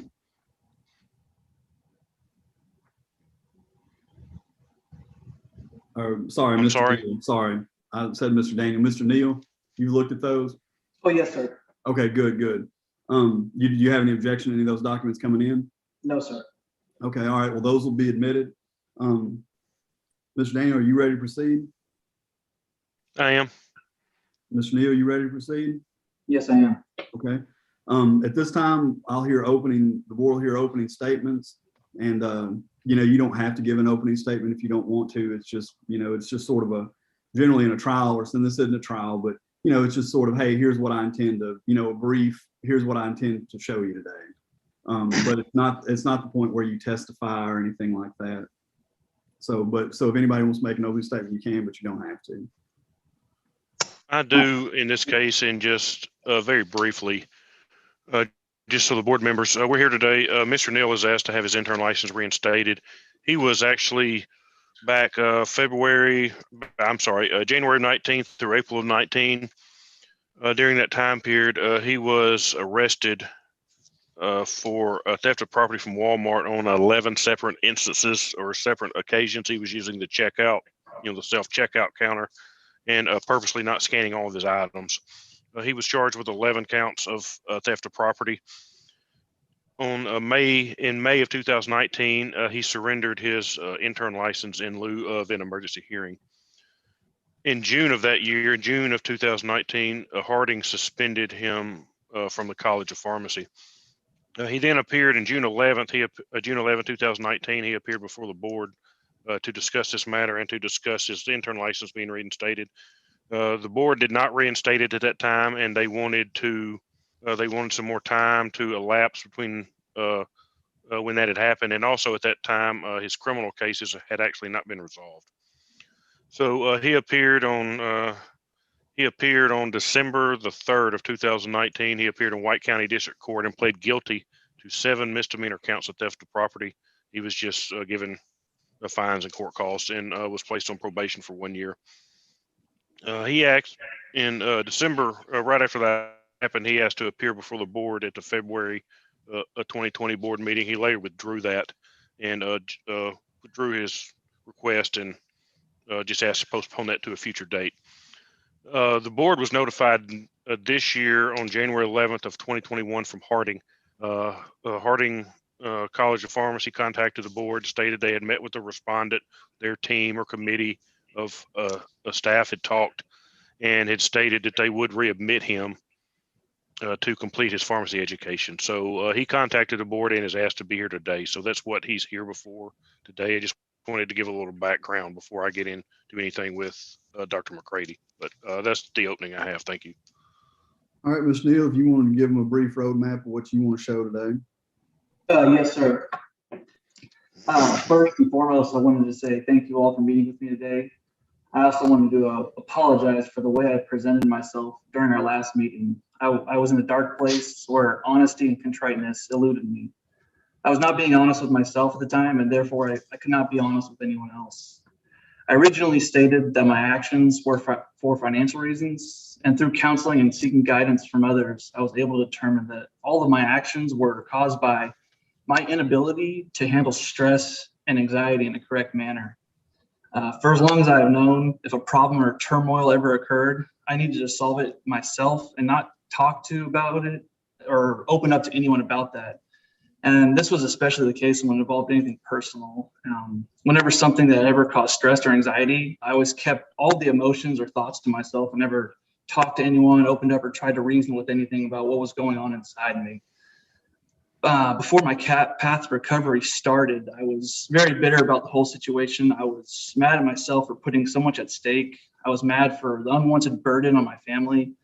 I was trying to place blame on something or someone else other than myself, and ideas were constantly running through my head on what or who I could place the blame on.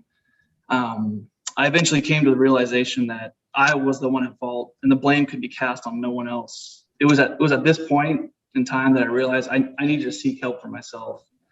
And for the first time in my life, I sought help from external sources. I began frequent meetings with therapists, and he was quickly able to deduce that the pattern of how I approached handling certain situations and emotions. I informed him that I internalize all of my feelings, and he said the only way I'd be able to get through that is if I open up to somebody, share the burden, he would always tell me. He stressed the point that I needed to talk to someone about what was going on inside of me and stop bottling all of my emotions. He said it could be him, a friend, a wife, or anyone. And so that's what I did. I started talking to everyone about what was going on with me. Soon after meeting with the therapist, my wife and I decided to go on a marriage retreat so that we come closer with each other through God. The retreat focused on how to better communicate with one another and be open about our thoughts or feelings. I never would have attended the retreat like this before due to my internalizing personality traits. It opened a new door in my world and brought in a light that I have not seen before. I felt at peace talking about these things and how they made me feel. I had opened up to her a few months prior to this retreat, but the retreat really helped me open a new book in my life. It has been a year of growth for myself. I have been challenged emotionally and spiritually, and I believe I've came out come out a changed individual. I've prayed and atoned for my sins. As I reflect on the time that surpassed since this event first occurred, I am no longer bitter or upset about it. I consider myself a blessed individual that this happened to me. I'm closer to my wife, my family, and the Lord because of this. The Lord has a plan for us all, and he knew I would come out of this circumstance stronger in faith, a stronger husband, a better father, and better suited to serve the community as a pharmacist. And once again, I just want to say thank you very much for your time and consideration today. All right.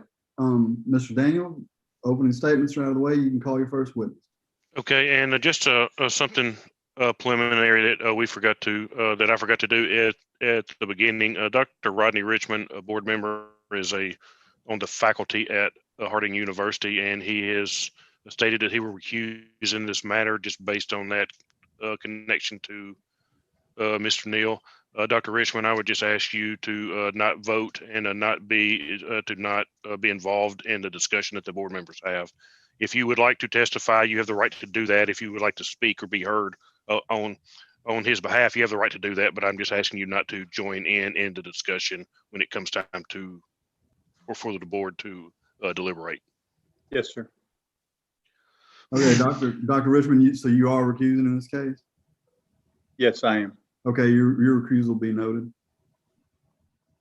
And that is noted. And just for the record, we do still have 7 board members present hearing this matter. And I'll just, all the exhibits have been entered already. So I don't see, and we both had an opening statement where we kind of went through the background. So I'm just going to go straight to and call Dr. Mercer. Just have a few questions. And I know you sent me a letter and an email. Will you just kind of walk through how the College of Pharmacy decided that they would readmit him, just based on, just a conversation and discussion that y'all had? Sure, I'm happy to do that. I went back and looked at the timeline, and it, as you went through it today, it matched the timeline that I have. Beginning really in May of 19, when we first were made aware of this situation with Mr. Neal. And I have all the same timelines, but I have additional points of time where I either corresponded with Mr. Neal or met with Mr. Neal individually. And it's been a journey. And it's been a journey that I'm pleased to be able to say that I think we've arrived at a destination that we were able to offer him reinstatement into the college. But I want to go into that process and tell you kind of how that occurred. Early on, I would describe Mr. Neal's reaction to the actions of the board or the request of the board to surrender his license as defensive. He seemed like he just really wanted to put this behind him, set things aside, and just move forward. And I think the board's response to that was was appropriate. And I think the board's response to that made a lot of sense, in that we can't put this behind us because there are legal matters that need to be addressed. And then what I was concerned with was the overall demeanor and approach to recovery from Mr. Neal. I met with him a number of times, and my goal all along was to treat him with respect, but to also maintain a professional relationship with him, because we had suspended him. I had then made a recommendation. I think this was in December of 2019. That's what was actually after the conviction. I had made a recommendation to the provost of the university to dismiss him.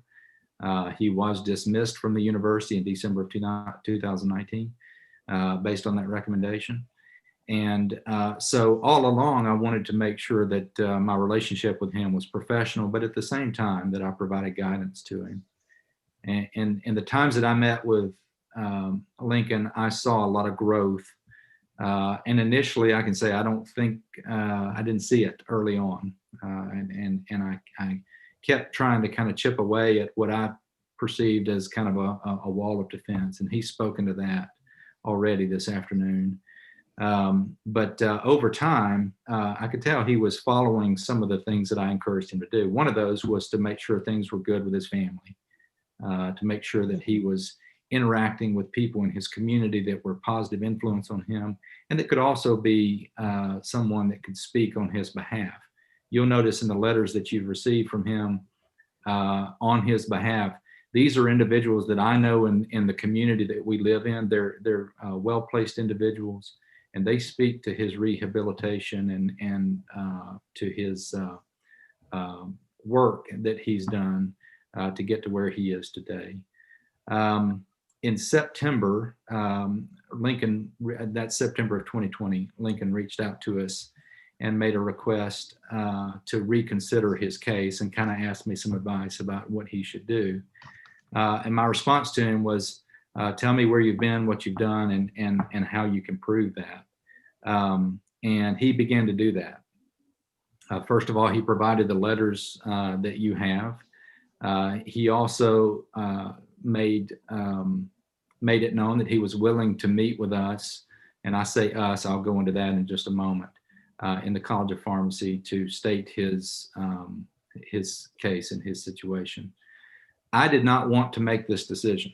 I want to be clear about that, because I'm an individual. I represent the College of Pharmacy, but I'm the dean of the College of Pharmacy, and I'm not the College of Pharmacy. And so we have at the college an executive team. They're advisory to me as the dean. That's 6 individuals. They're chairs and they're deans, and their evaluation of our program and our students and various things are advisory to me. And so I put this decision upon the executive committee. Mr. Neal, I think it was in November, presented the information that you have, I think, in the exhibits, and then agreed to meet with us. And he met with us, I think, in December. And then we deliberated on that. That was about an hour-long meeting. And I told him at the time, I said, these are the individuals, these 6 people are the individuals that are going to determine the advice that they give me, the recommendation they give me is I'm going to take that and I'm going to carry that forward. He met with us for about an hour. I think his opening response was similar to what you heard earlier. And the follow-up to that, the advice of the executive committee was that they felt that he had presented a level of contriteness, of humility and remorse sufficient to grant him reinstatement to the college. But it wasn't as simple as that. We had to take that to the university, and the university wanted my recommendation, because I think Mr. Neal is also a part of the MBA program. Is that correct, Mr. Or at least had been previously. And so his dismissal from the university also affected his progression in the MBA program. Well, my recommendation to the provost of the university was in January, and it was that we reinstate Mr. Neal to the university, readmit him to the university, and subsequently reinstate him to the College of Pharmacy, and let the College of Business know of our decision. And that is what has happened to this point. Now, I wanted to emphasize something to the board, and that is that this is a little bit of a different approach than I have had in the past with students who are petitioning for license reinstatement. And that is that today I am advocating for Mr. Neal. I feel like he has, as I said, gone through a journey, and he has arrived at a destination that at least is convincing to me that he is a changed person. We can't know that, right? We can never know that. Only he can know that, and only he can achieve that. But he has arrived at a place where I feel like I can stand beside him and make a claim of advocacy on his behalf. And again, we've not done that in the past. The other thing is I didn't want this to fall on the board as if you will accept him or if you will approve his internship license, then we will approve him to come back to the College of Pharmacy. I felt like our decision needed to be completely and wholly based in his condition. As part of his conditions going forward, and there are a number of them. I think I've got a list of at least 8 different conditions he has to meet. One of those is that he would have to get a reinstatement of his intern license in order to continue on.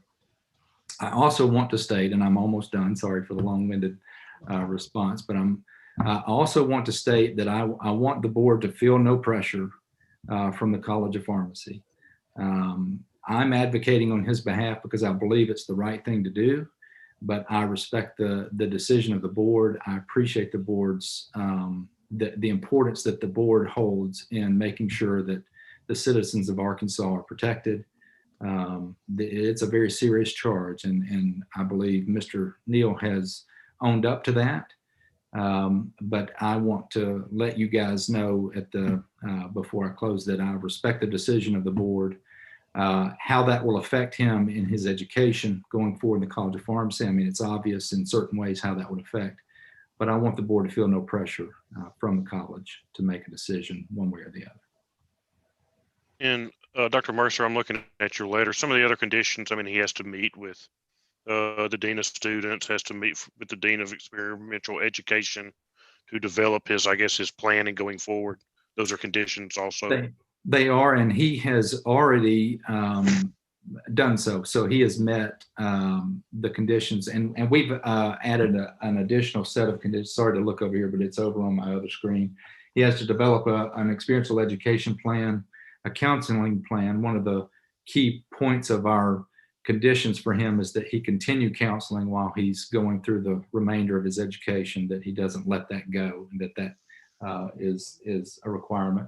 That he needs a family and friend support group and a commitment from them that they will support him in this. An academic plan, which he has taken some ownership to provide an academic plan, but we will also support that at the college level to make sure that he's meeting that.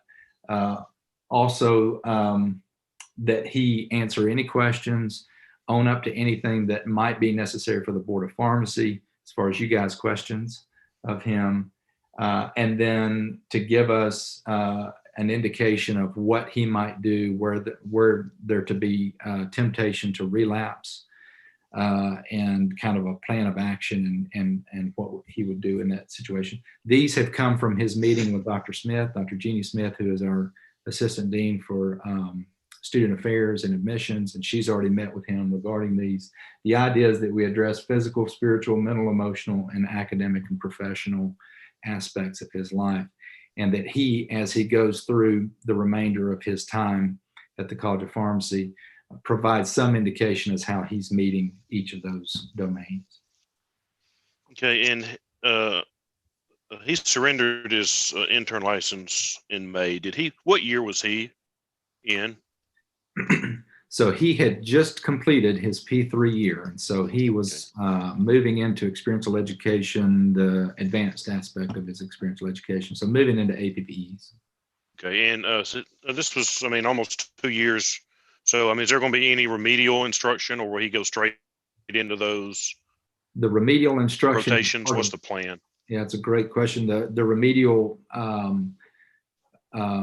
part is the academic plan that I mentioned, and that is he has already committed to a plan for going through a study program, basically, but we will also require an aspect of assurance before he moves into his APPEs, and we can do that with some of the tools we have for benchmark exams, and RX Prep is a program we use that all of the students have access to, but we can use some kind of canned exams in there to make sure that his pharmacy knowledge is where it needs to be in order to go back into experiential education. Mr. Neal may want to speak to that as far as his own preparation. As I said, he came to us with a plan about what topics he was reviewing, how he was doing that, and kind of staying in touch with pharmacy.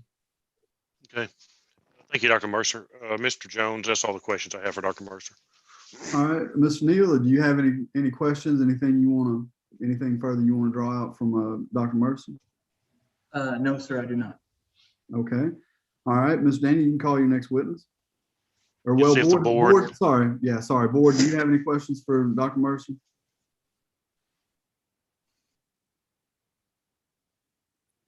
All right, seeing none, Ms. Daniel, you can call your next witness. The state's not going to call any further witnesses, and I'm not going to call Dr. McCready just to walk through the facts. I think the board is more than aware of the facts of this case and what led up to this just from my opening. So I'm just the state rests at this point. Dr. Richmond, you had your hand. Did you want to testify? Or did you? Okay, I thought you waited. I'm sorry. The state has nothing further. All right, Ms. Daniel. Dr. Mack has a question. Just a simple question, but it does say that he entered a guilty plea and 15 days jail, $500 fine. Is that a misdemeanor or a felony? Or Those are all. They were all misdemeanors. He was charged with like 11 misdemeanor counts from each of the transactions. I mean, they were all under $1,000. So I can probably find the exact amount, but yes, they were all misdemeanors, and all those counts he pled to were all misdemeanors. Thank you. And I looked, there's an amount in that. If you look through the packet, there's an amount in there, I think a total amount. Okay. You can look through that. And I have nothing further, and I have no objection to his exhibits. I marked them all just as one exhibit, but I believe there's 6 or 7 letters, but I have no objection to Respondent's Exhibit A being introduced into evidence, and the board members do have a copy of those letters. Okay, Mr. Lincoln, are you asking if that exhibit be entered into evidence? Yes, please. Okay, all right, that'll be made part of the record and distributed to the board. Thank you. And at this point, Mr. Neal, if you want to, you can. This is your chance to testify. Talk about what happened, and you'll also, entertain questions from Mr. Daniel as well as the board members. But at this point, it's your turn to testify. And again, you said something earlier. If you have anyone that you want to call, as a witness, we can swear them in and they can testify if they want to. So, all right, it's your turn. I don't think I have anything else to say at this point. My statement in the beginning was all inclusive, and I'm just grateful that everyone's willing to listen to me and consider this today. Okay. Do you want to call in? You said you had some folks here for you. Do you want to call anybody to testify? Or are you satisfied with what's before the board? I am very satisfied. Okay. All right, board. Do you have any questions for Mr. Neal?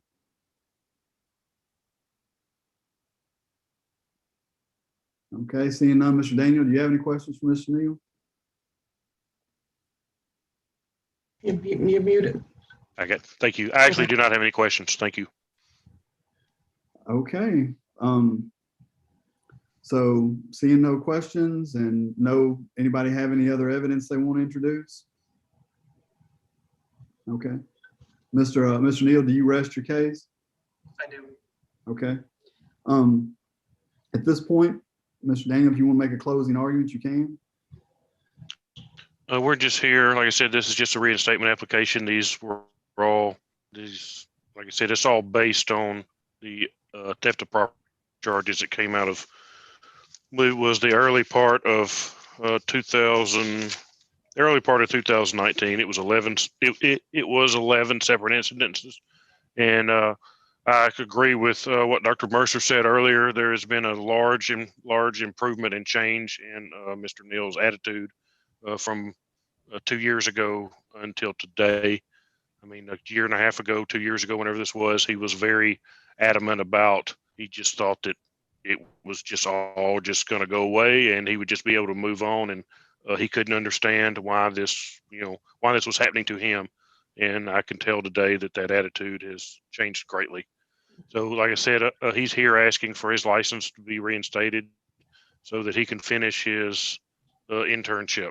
So what it will be, if we still need we will still need a motion on the allegations and charges. But like I said, if the board decides to reinstate his intern license, you can still find those true and proven. And the motion would actually be for a reinstatement of his intern license upon readmittance to the College of Pharmacy, which sounds like it's not going to be that much of an issue, but he does have to be officially readmitted before he can have an intern license. So if that's going to be what the motion is, it will need to be that his intern license can be reinstated upon readmittance to a College of Pharmacy. Doesn't necessarily have to be Harding, but so that's all I have. All right, Mr. Neal, if you want to, this will be a chance for you just to ask the board, you know, for an outcome or whatever you'd like to see happen with your case. I just, I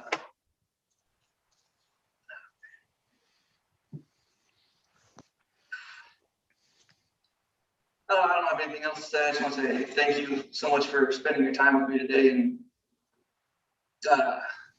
all those kind things said about me. It means a lot to me. I just want to say thank you again. All right.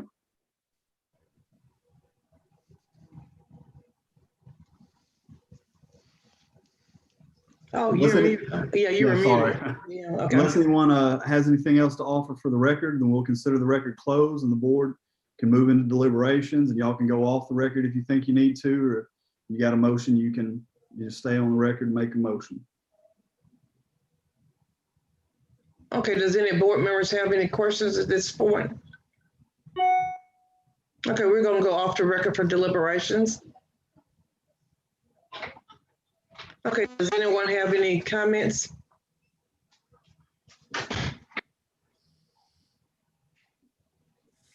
Dr. Kraus? I'd like to applaud the efforts of the young man and his advocates in his community and at the College of Pharmacy. I wish him luck. And, you know, I think we ought to allow him to go back and give it another shot. Thank you. Dr. Jolly?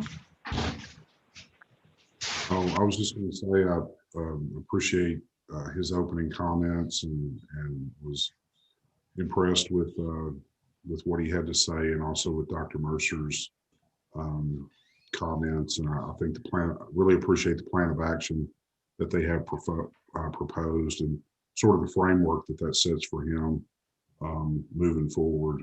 I think for me, I have no issues with you know, reinstatement of his intern license, and you know, hope he takes this opportunity as the second chance blessing that it is, and uses it to be productive in the profession moving forward. Dr. Mack? Not to repeat, but I was going to say something pretty similar.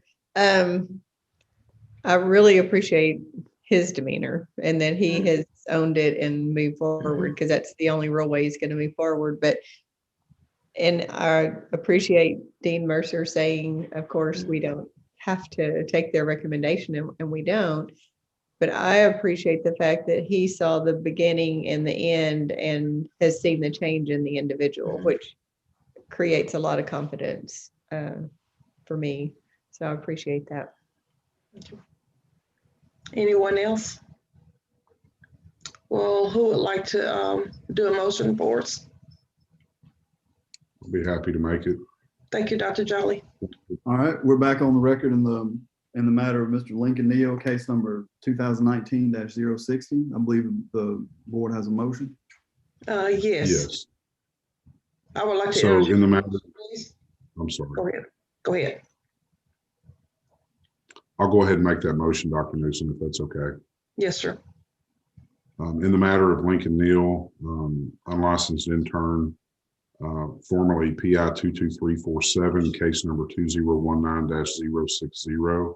The board finds that allegations 1 through 15 are proven and charges 1 through 4 are true. We do make a motion that Mr. Neal's intern license be reinstated, conditional upon his acceptance or readmittance into a College of Pharmacy. Did I get a second? This is Becca. I'll second. Thank you. We have a motion and a second on the floor. If there's not any more discussion, all in favor of the motion signify by saying aye. Aye. Aye. Are there any nays? And I'd like to say that Dr. Richmond is sitting out because he's a professor at the Harding University. All right. The motion Okay. passes. Let the record reflect the decision is unanimous with the exception of the one member who recused. It'll be reduced to writing and you'll get a copy of that, Mr. Neal. If there are no other questions or comments, then this hearing will be concluded and the record will be closed. Yeah, thank you. Good luck, Mr. Neal. Thank you very much, everybody. Mr. Neal, I will get this in writing and get a copy to you. Dr. Mercer, I will copy you on it too, just so the board will have a copy of it. And as soon as we get, whenever you get can send us a letter saying he is officially readmitted, we will reactivate his intern license. Very good. Thank you. Thank you for coming in.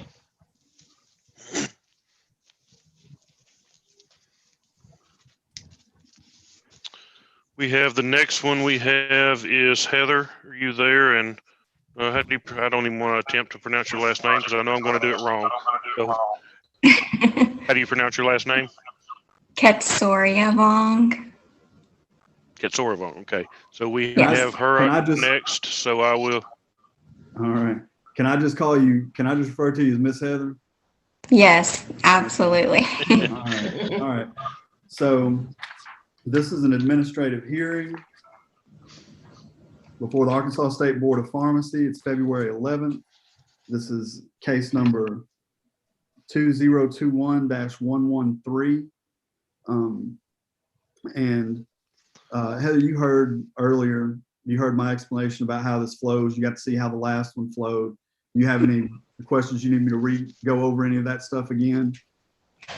No, sir, I don't think so. Thank you. Well, if at any point, you sort of get lost or need some clarification, don't hesitate, stop, and we'll clarify. But you've received notice of the hearing today, and you've seen the packet the state intends to introduce? Yes, sir. Okay. Could you introduce yourself officially for the record? My name is Heather Ketsoryavong. Can you spell your last name for the court reporter? Yes, Ketsoryavong.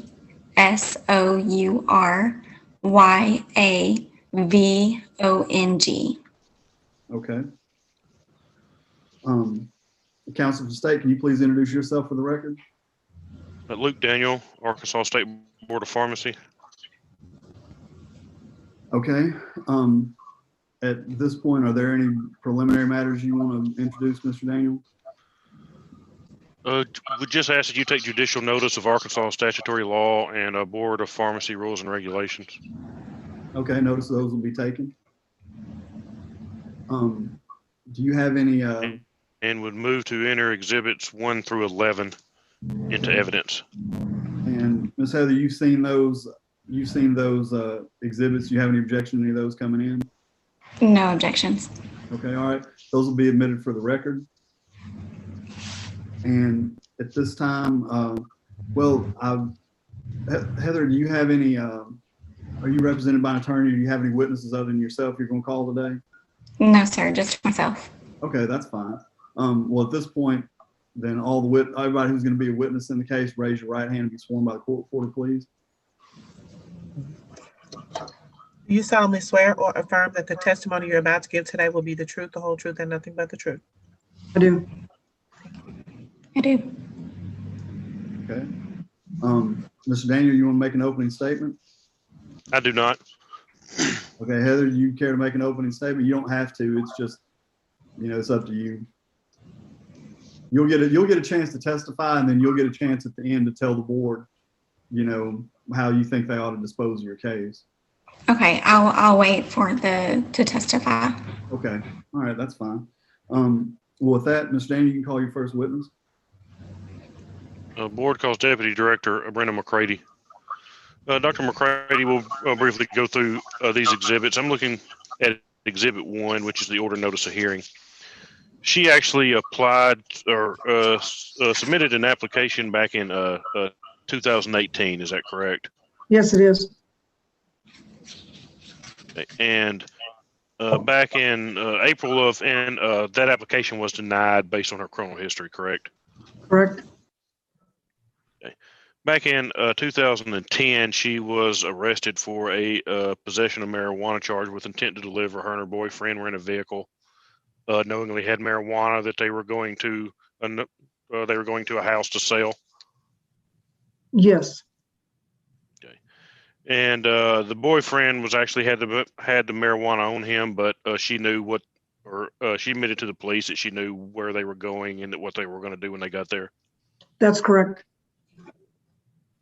And on December 15th of 2010, she entered a guilty plea to possession of marijuana with intent to deliver, which is a felony conviction, correct? That is correct.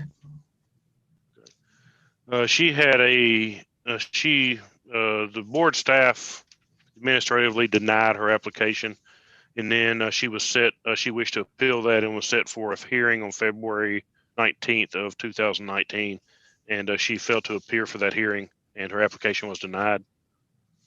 That's correct. And then she reapplied on November 30th of 2020. She submitted another application, and so it was set for a hearing today. Yes. And let's flip over, looking at Exhibit 11. This is the Code of Federal Regulation, 21 CFR 1301.76. This is where, and I'm just looking at the first part of A there, where it says the registrant shall not employ as an agent or employee who has access to controlled substances any person who has been convicted of a felony offense relating to controlled substances. So this would apply to her employer if she were to work at a registered pharmacy, correct, due to her conviction? Correct. She's federally prohibited from doing that by the DEA.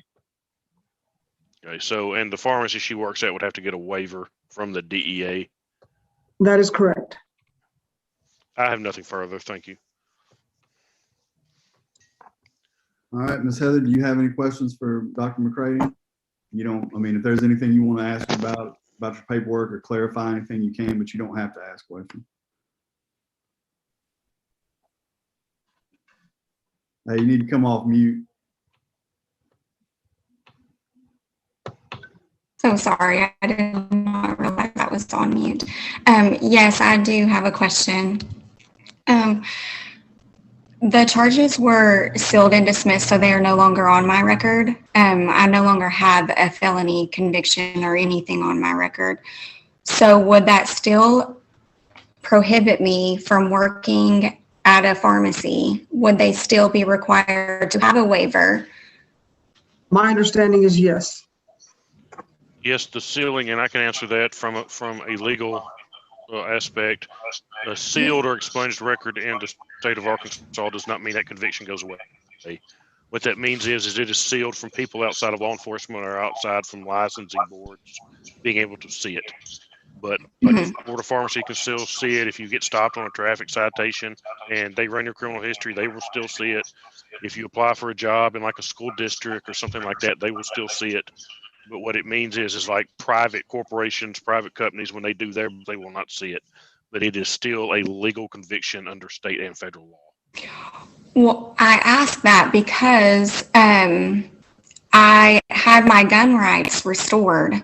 And whenever I went and I had this done and through the lawyer, I was told that I no longer have this felony conviction on my record. There are ways you can still get your gun rights back and have a felony conviction. I mean, your gun rights automatically go away with a felony conviction, but you can go through and get them back. But as a legal, the state of Arkansas still considers this a conviction, even though it has been sealed and expunged. Okay. And it would still apply. The DEA, if you've ever had that conviction or ever pled, they consider that regardless of what happens to it at a later date. We've been told by the DEA that that's their stance. Mm-hmm. Okay, thank you very much.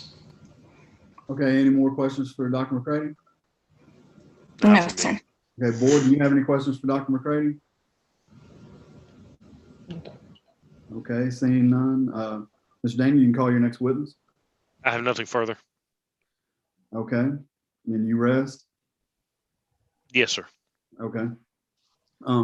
All right, Ms. Heather, at this point, it's your turn to testify. You can talk to the board about what happened, tell them about, whatever, and then at the end of that, you'll get, Mr. Daniel will get a chance to ask you questions. The board will get a chance to ask you questions, but then at the end, you'll get a chance to do a closing where you ask the board for, you can tell them what you'd like to see happen with your case. But at this point, it's your turn to testify. Okay, thank you very much.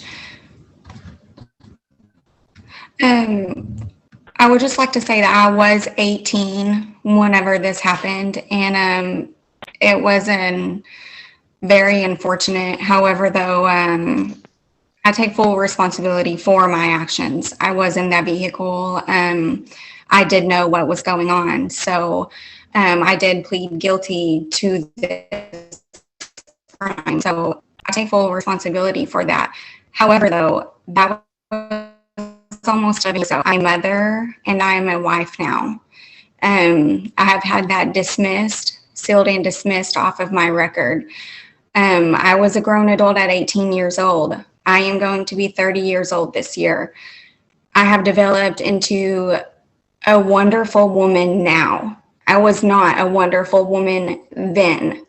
My mind has grown far more than I could have imagined that it would just from this. I learned a very valuable lesson that I should never compromise my morals for nothing and for no one. So I would like to put this behind me and to have a wonderful opportunity. I worked in a pharmacy before, and I would love to be able to have that opportunity again, whether it be that they would need a waiver or they wouldn't need one. That time would come. But I would love to have an opportunity like this. I loved what I did before, and I would like to be able to do that again. So I am asking you to please not pass judgment on me, or I know a code is a code and rules are rules, and I broke them at 18. But I'm not that person, and I'm not a bad person. But I would like to set a good example for my children and for others around me, that you can make a mistake, but you don't have to let that take a hold of your entire future. And that is all. All right, Mr. Daniel, do you have any questions? I do not. Okay, board members, do you have any questions for this witness?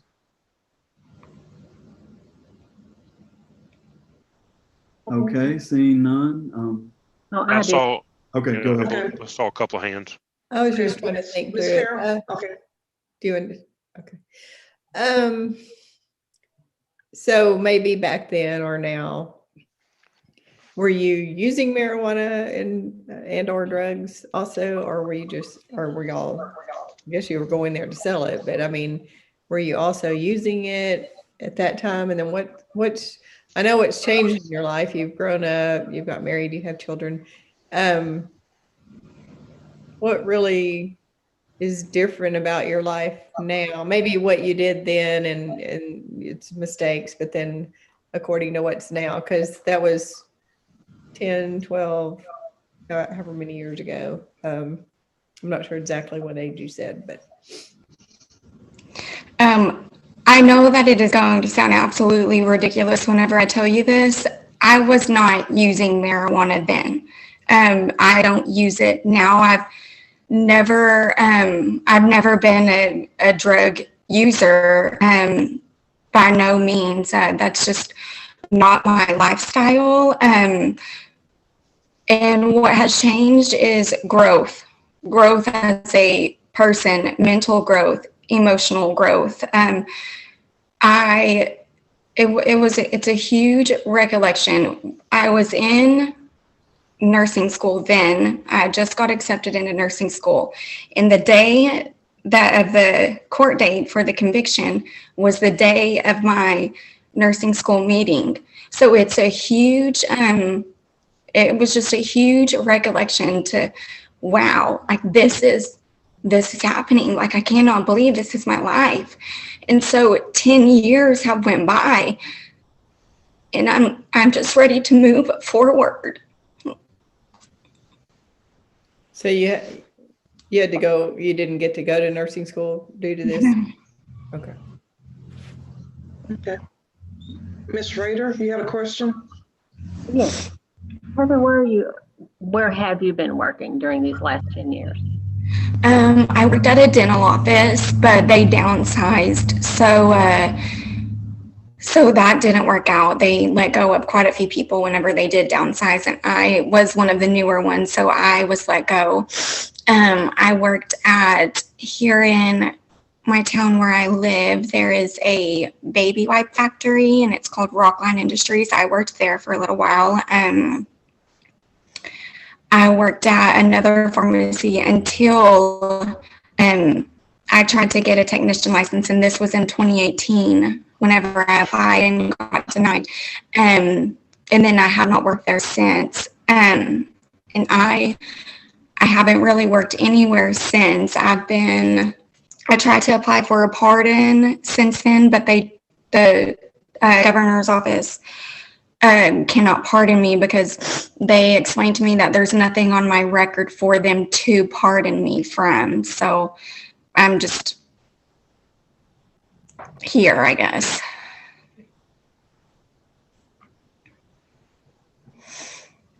Anyone else have any questions?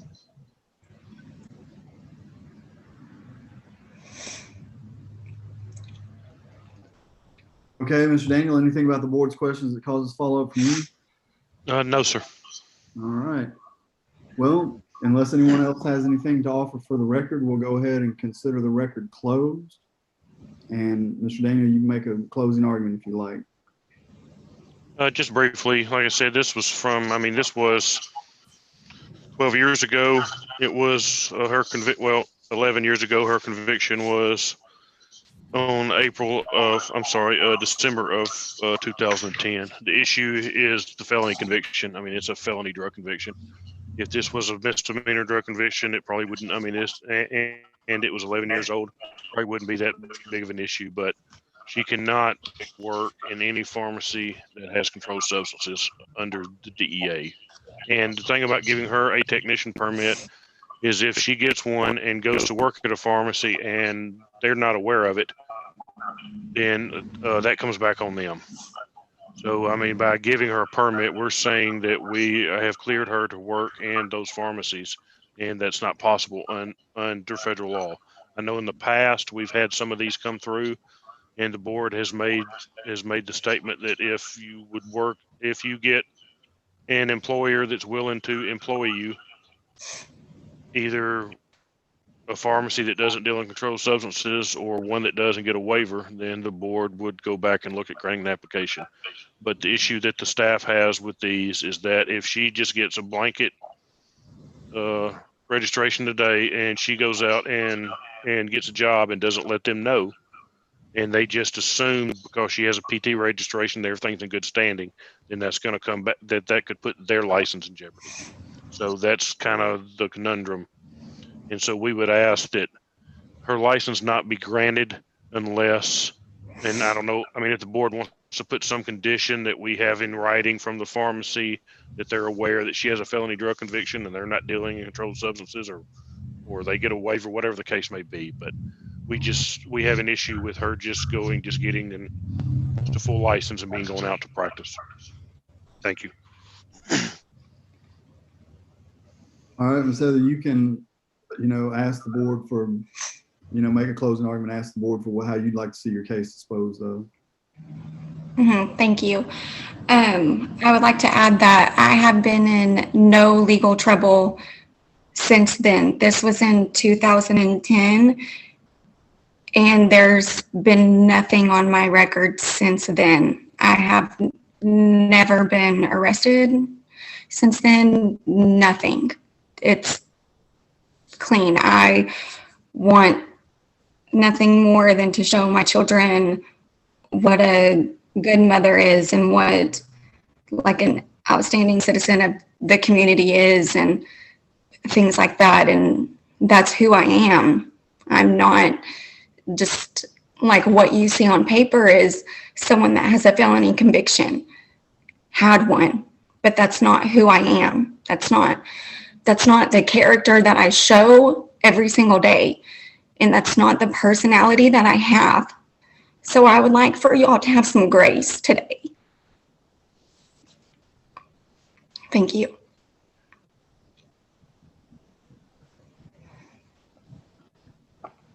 All right. At this time, we'll go ahead and consider the record closed, and board, you can move into deliberations. Okay. We're in deliberations. What does the board want to do? Dr. Richmond? This may have actually been a question for Mr. Daniel, but, and I'm aware of the waiver process, but how does a pharmacy actually go about doing that? And so which has to come first? Does the waiver, can they get a waiver for a technician for somebody who's not yet a technician? Or do they get the waiver and then we would approve the license? How does that waiver process work? They have to apply, to the DEA, but they can get a waiver for somebody who they want to hire. Like it's not kind of a cart, sometimes it's kind of like a cart before the horse thing, but they can apply and say, this person has that conviction, we want to hire them, because they legally can't work until they have that waiver. So they can say, we have this person we'd like to hire, but it's the pharmacy itself that has to get the waiver, not her. But that all has to go through the diversion office at DEA. We're off the record again. Or were there any other questions for Mr. Daniel? Maybe I'll ask Mr. Daniel. Okay. Not just have we ever, but have we ever considered a some type of provisional license, which I know we don't really give provisional licenses in general, but is there a way to put something on the license that we would, it's provisional based on the pharmacy getting the, I mean, I don't think it's our responsibility, the pharmacy gets a waiver, but I do see your point of if we give her the permit, that's as good as saying to the pharmacy she can be hired. So is there some way to work some type of provisional where it has to occur that correctly? We have given, I know the board has issued registrations before with conditions on them. So you can only work at this pharmacy, or you have to let the pharmacy know about this or that. I mean, and it could, yes, I mean, you could put something on there that says you have to, the pharmacy you go to work for, you have to make them aware of this, and they have to provide the board that you have made them aware of this. So that way there's nothing comes back on them. And if she didn't do that, I mean, it's kind of hard to track. I mean, if she didn't do that, I mean, and she's working somewhere and they don't notify us, I mean, we have no way of knowing, but that's kind of on them. I mean, they're supposed to notify us, of every technician that works for them.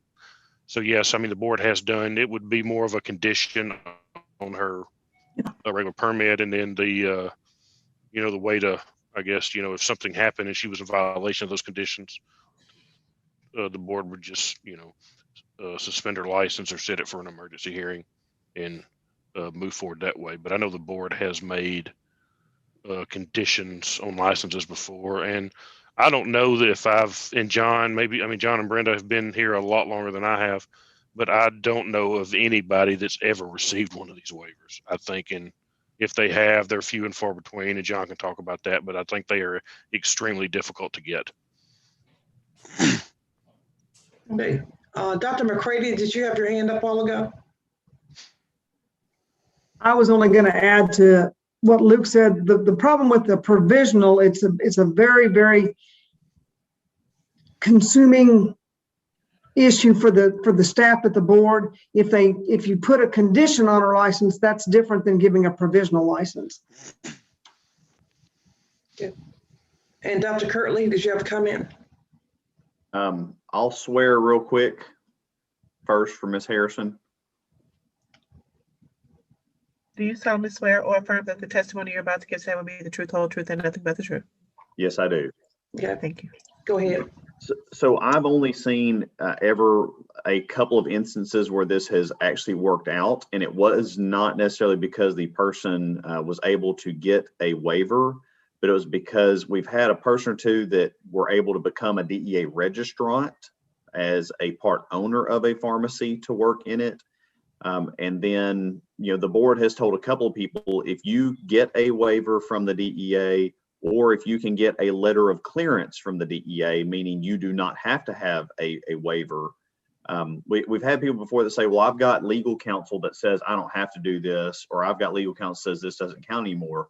So I've only seen a couple of instances where the board has said, well, if you can get basically a waiver from the DEA or a letter from DEA saying you do not require a waiver, which I have never seen that letter, but allegedly they can exist, then the board has said, then we would allow you to have a registration. But if you give a provisional, I don't really know how we, make sure that the people know that it is an issue. We've had people in other states before they were already working that the board would even say, look, if you come into Arkansas, we've got a whole nother issue, but you need to know about this 21 CFR 1301.76 because we think you are putting your pharmacy at risk right now.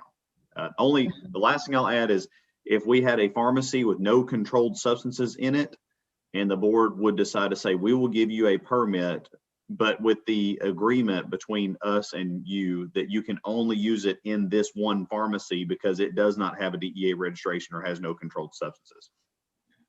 Okay. Okay, does anyone else have any more questions? Yes, okay, Dr. Richmond? Is the DEA waiver, is it pharmacy specific or is it Heather specific?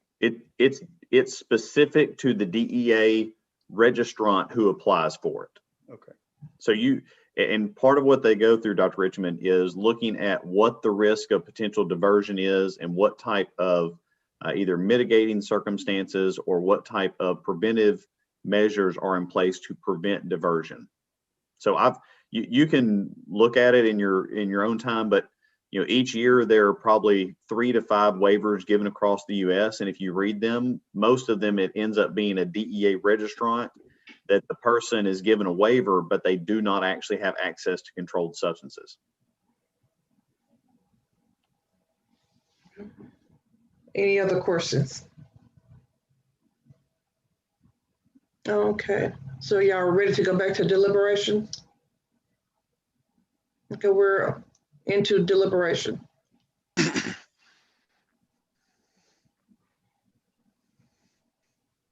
So anybody have any comments or suggestions as to how we handle this? Dr. Krause? Go ahead, Dr. Richmond. No, I was just going to say from a practical standpoint, are there many, if any, pharmacies in the state of Arkansas that don't handle controlled substances? There are probably half a dozen, but it's like nuclear pharmacies that don't handle them would be the main entities that I know of. Okay, Dr. Krause. Yeah, I was, thank you. Just going to say, that I think that it would not be wise of us to grant her a tech license without knowing first off where she's going to be. And I would leave it up to that. If she's got a pharmacist that wants to hire and can get the waiver, and they want her to work there, Godspeed. I don't have a problem with that. But as far as just giving her a license now and then just going out wherever, I'm not for that. But I think that, with the growing market for vaccines and other things in the pharmacy workplace, that opportunities are going to open up, that there's some pharmacy practice areas that may not have controlled drugs in it. And, but that's my pitch. Does anyone else have any comments? Okay, I have one. Dr. Mitchell? Yeah. I agree with what Dr. Krause said. I think it's important for us to say that we are not passing judgment. If, this were a misdemeanor, I would be happy to give you a license. And if I was hiring, you would be a great candidate. And I would not be worried about you stealing controlled substances from my pharmacy. I think the fact of the matter here is that completely separate from any judgment that you feel from us, because I don't want you to feel judgment or don't want her to feel judgment, but decisions have consequences. And so this one is a little bit out of our hands. And I agree with Dr. Kraus that if you come back with an employer who does not possess controlled substances, that says they want to hire you, or with a waiver, I would be very inclined to give you a permit. Would there be the opportunity for us as the board to say that we would grant the permit pending staff approval of any of appropriate documented awareness of the employer, or the documentation from the DEA for herself that she doesn't need a waiver, or all of those things that would allow her to work in the pharmacy, and empower the staff to be able to make that determination? Or do we want it to come back in front of the board when she has that supporting information?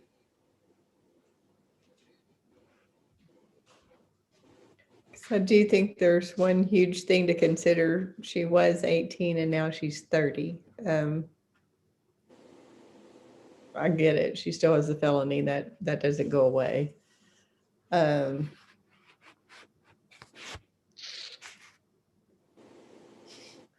would like to see her succeed if she can find the right position to succeed in, but that's going to be. The tech application lasts a year, is that right? Mm-hmm. Yes. So I'd be willing to, if she runs across an employer inside the next year, that the staff wouldn't have to contact us, but anytime after that, I think we need to go through the process. So would it be a wise move to ask her to just to draw her application until she can find someone that's willing to hire her? So it's not a record. Long run. I think it'd benefit her in the long run. Right. Mm-hmm. Yeah, or she could just, if you did what Dr. Kraus mentioned within the next year, it would just expire. If she didn't, it wouldn't be anything on her record. It would just, be an expired application. So the course would be just take no action. Can I ask a question? If she's willing. Okay. Yes, sir. Go ahead. I was just going to say, the information that goes out in the letters that you send, Mr. Daniel, would it kind of memorialize, kind of the things we've talked about here? In other words, if I were in a pharmacy and she came in and said, I'd like to apply for a job, and she says, well, I met with the board and they told me if you apply and get a waiver, you could hire me. Does that letter, whatever goes in that letter, would that contain enough information that she could share with that potential employer so that they kind of know what's going on? Otherwise, it just seems like, well, where do I go with this is what I'm wondering. Yeah, we do an order, and it can have anything in there that, they would taking no action today. This is just for an example. On a motion taking no action today, but if she gets a letter from a potential employer that they've received a waiver or they do not need one, then her license can be granted. We can put pretty much anything in that order that we want to. So that answered your question? Yeah, thank you. So just as a matter of legal expertise, Mr. Daniel, there is nothing that she can do with that old felony, correct? She can't go. The only thing that makes that felony disappear completely forever is a pardon from the governor's office. Sealing and expunging it is not what it sounds like in Arkansas.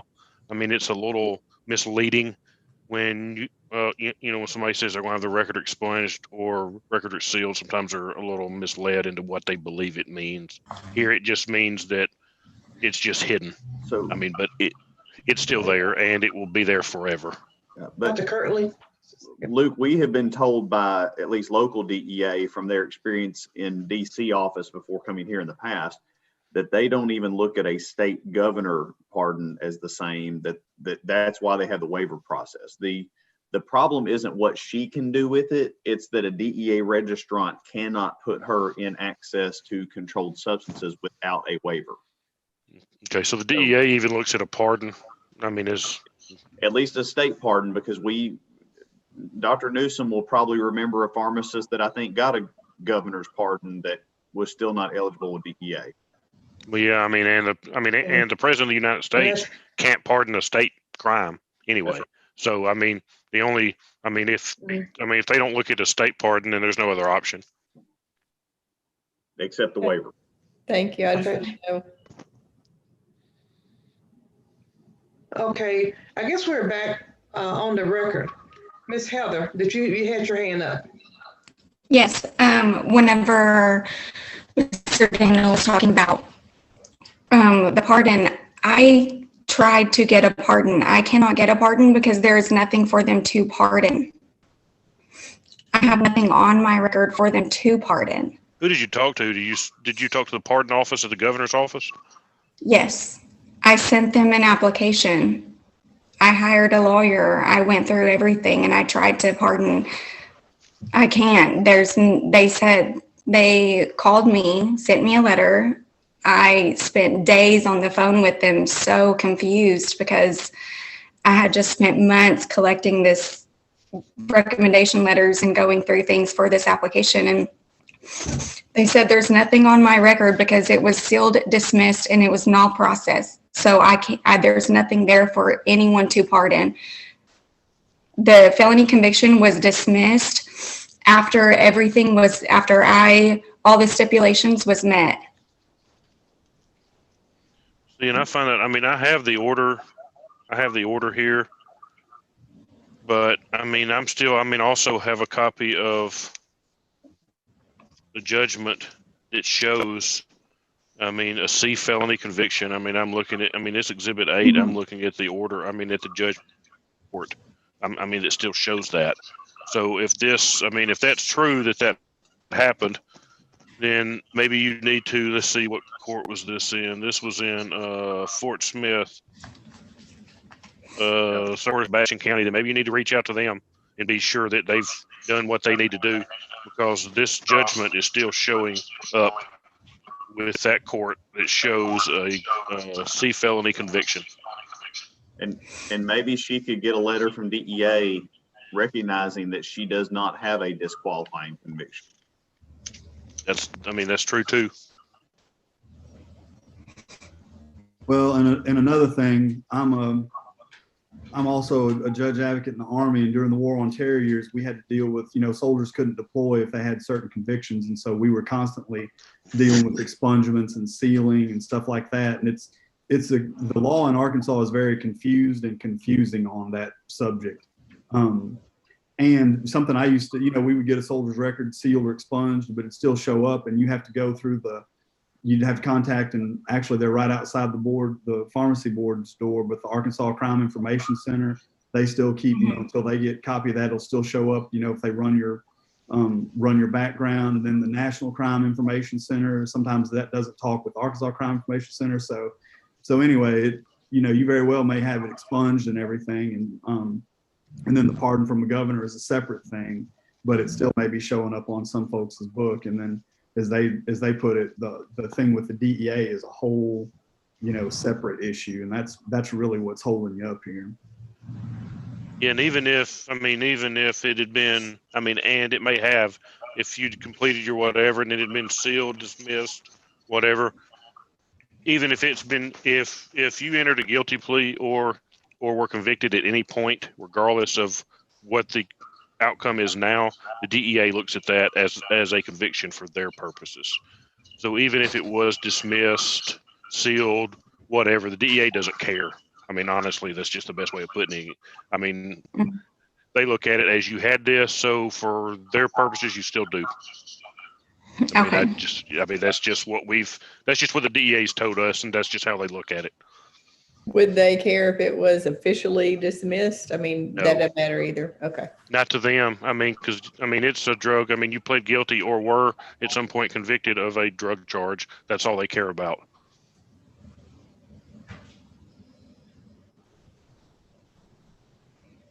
Okay. Well, like our hands are tied then until possibly she can find someone to see if this is truly expunged. Yeah, like I said, and if you didn't want to do the denial, so she wouldn't have that on the record, like, Dr. Newsom and Dr. Kraus mentioned, you could just do no action. And if nothing changes before this application, before the year is up, then it would expire. Or like I said, you can do whatever you want to, but that's an option. We received this on December the 10th of 2020. So, there's another 9 months left or 10 months left on that application. So that's an option too, is, you can just kind of pend it until, but I see Dr. Kraus with his hand up. So. Right. Dr. Kraus? Well, I just maybe kicking a dead horse, but I just want Ms. Heather to understand that if the application is pulled, and then she finds a place of employment and works out the problems with the DEA, or if it's acceptable by the DEA, and she comes back and reapplies, that's a whole different scenario, and I'm open to that. But right now, she just needs to withdraw and move on. Okay. Well, let us get off the record again, and that's going to be the motion you're going to say. You want to make that an emotion, Dr. Kraus? Well, if she just says, when we go back on the record, if she just says, I withdraw my application, there's no need. Okay. All righty. Let's go back on the record then. Oh, wait. So Dr. Kraus. Oh, you got a question? Please, Dr. Kraus. Although Mr. Daniel did say it can sit there for a year while she tries to go out, and it's not going to be different if she withdraws it today or waits till it expires. I think that's the way he worded it. She could attempt to go talk to a pharmacy, and or they talk to the DEA, and or she talked to these, this other court. I don't know if she has to withdraw it. I don't know if we have to we can certainly allow her to, but I'm just saying, I'm not sure if that needs to be part of the motion, that's what we want her to do, because she does have a couple of options, it sounds like to me. But I think staff is going to need to know where she's at too, if she gets a job. Oh, Right? absolutely. Mm-hmm. Yeah, but if you, like I said, you could either ask her to withdraw it, or you could just take no action on it today, and then table it until she provides information that she has the ability to work, from DEA, from the pharmacy, from whatever. Then she's got that 10 months, or she can withdraw it either way. But it's not going to hurt her. It's not going to hurt her in the long run to just let it expire either. It won't be any. It's not going to be any action against her. Well, I don't want to advise her wrong. Dr. Richmond? So just to state, her options would be to either get hired by a pharmacy that doesn't have controlled substances, or get hired by a pharmacy that can get a waiver, or follow up with the court to make sure the documents are filed properly so that the governor could give her a pardon. Or get a letter from DEA that she does not require a waiver. Okay. So 4. I was just thinking, since we have all this counsel here, that at least so that she walks away knowing what her options are. Yeah, but even if she gets a pardon, really maybe only 3, because even if she gets a pardon, DEA still may require a waiver. So I don't know if that would be it's always good to get your stuff pardoned if you can, but I don't know in this specific situation if that would actually help her. But a pardon's great, but like I said, I don't know if, according to the DEA, if that would actually, but yeah, the 3 other options are very viable. Does handling controlled substances a nurse, like through the nursing board, would that similarly restrict her in her ability at this point, 10 years down the road, to get a nursing degree? Let me see, let me look at the exact wording here. I've got if they're a registrant, they shall not employ anybody as an agent or employee who has access to controlled substances. So yes, if they're, and of course, all hospitals are going to have a DEA registration. So yeah, she couldn't work as I mean, even as like a CNA that was, giving out whatever the case may be. So yes, I mean, it's not specific to pharmacies. Okay, any other comments? Okay. Sorry, I have one. Go ahead, Ms. Bishop. On the discussion of, nursing or a hospital, I think it's fair to just mention that she couldn't actually even work like in a pharmacy as a clerk. So not necessarily working just as a pharmacy technician. With that conviction, she can't even be a clerk in the pharmacy. Or I just want to make sure that's clear, because That's correct. Theoretically, a pharmacy, she could apply at a pharmacy to be a clerk, and they would potentially be in trouble and not see the conviction if it's been expunged. Yeah, and it would actually come back on the pharmacy, not her.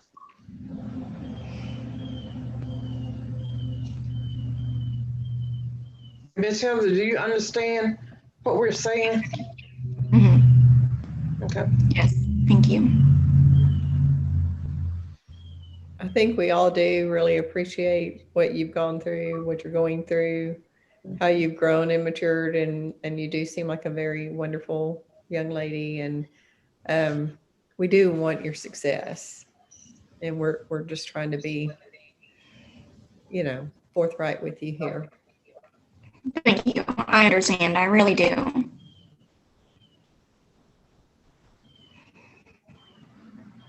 Okay. So I'm not sure, I heard the board's deliberations and, it was I think it was somewhere between taking no action and then asking if she would withdraw her application request, her request. And I'm not sure what y'all wanted to do on that. Dr. Kraus? I would be personally for her just withdrawing her application, and then if she finds a place that could hire her with the felony through whatever venue, then we reevaluate her getting a tech license. Would that be something you would consider doing, Heather? Just withdrawing your application today, and then at a later date, if you get, an opportunity, that you can reapply? It's not a denial. Yes. So would they? There was a lot of information said. Would I need to get it? They would need to get the waiver first. Correct. They would have to apply to the DEA and say, we would like a waiver to hire this individual, being you. Okay. And they would have to get that waiver, but the pharmacy itself has to apply for the waiver.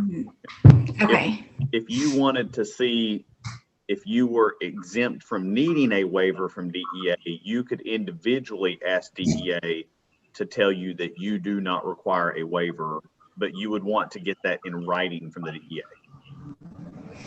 And we can give you the number to their local diversion office. Yes, that would be wonderful. I could try that myself before I try to get the pharmacy to do that. Yeah, it's a tangled web that is going to require somebody to help you untangle it. Mm-hmm. Has she paid application fees to the board to make her application? Yes. So if we take no action, then she doesn't lose those fees. If we Not for it'll pen. Yeah, it'll pen for 10 months. Application would expire a year from when it was issued, but that's correct. If she withdraws it, she'd have to start all over. Right.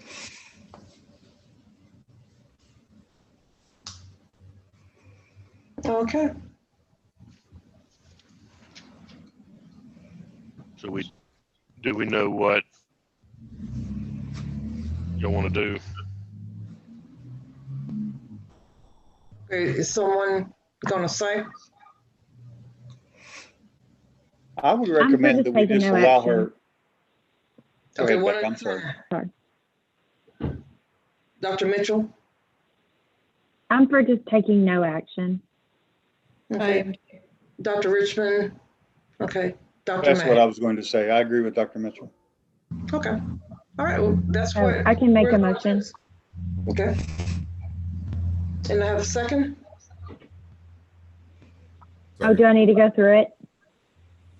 No. Yes, we still, yeah. If we're gonna Oh, we do, still do? Okay. yeah, I mean, if y'all are gonna make a decision, I mean, even to take no action, we'll still need a ruling because she can still has the right to appeal this if she so chooses. So yeah, we'll still need a true or not true on allegations and a proven or not proven on the charge. Okay. Go ahead.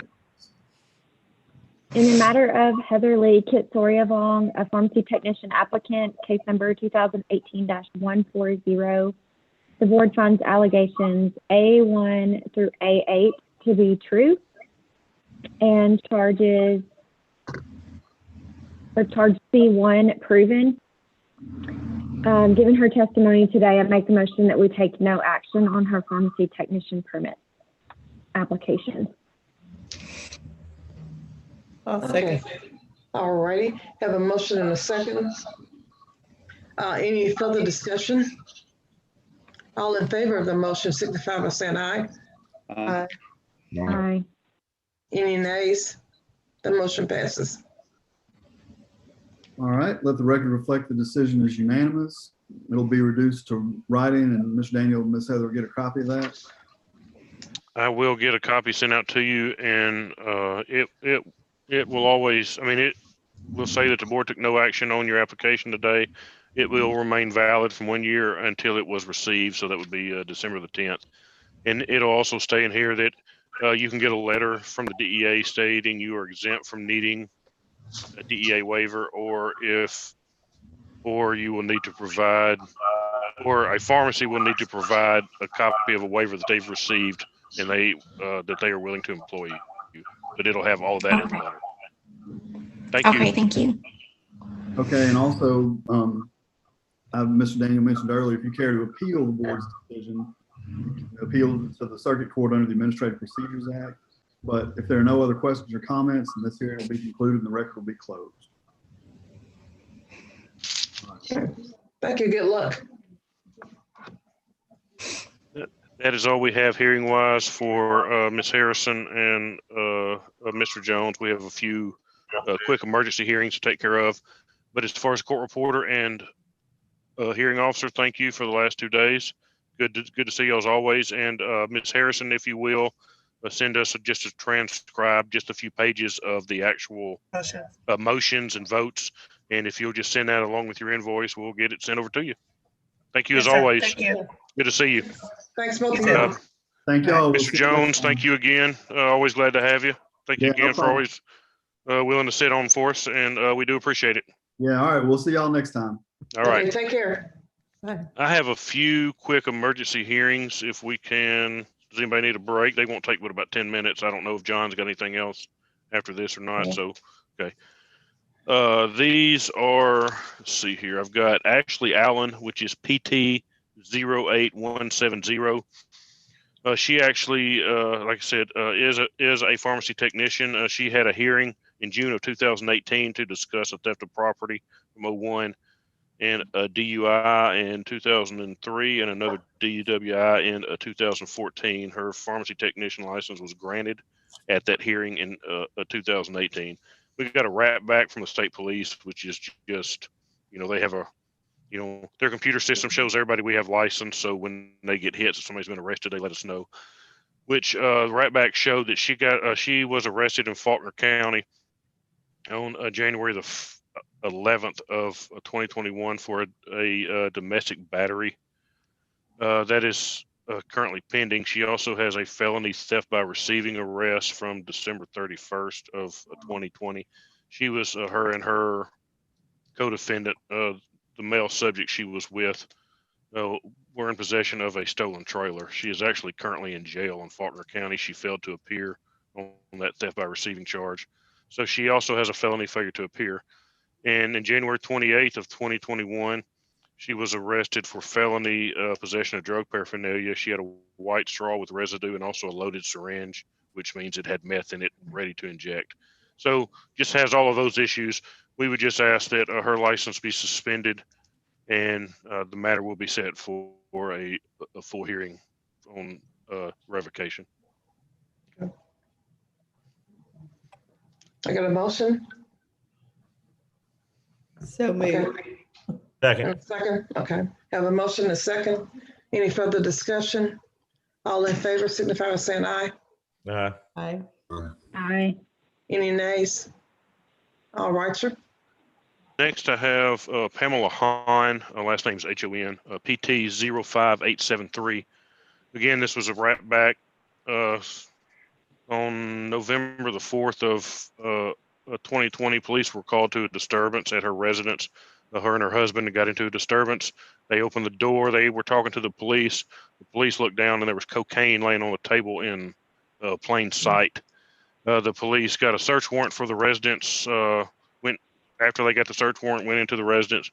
They found she was charged with 5 felony counts of possession, along with cocaine on the table. There was LSD found in her wallet. There was marijuana that was bagged up in small bags, appeared to be for sale. Like I said, there was a cocaine. There were multiple paraphernalia devices in there. There were also amphetamine pills. There were hallucinogenic mushrooms that were also found in the residence, along with a couple of firearms. So she was charged with 5 felony counts of possession, 2 felony counts of possession of drug paraphernalia, and simultaneous possession of drugs and firearms, which is a Class Y felony. We would ask that a license be suspended pending a revocation hearing. Have a motion, please. Motion. So moved. Okay, second. Who did the first? Yeah. You got 2 of them on the first. I did, okay, all right. Any further discussion? All in favor signify by saying aye. Aye. Aye. Motion passes. I've got a question for you, Mr. Daniel. Are these people, were they working? Or did they just have? No, I had, let me see. Sounds like it. Yeah, they were working, just not in a pharmacy. Yes. Neither one of these were showing they were employed anywhere. That's good to hear, gosh. Yeah. That many drugs, they need to have a pharmacist license. Yeah, I know, right? I haven't heard anybody being in possession of I haven't seen anybody arrested for hallucinogenic mushrooms in a very long time. But anyway, I guess they just had a little smorgasbord in there. Mm-hmm. The next one is Lindsay Fathery. I'm not sure how you pronounce the last name. Fatherree. PT is 10253. Got a rat back on her also. On November the 20th of 2020, she was arrested for possession of a controlled substance. That is really all the information we have at this time. We're showing it was at some agency in Clark County. I'm in the process of trying to track it down. It's not at the sheriff's office. So I've sent subpoenas to the other municipalities in Clark County to see what we can find out. But we do know that she was arrested on November 20th for a possession of a controlled substance, and just asking that be suspended pending a full hearing where we can actually get into the facts of the case. But like I said, she does have that arrest. Okay, may I entertain a motion, please? I'll make that motion that we suspend hers. Second. Have a motion and a second. Any further discussion? All in favor signify by saying aye. Aye. Aye. Aye. Any nays? The motion passes. That is all I have hearing wise and emergency hearing wise. So John and Brenda, y'all have anything else? No, just mainly remind everybody that we've got 2 of these ladies running for office at the NABP meeting in May. It will be virtual, but I'm sure they'd love to see you on that virtual meeting to support, with Debbie running for a District 6 spot, and Dr. Newsom also running for, what are you running for, Lenora? For treasurer. That's right. One of the big 4 offices at NABP. So we really are encouraged to see that and wish them well. Other than that, Do we get a vote, John? Our state gets one vote, and I Okay. usually defer to the board members on that. So we do have upcoming, of course, the rural loan scholarship decisions. Dr. Mitchell has served on that with me previously. You going to still do that this year? Sounds Right. good. So we've got a couple meetings coming up from the staff side with leadership of the colleges, and I don't really know anything else. We're going to watch the weather tomorrow, see if we can get to the office, and then Monday acts like it may be a snowstorm. Well, maybe y'all Yeah, I get mean- extend tomorrow, so, you'll get that long weekend, because is Monday the holiday? It is. It is. Oh, but- oh, yeah. But the legislature's in session, so we still got to work some. Ah, okay. Y'all don't really get a You don't have to holiday. run over there, do Hey, you? y'all. I've got to hop off. I'm going to do since I'm able, I'm going to do a parent teacher conference at 3:15. So Brian was going to have to Okay. handle that on his own, but since we're done, I'm going to go ahead and hop off. But y'all have a great weekend. Bye, There you bye. go. Y'all too. Hey, and thanks for everybody's Bye. hard work. Yeah. Yeah, and Yeah, We had it- some tough it- ones. was good to see everybody, and we'll see everybody. And like I said, we got those dates in April, and we got those 2.5 days of informals.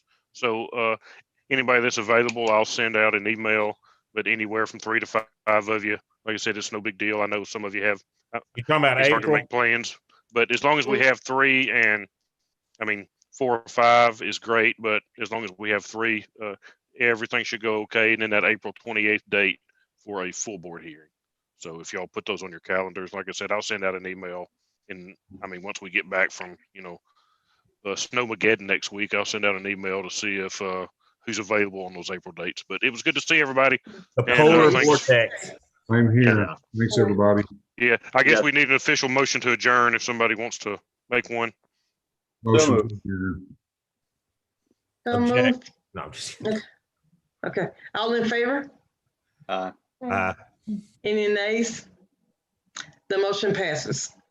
Thanks, everybody. Y'all stay See y'all. safe next week. Y'all take care. You guys.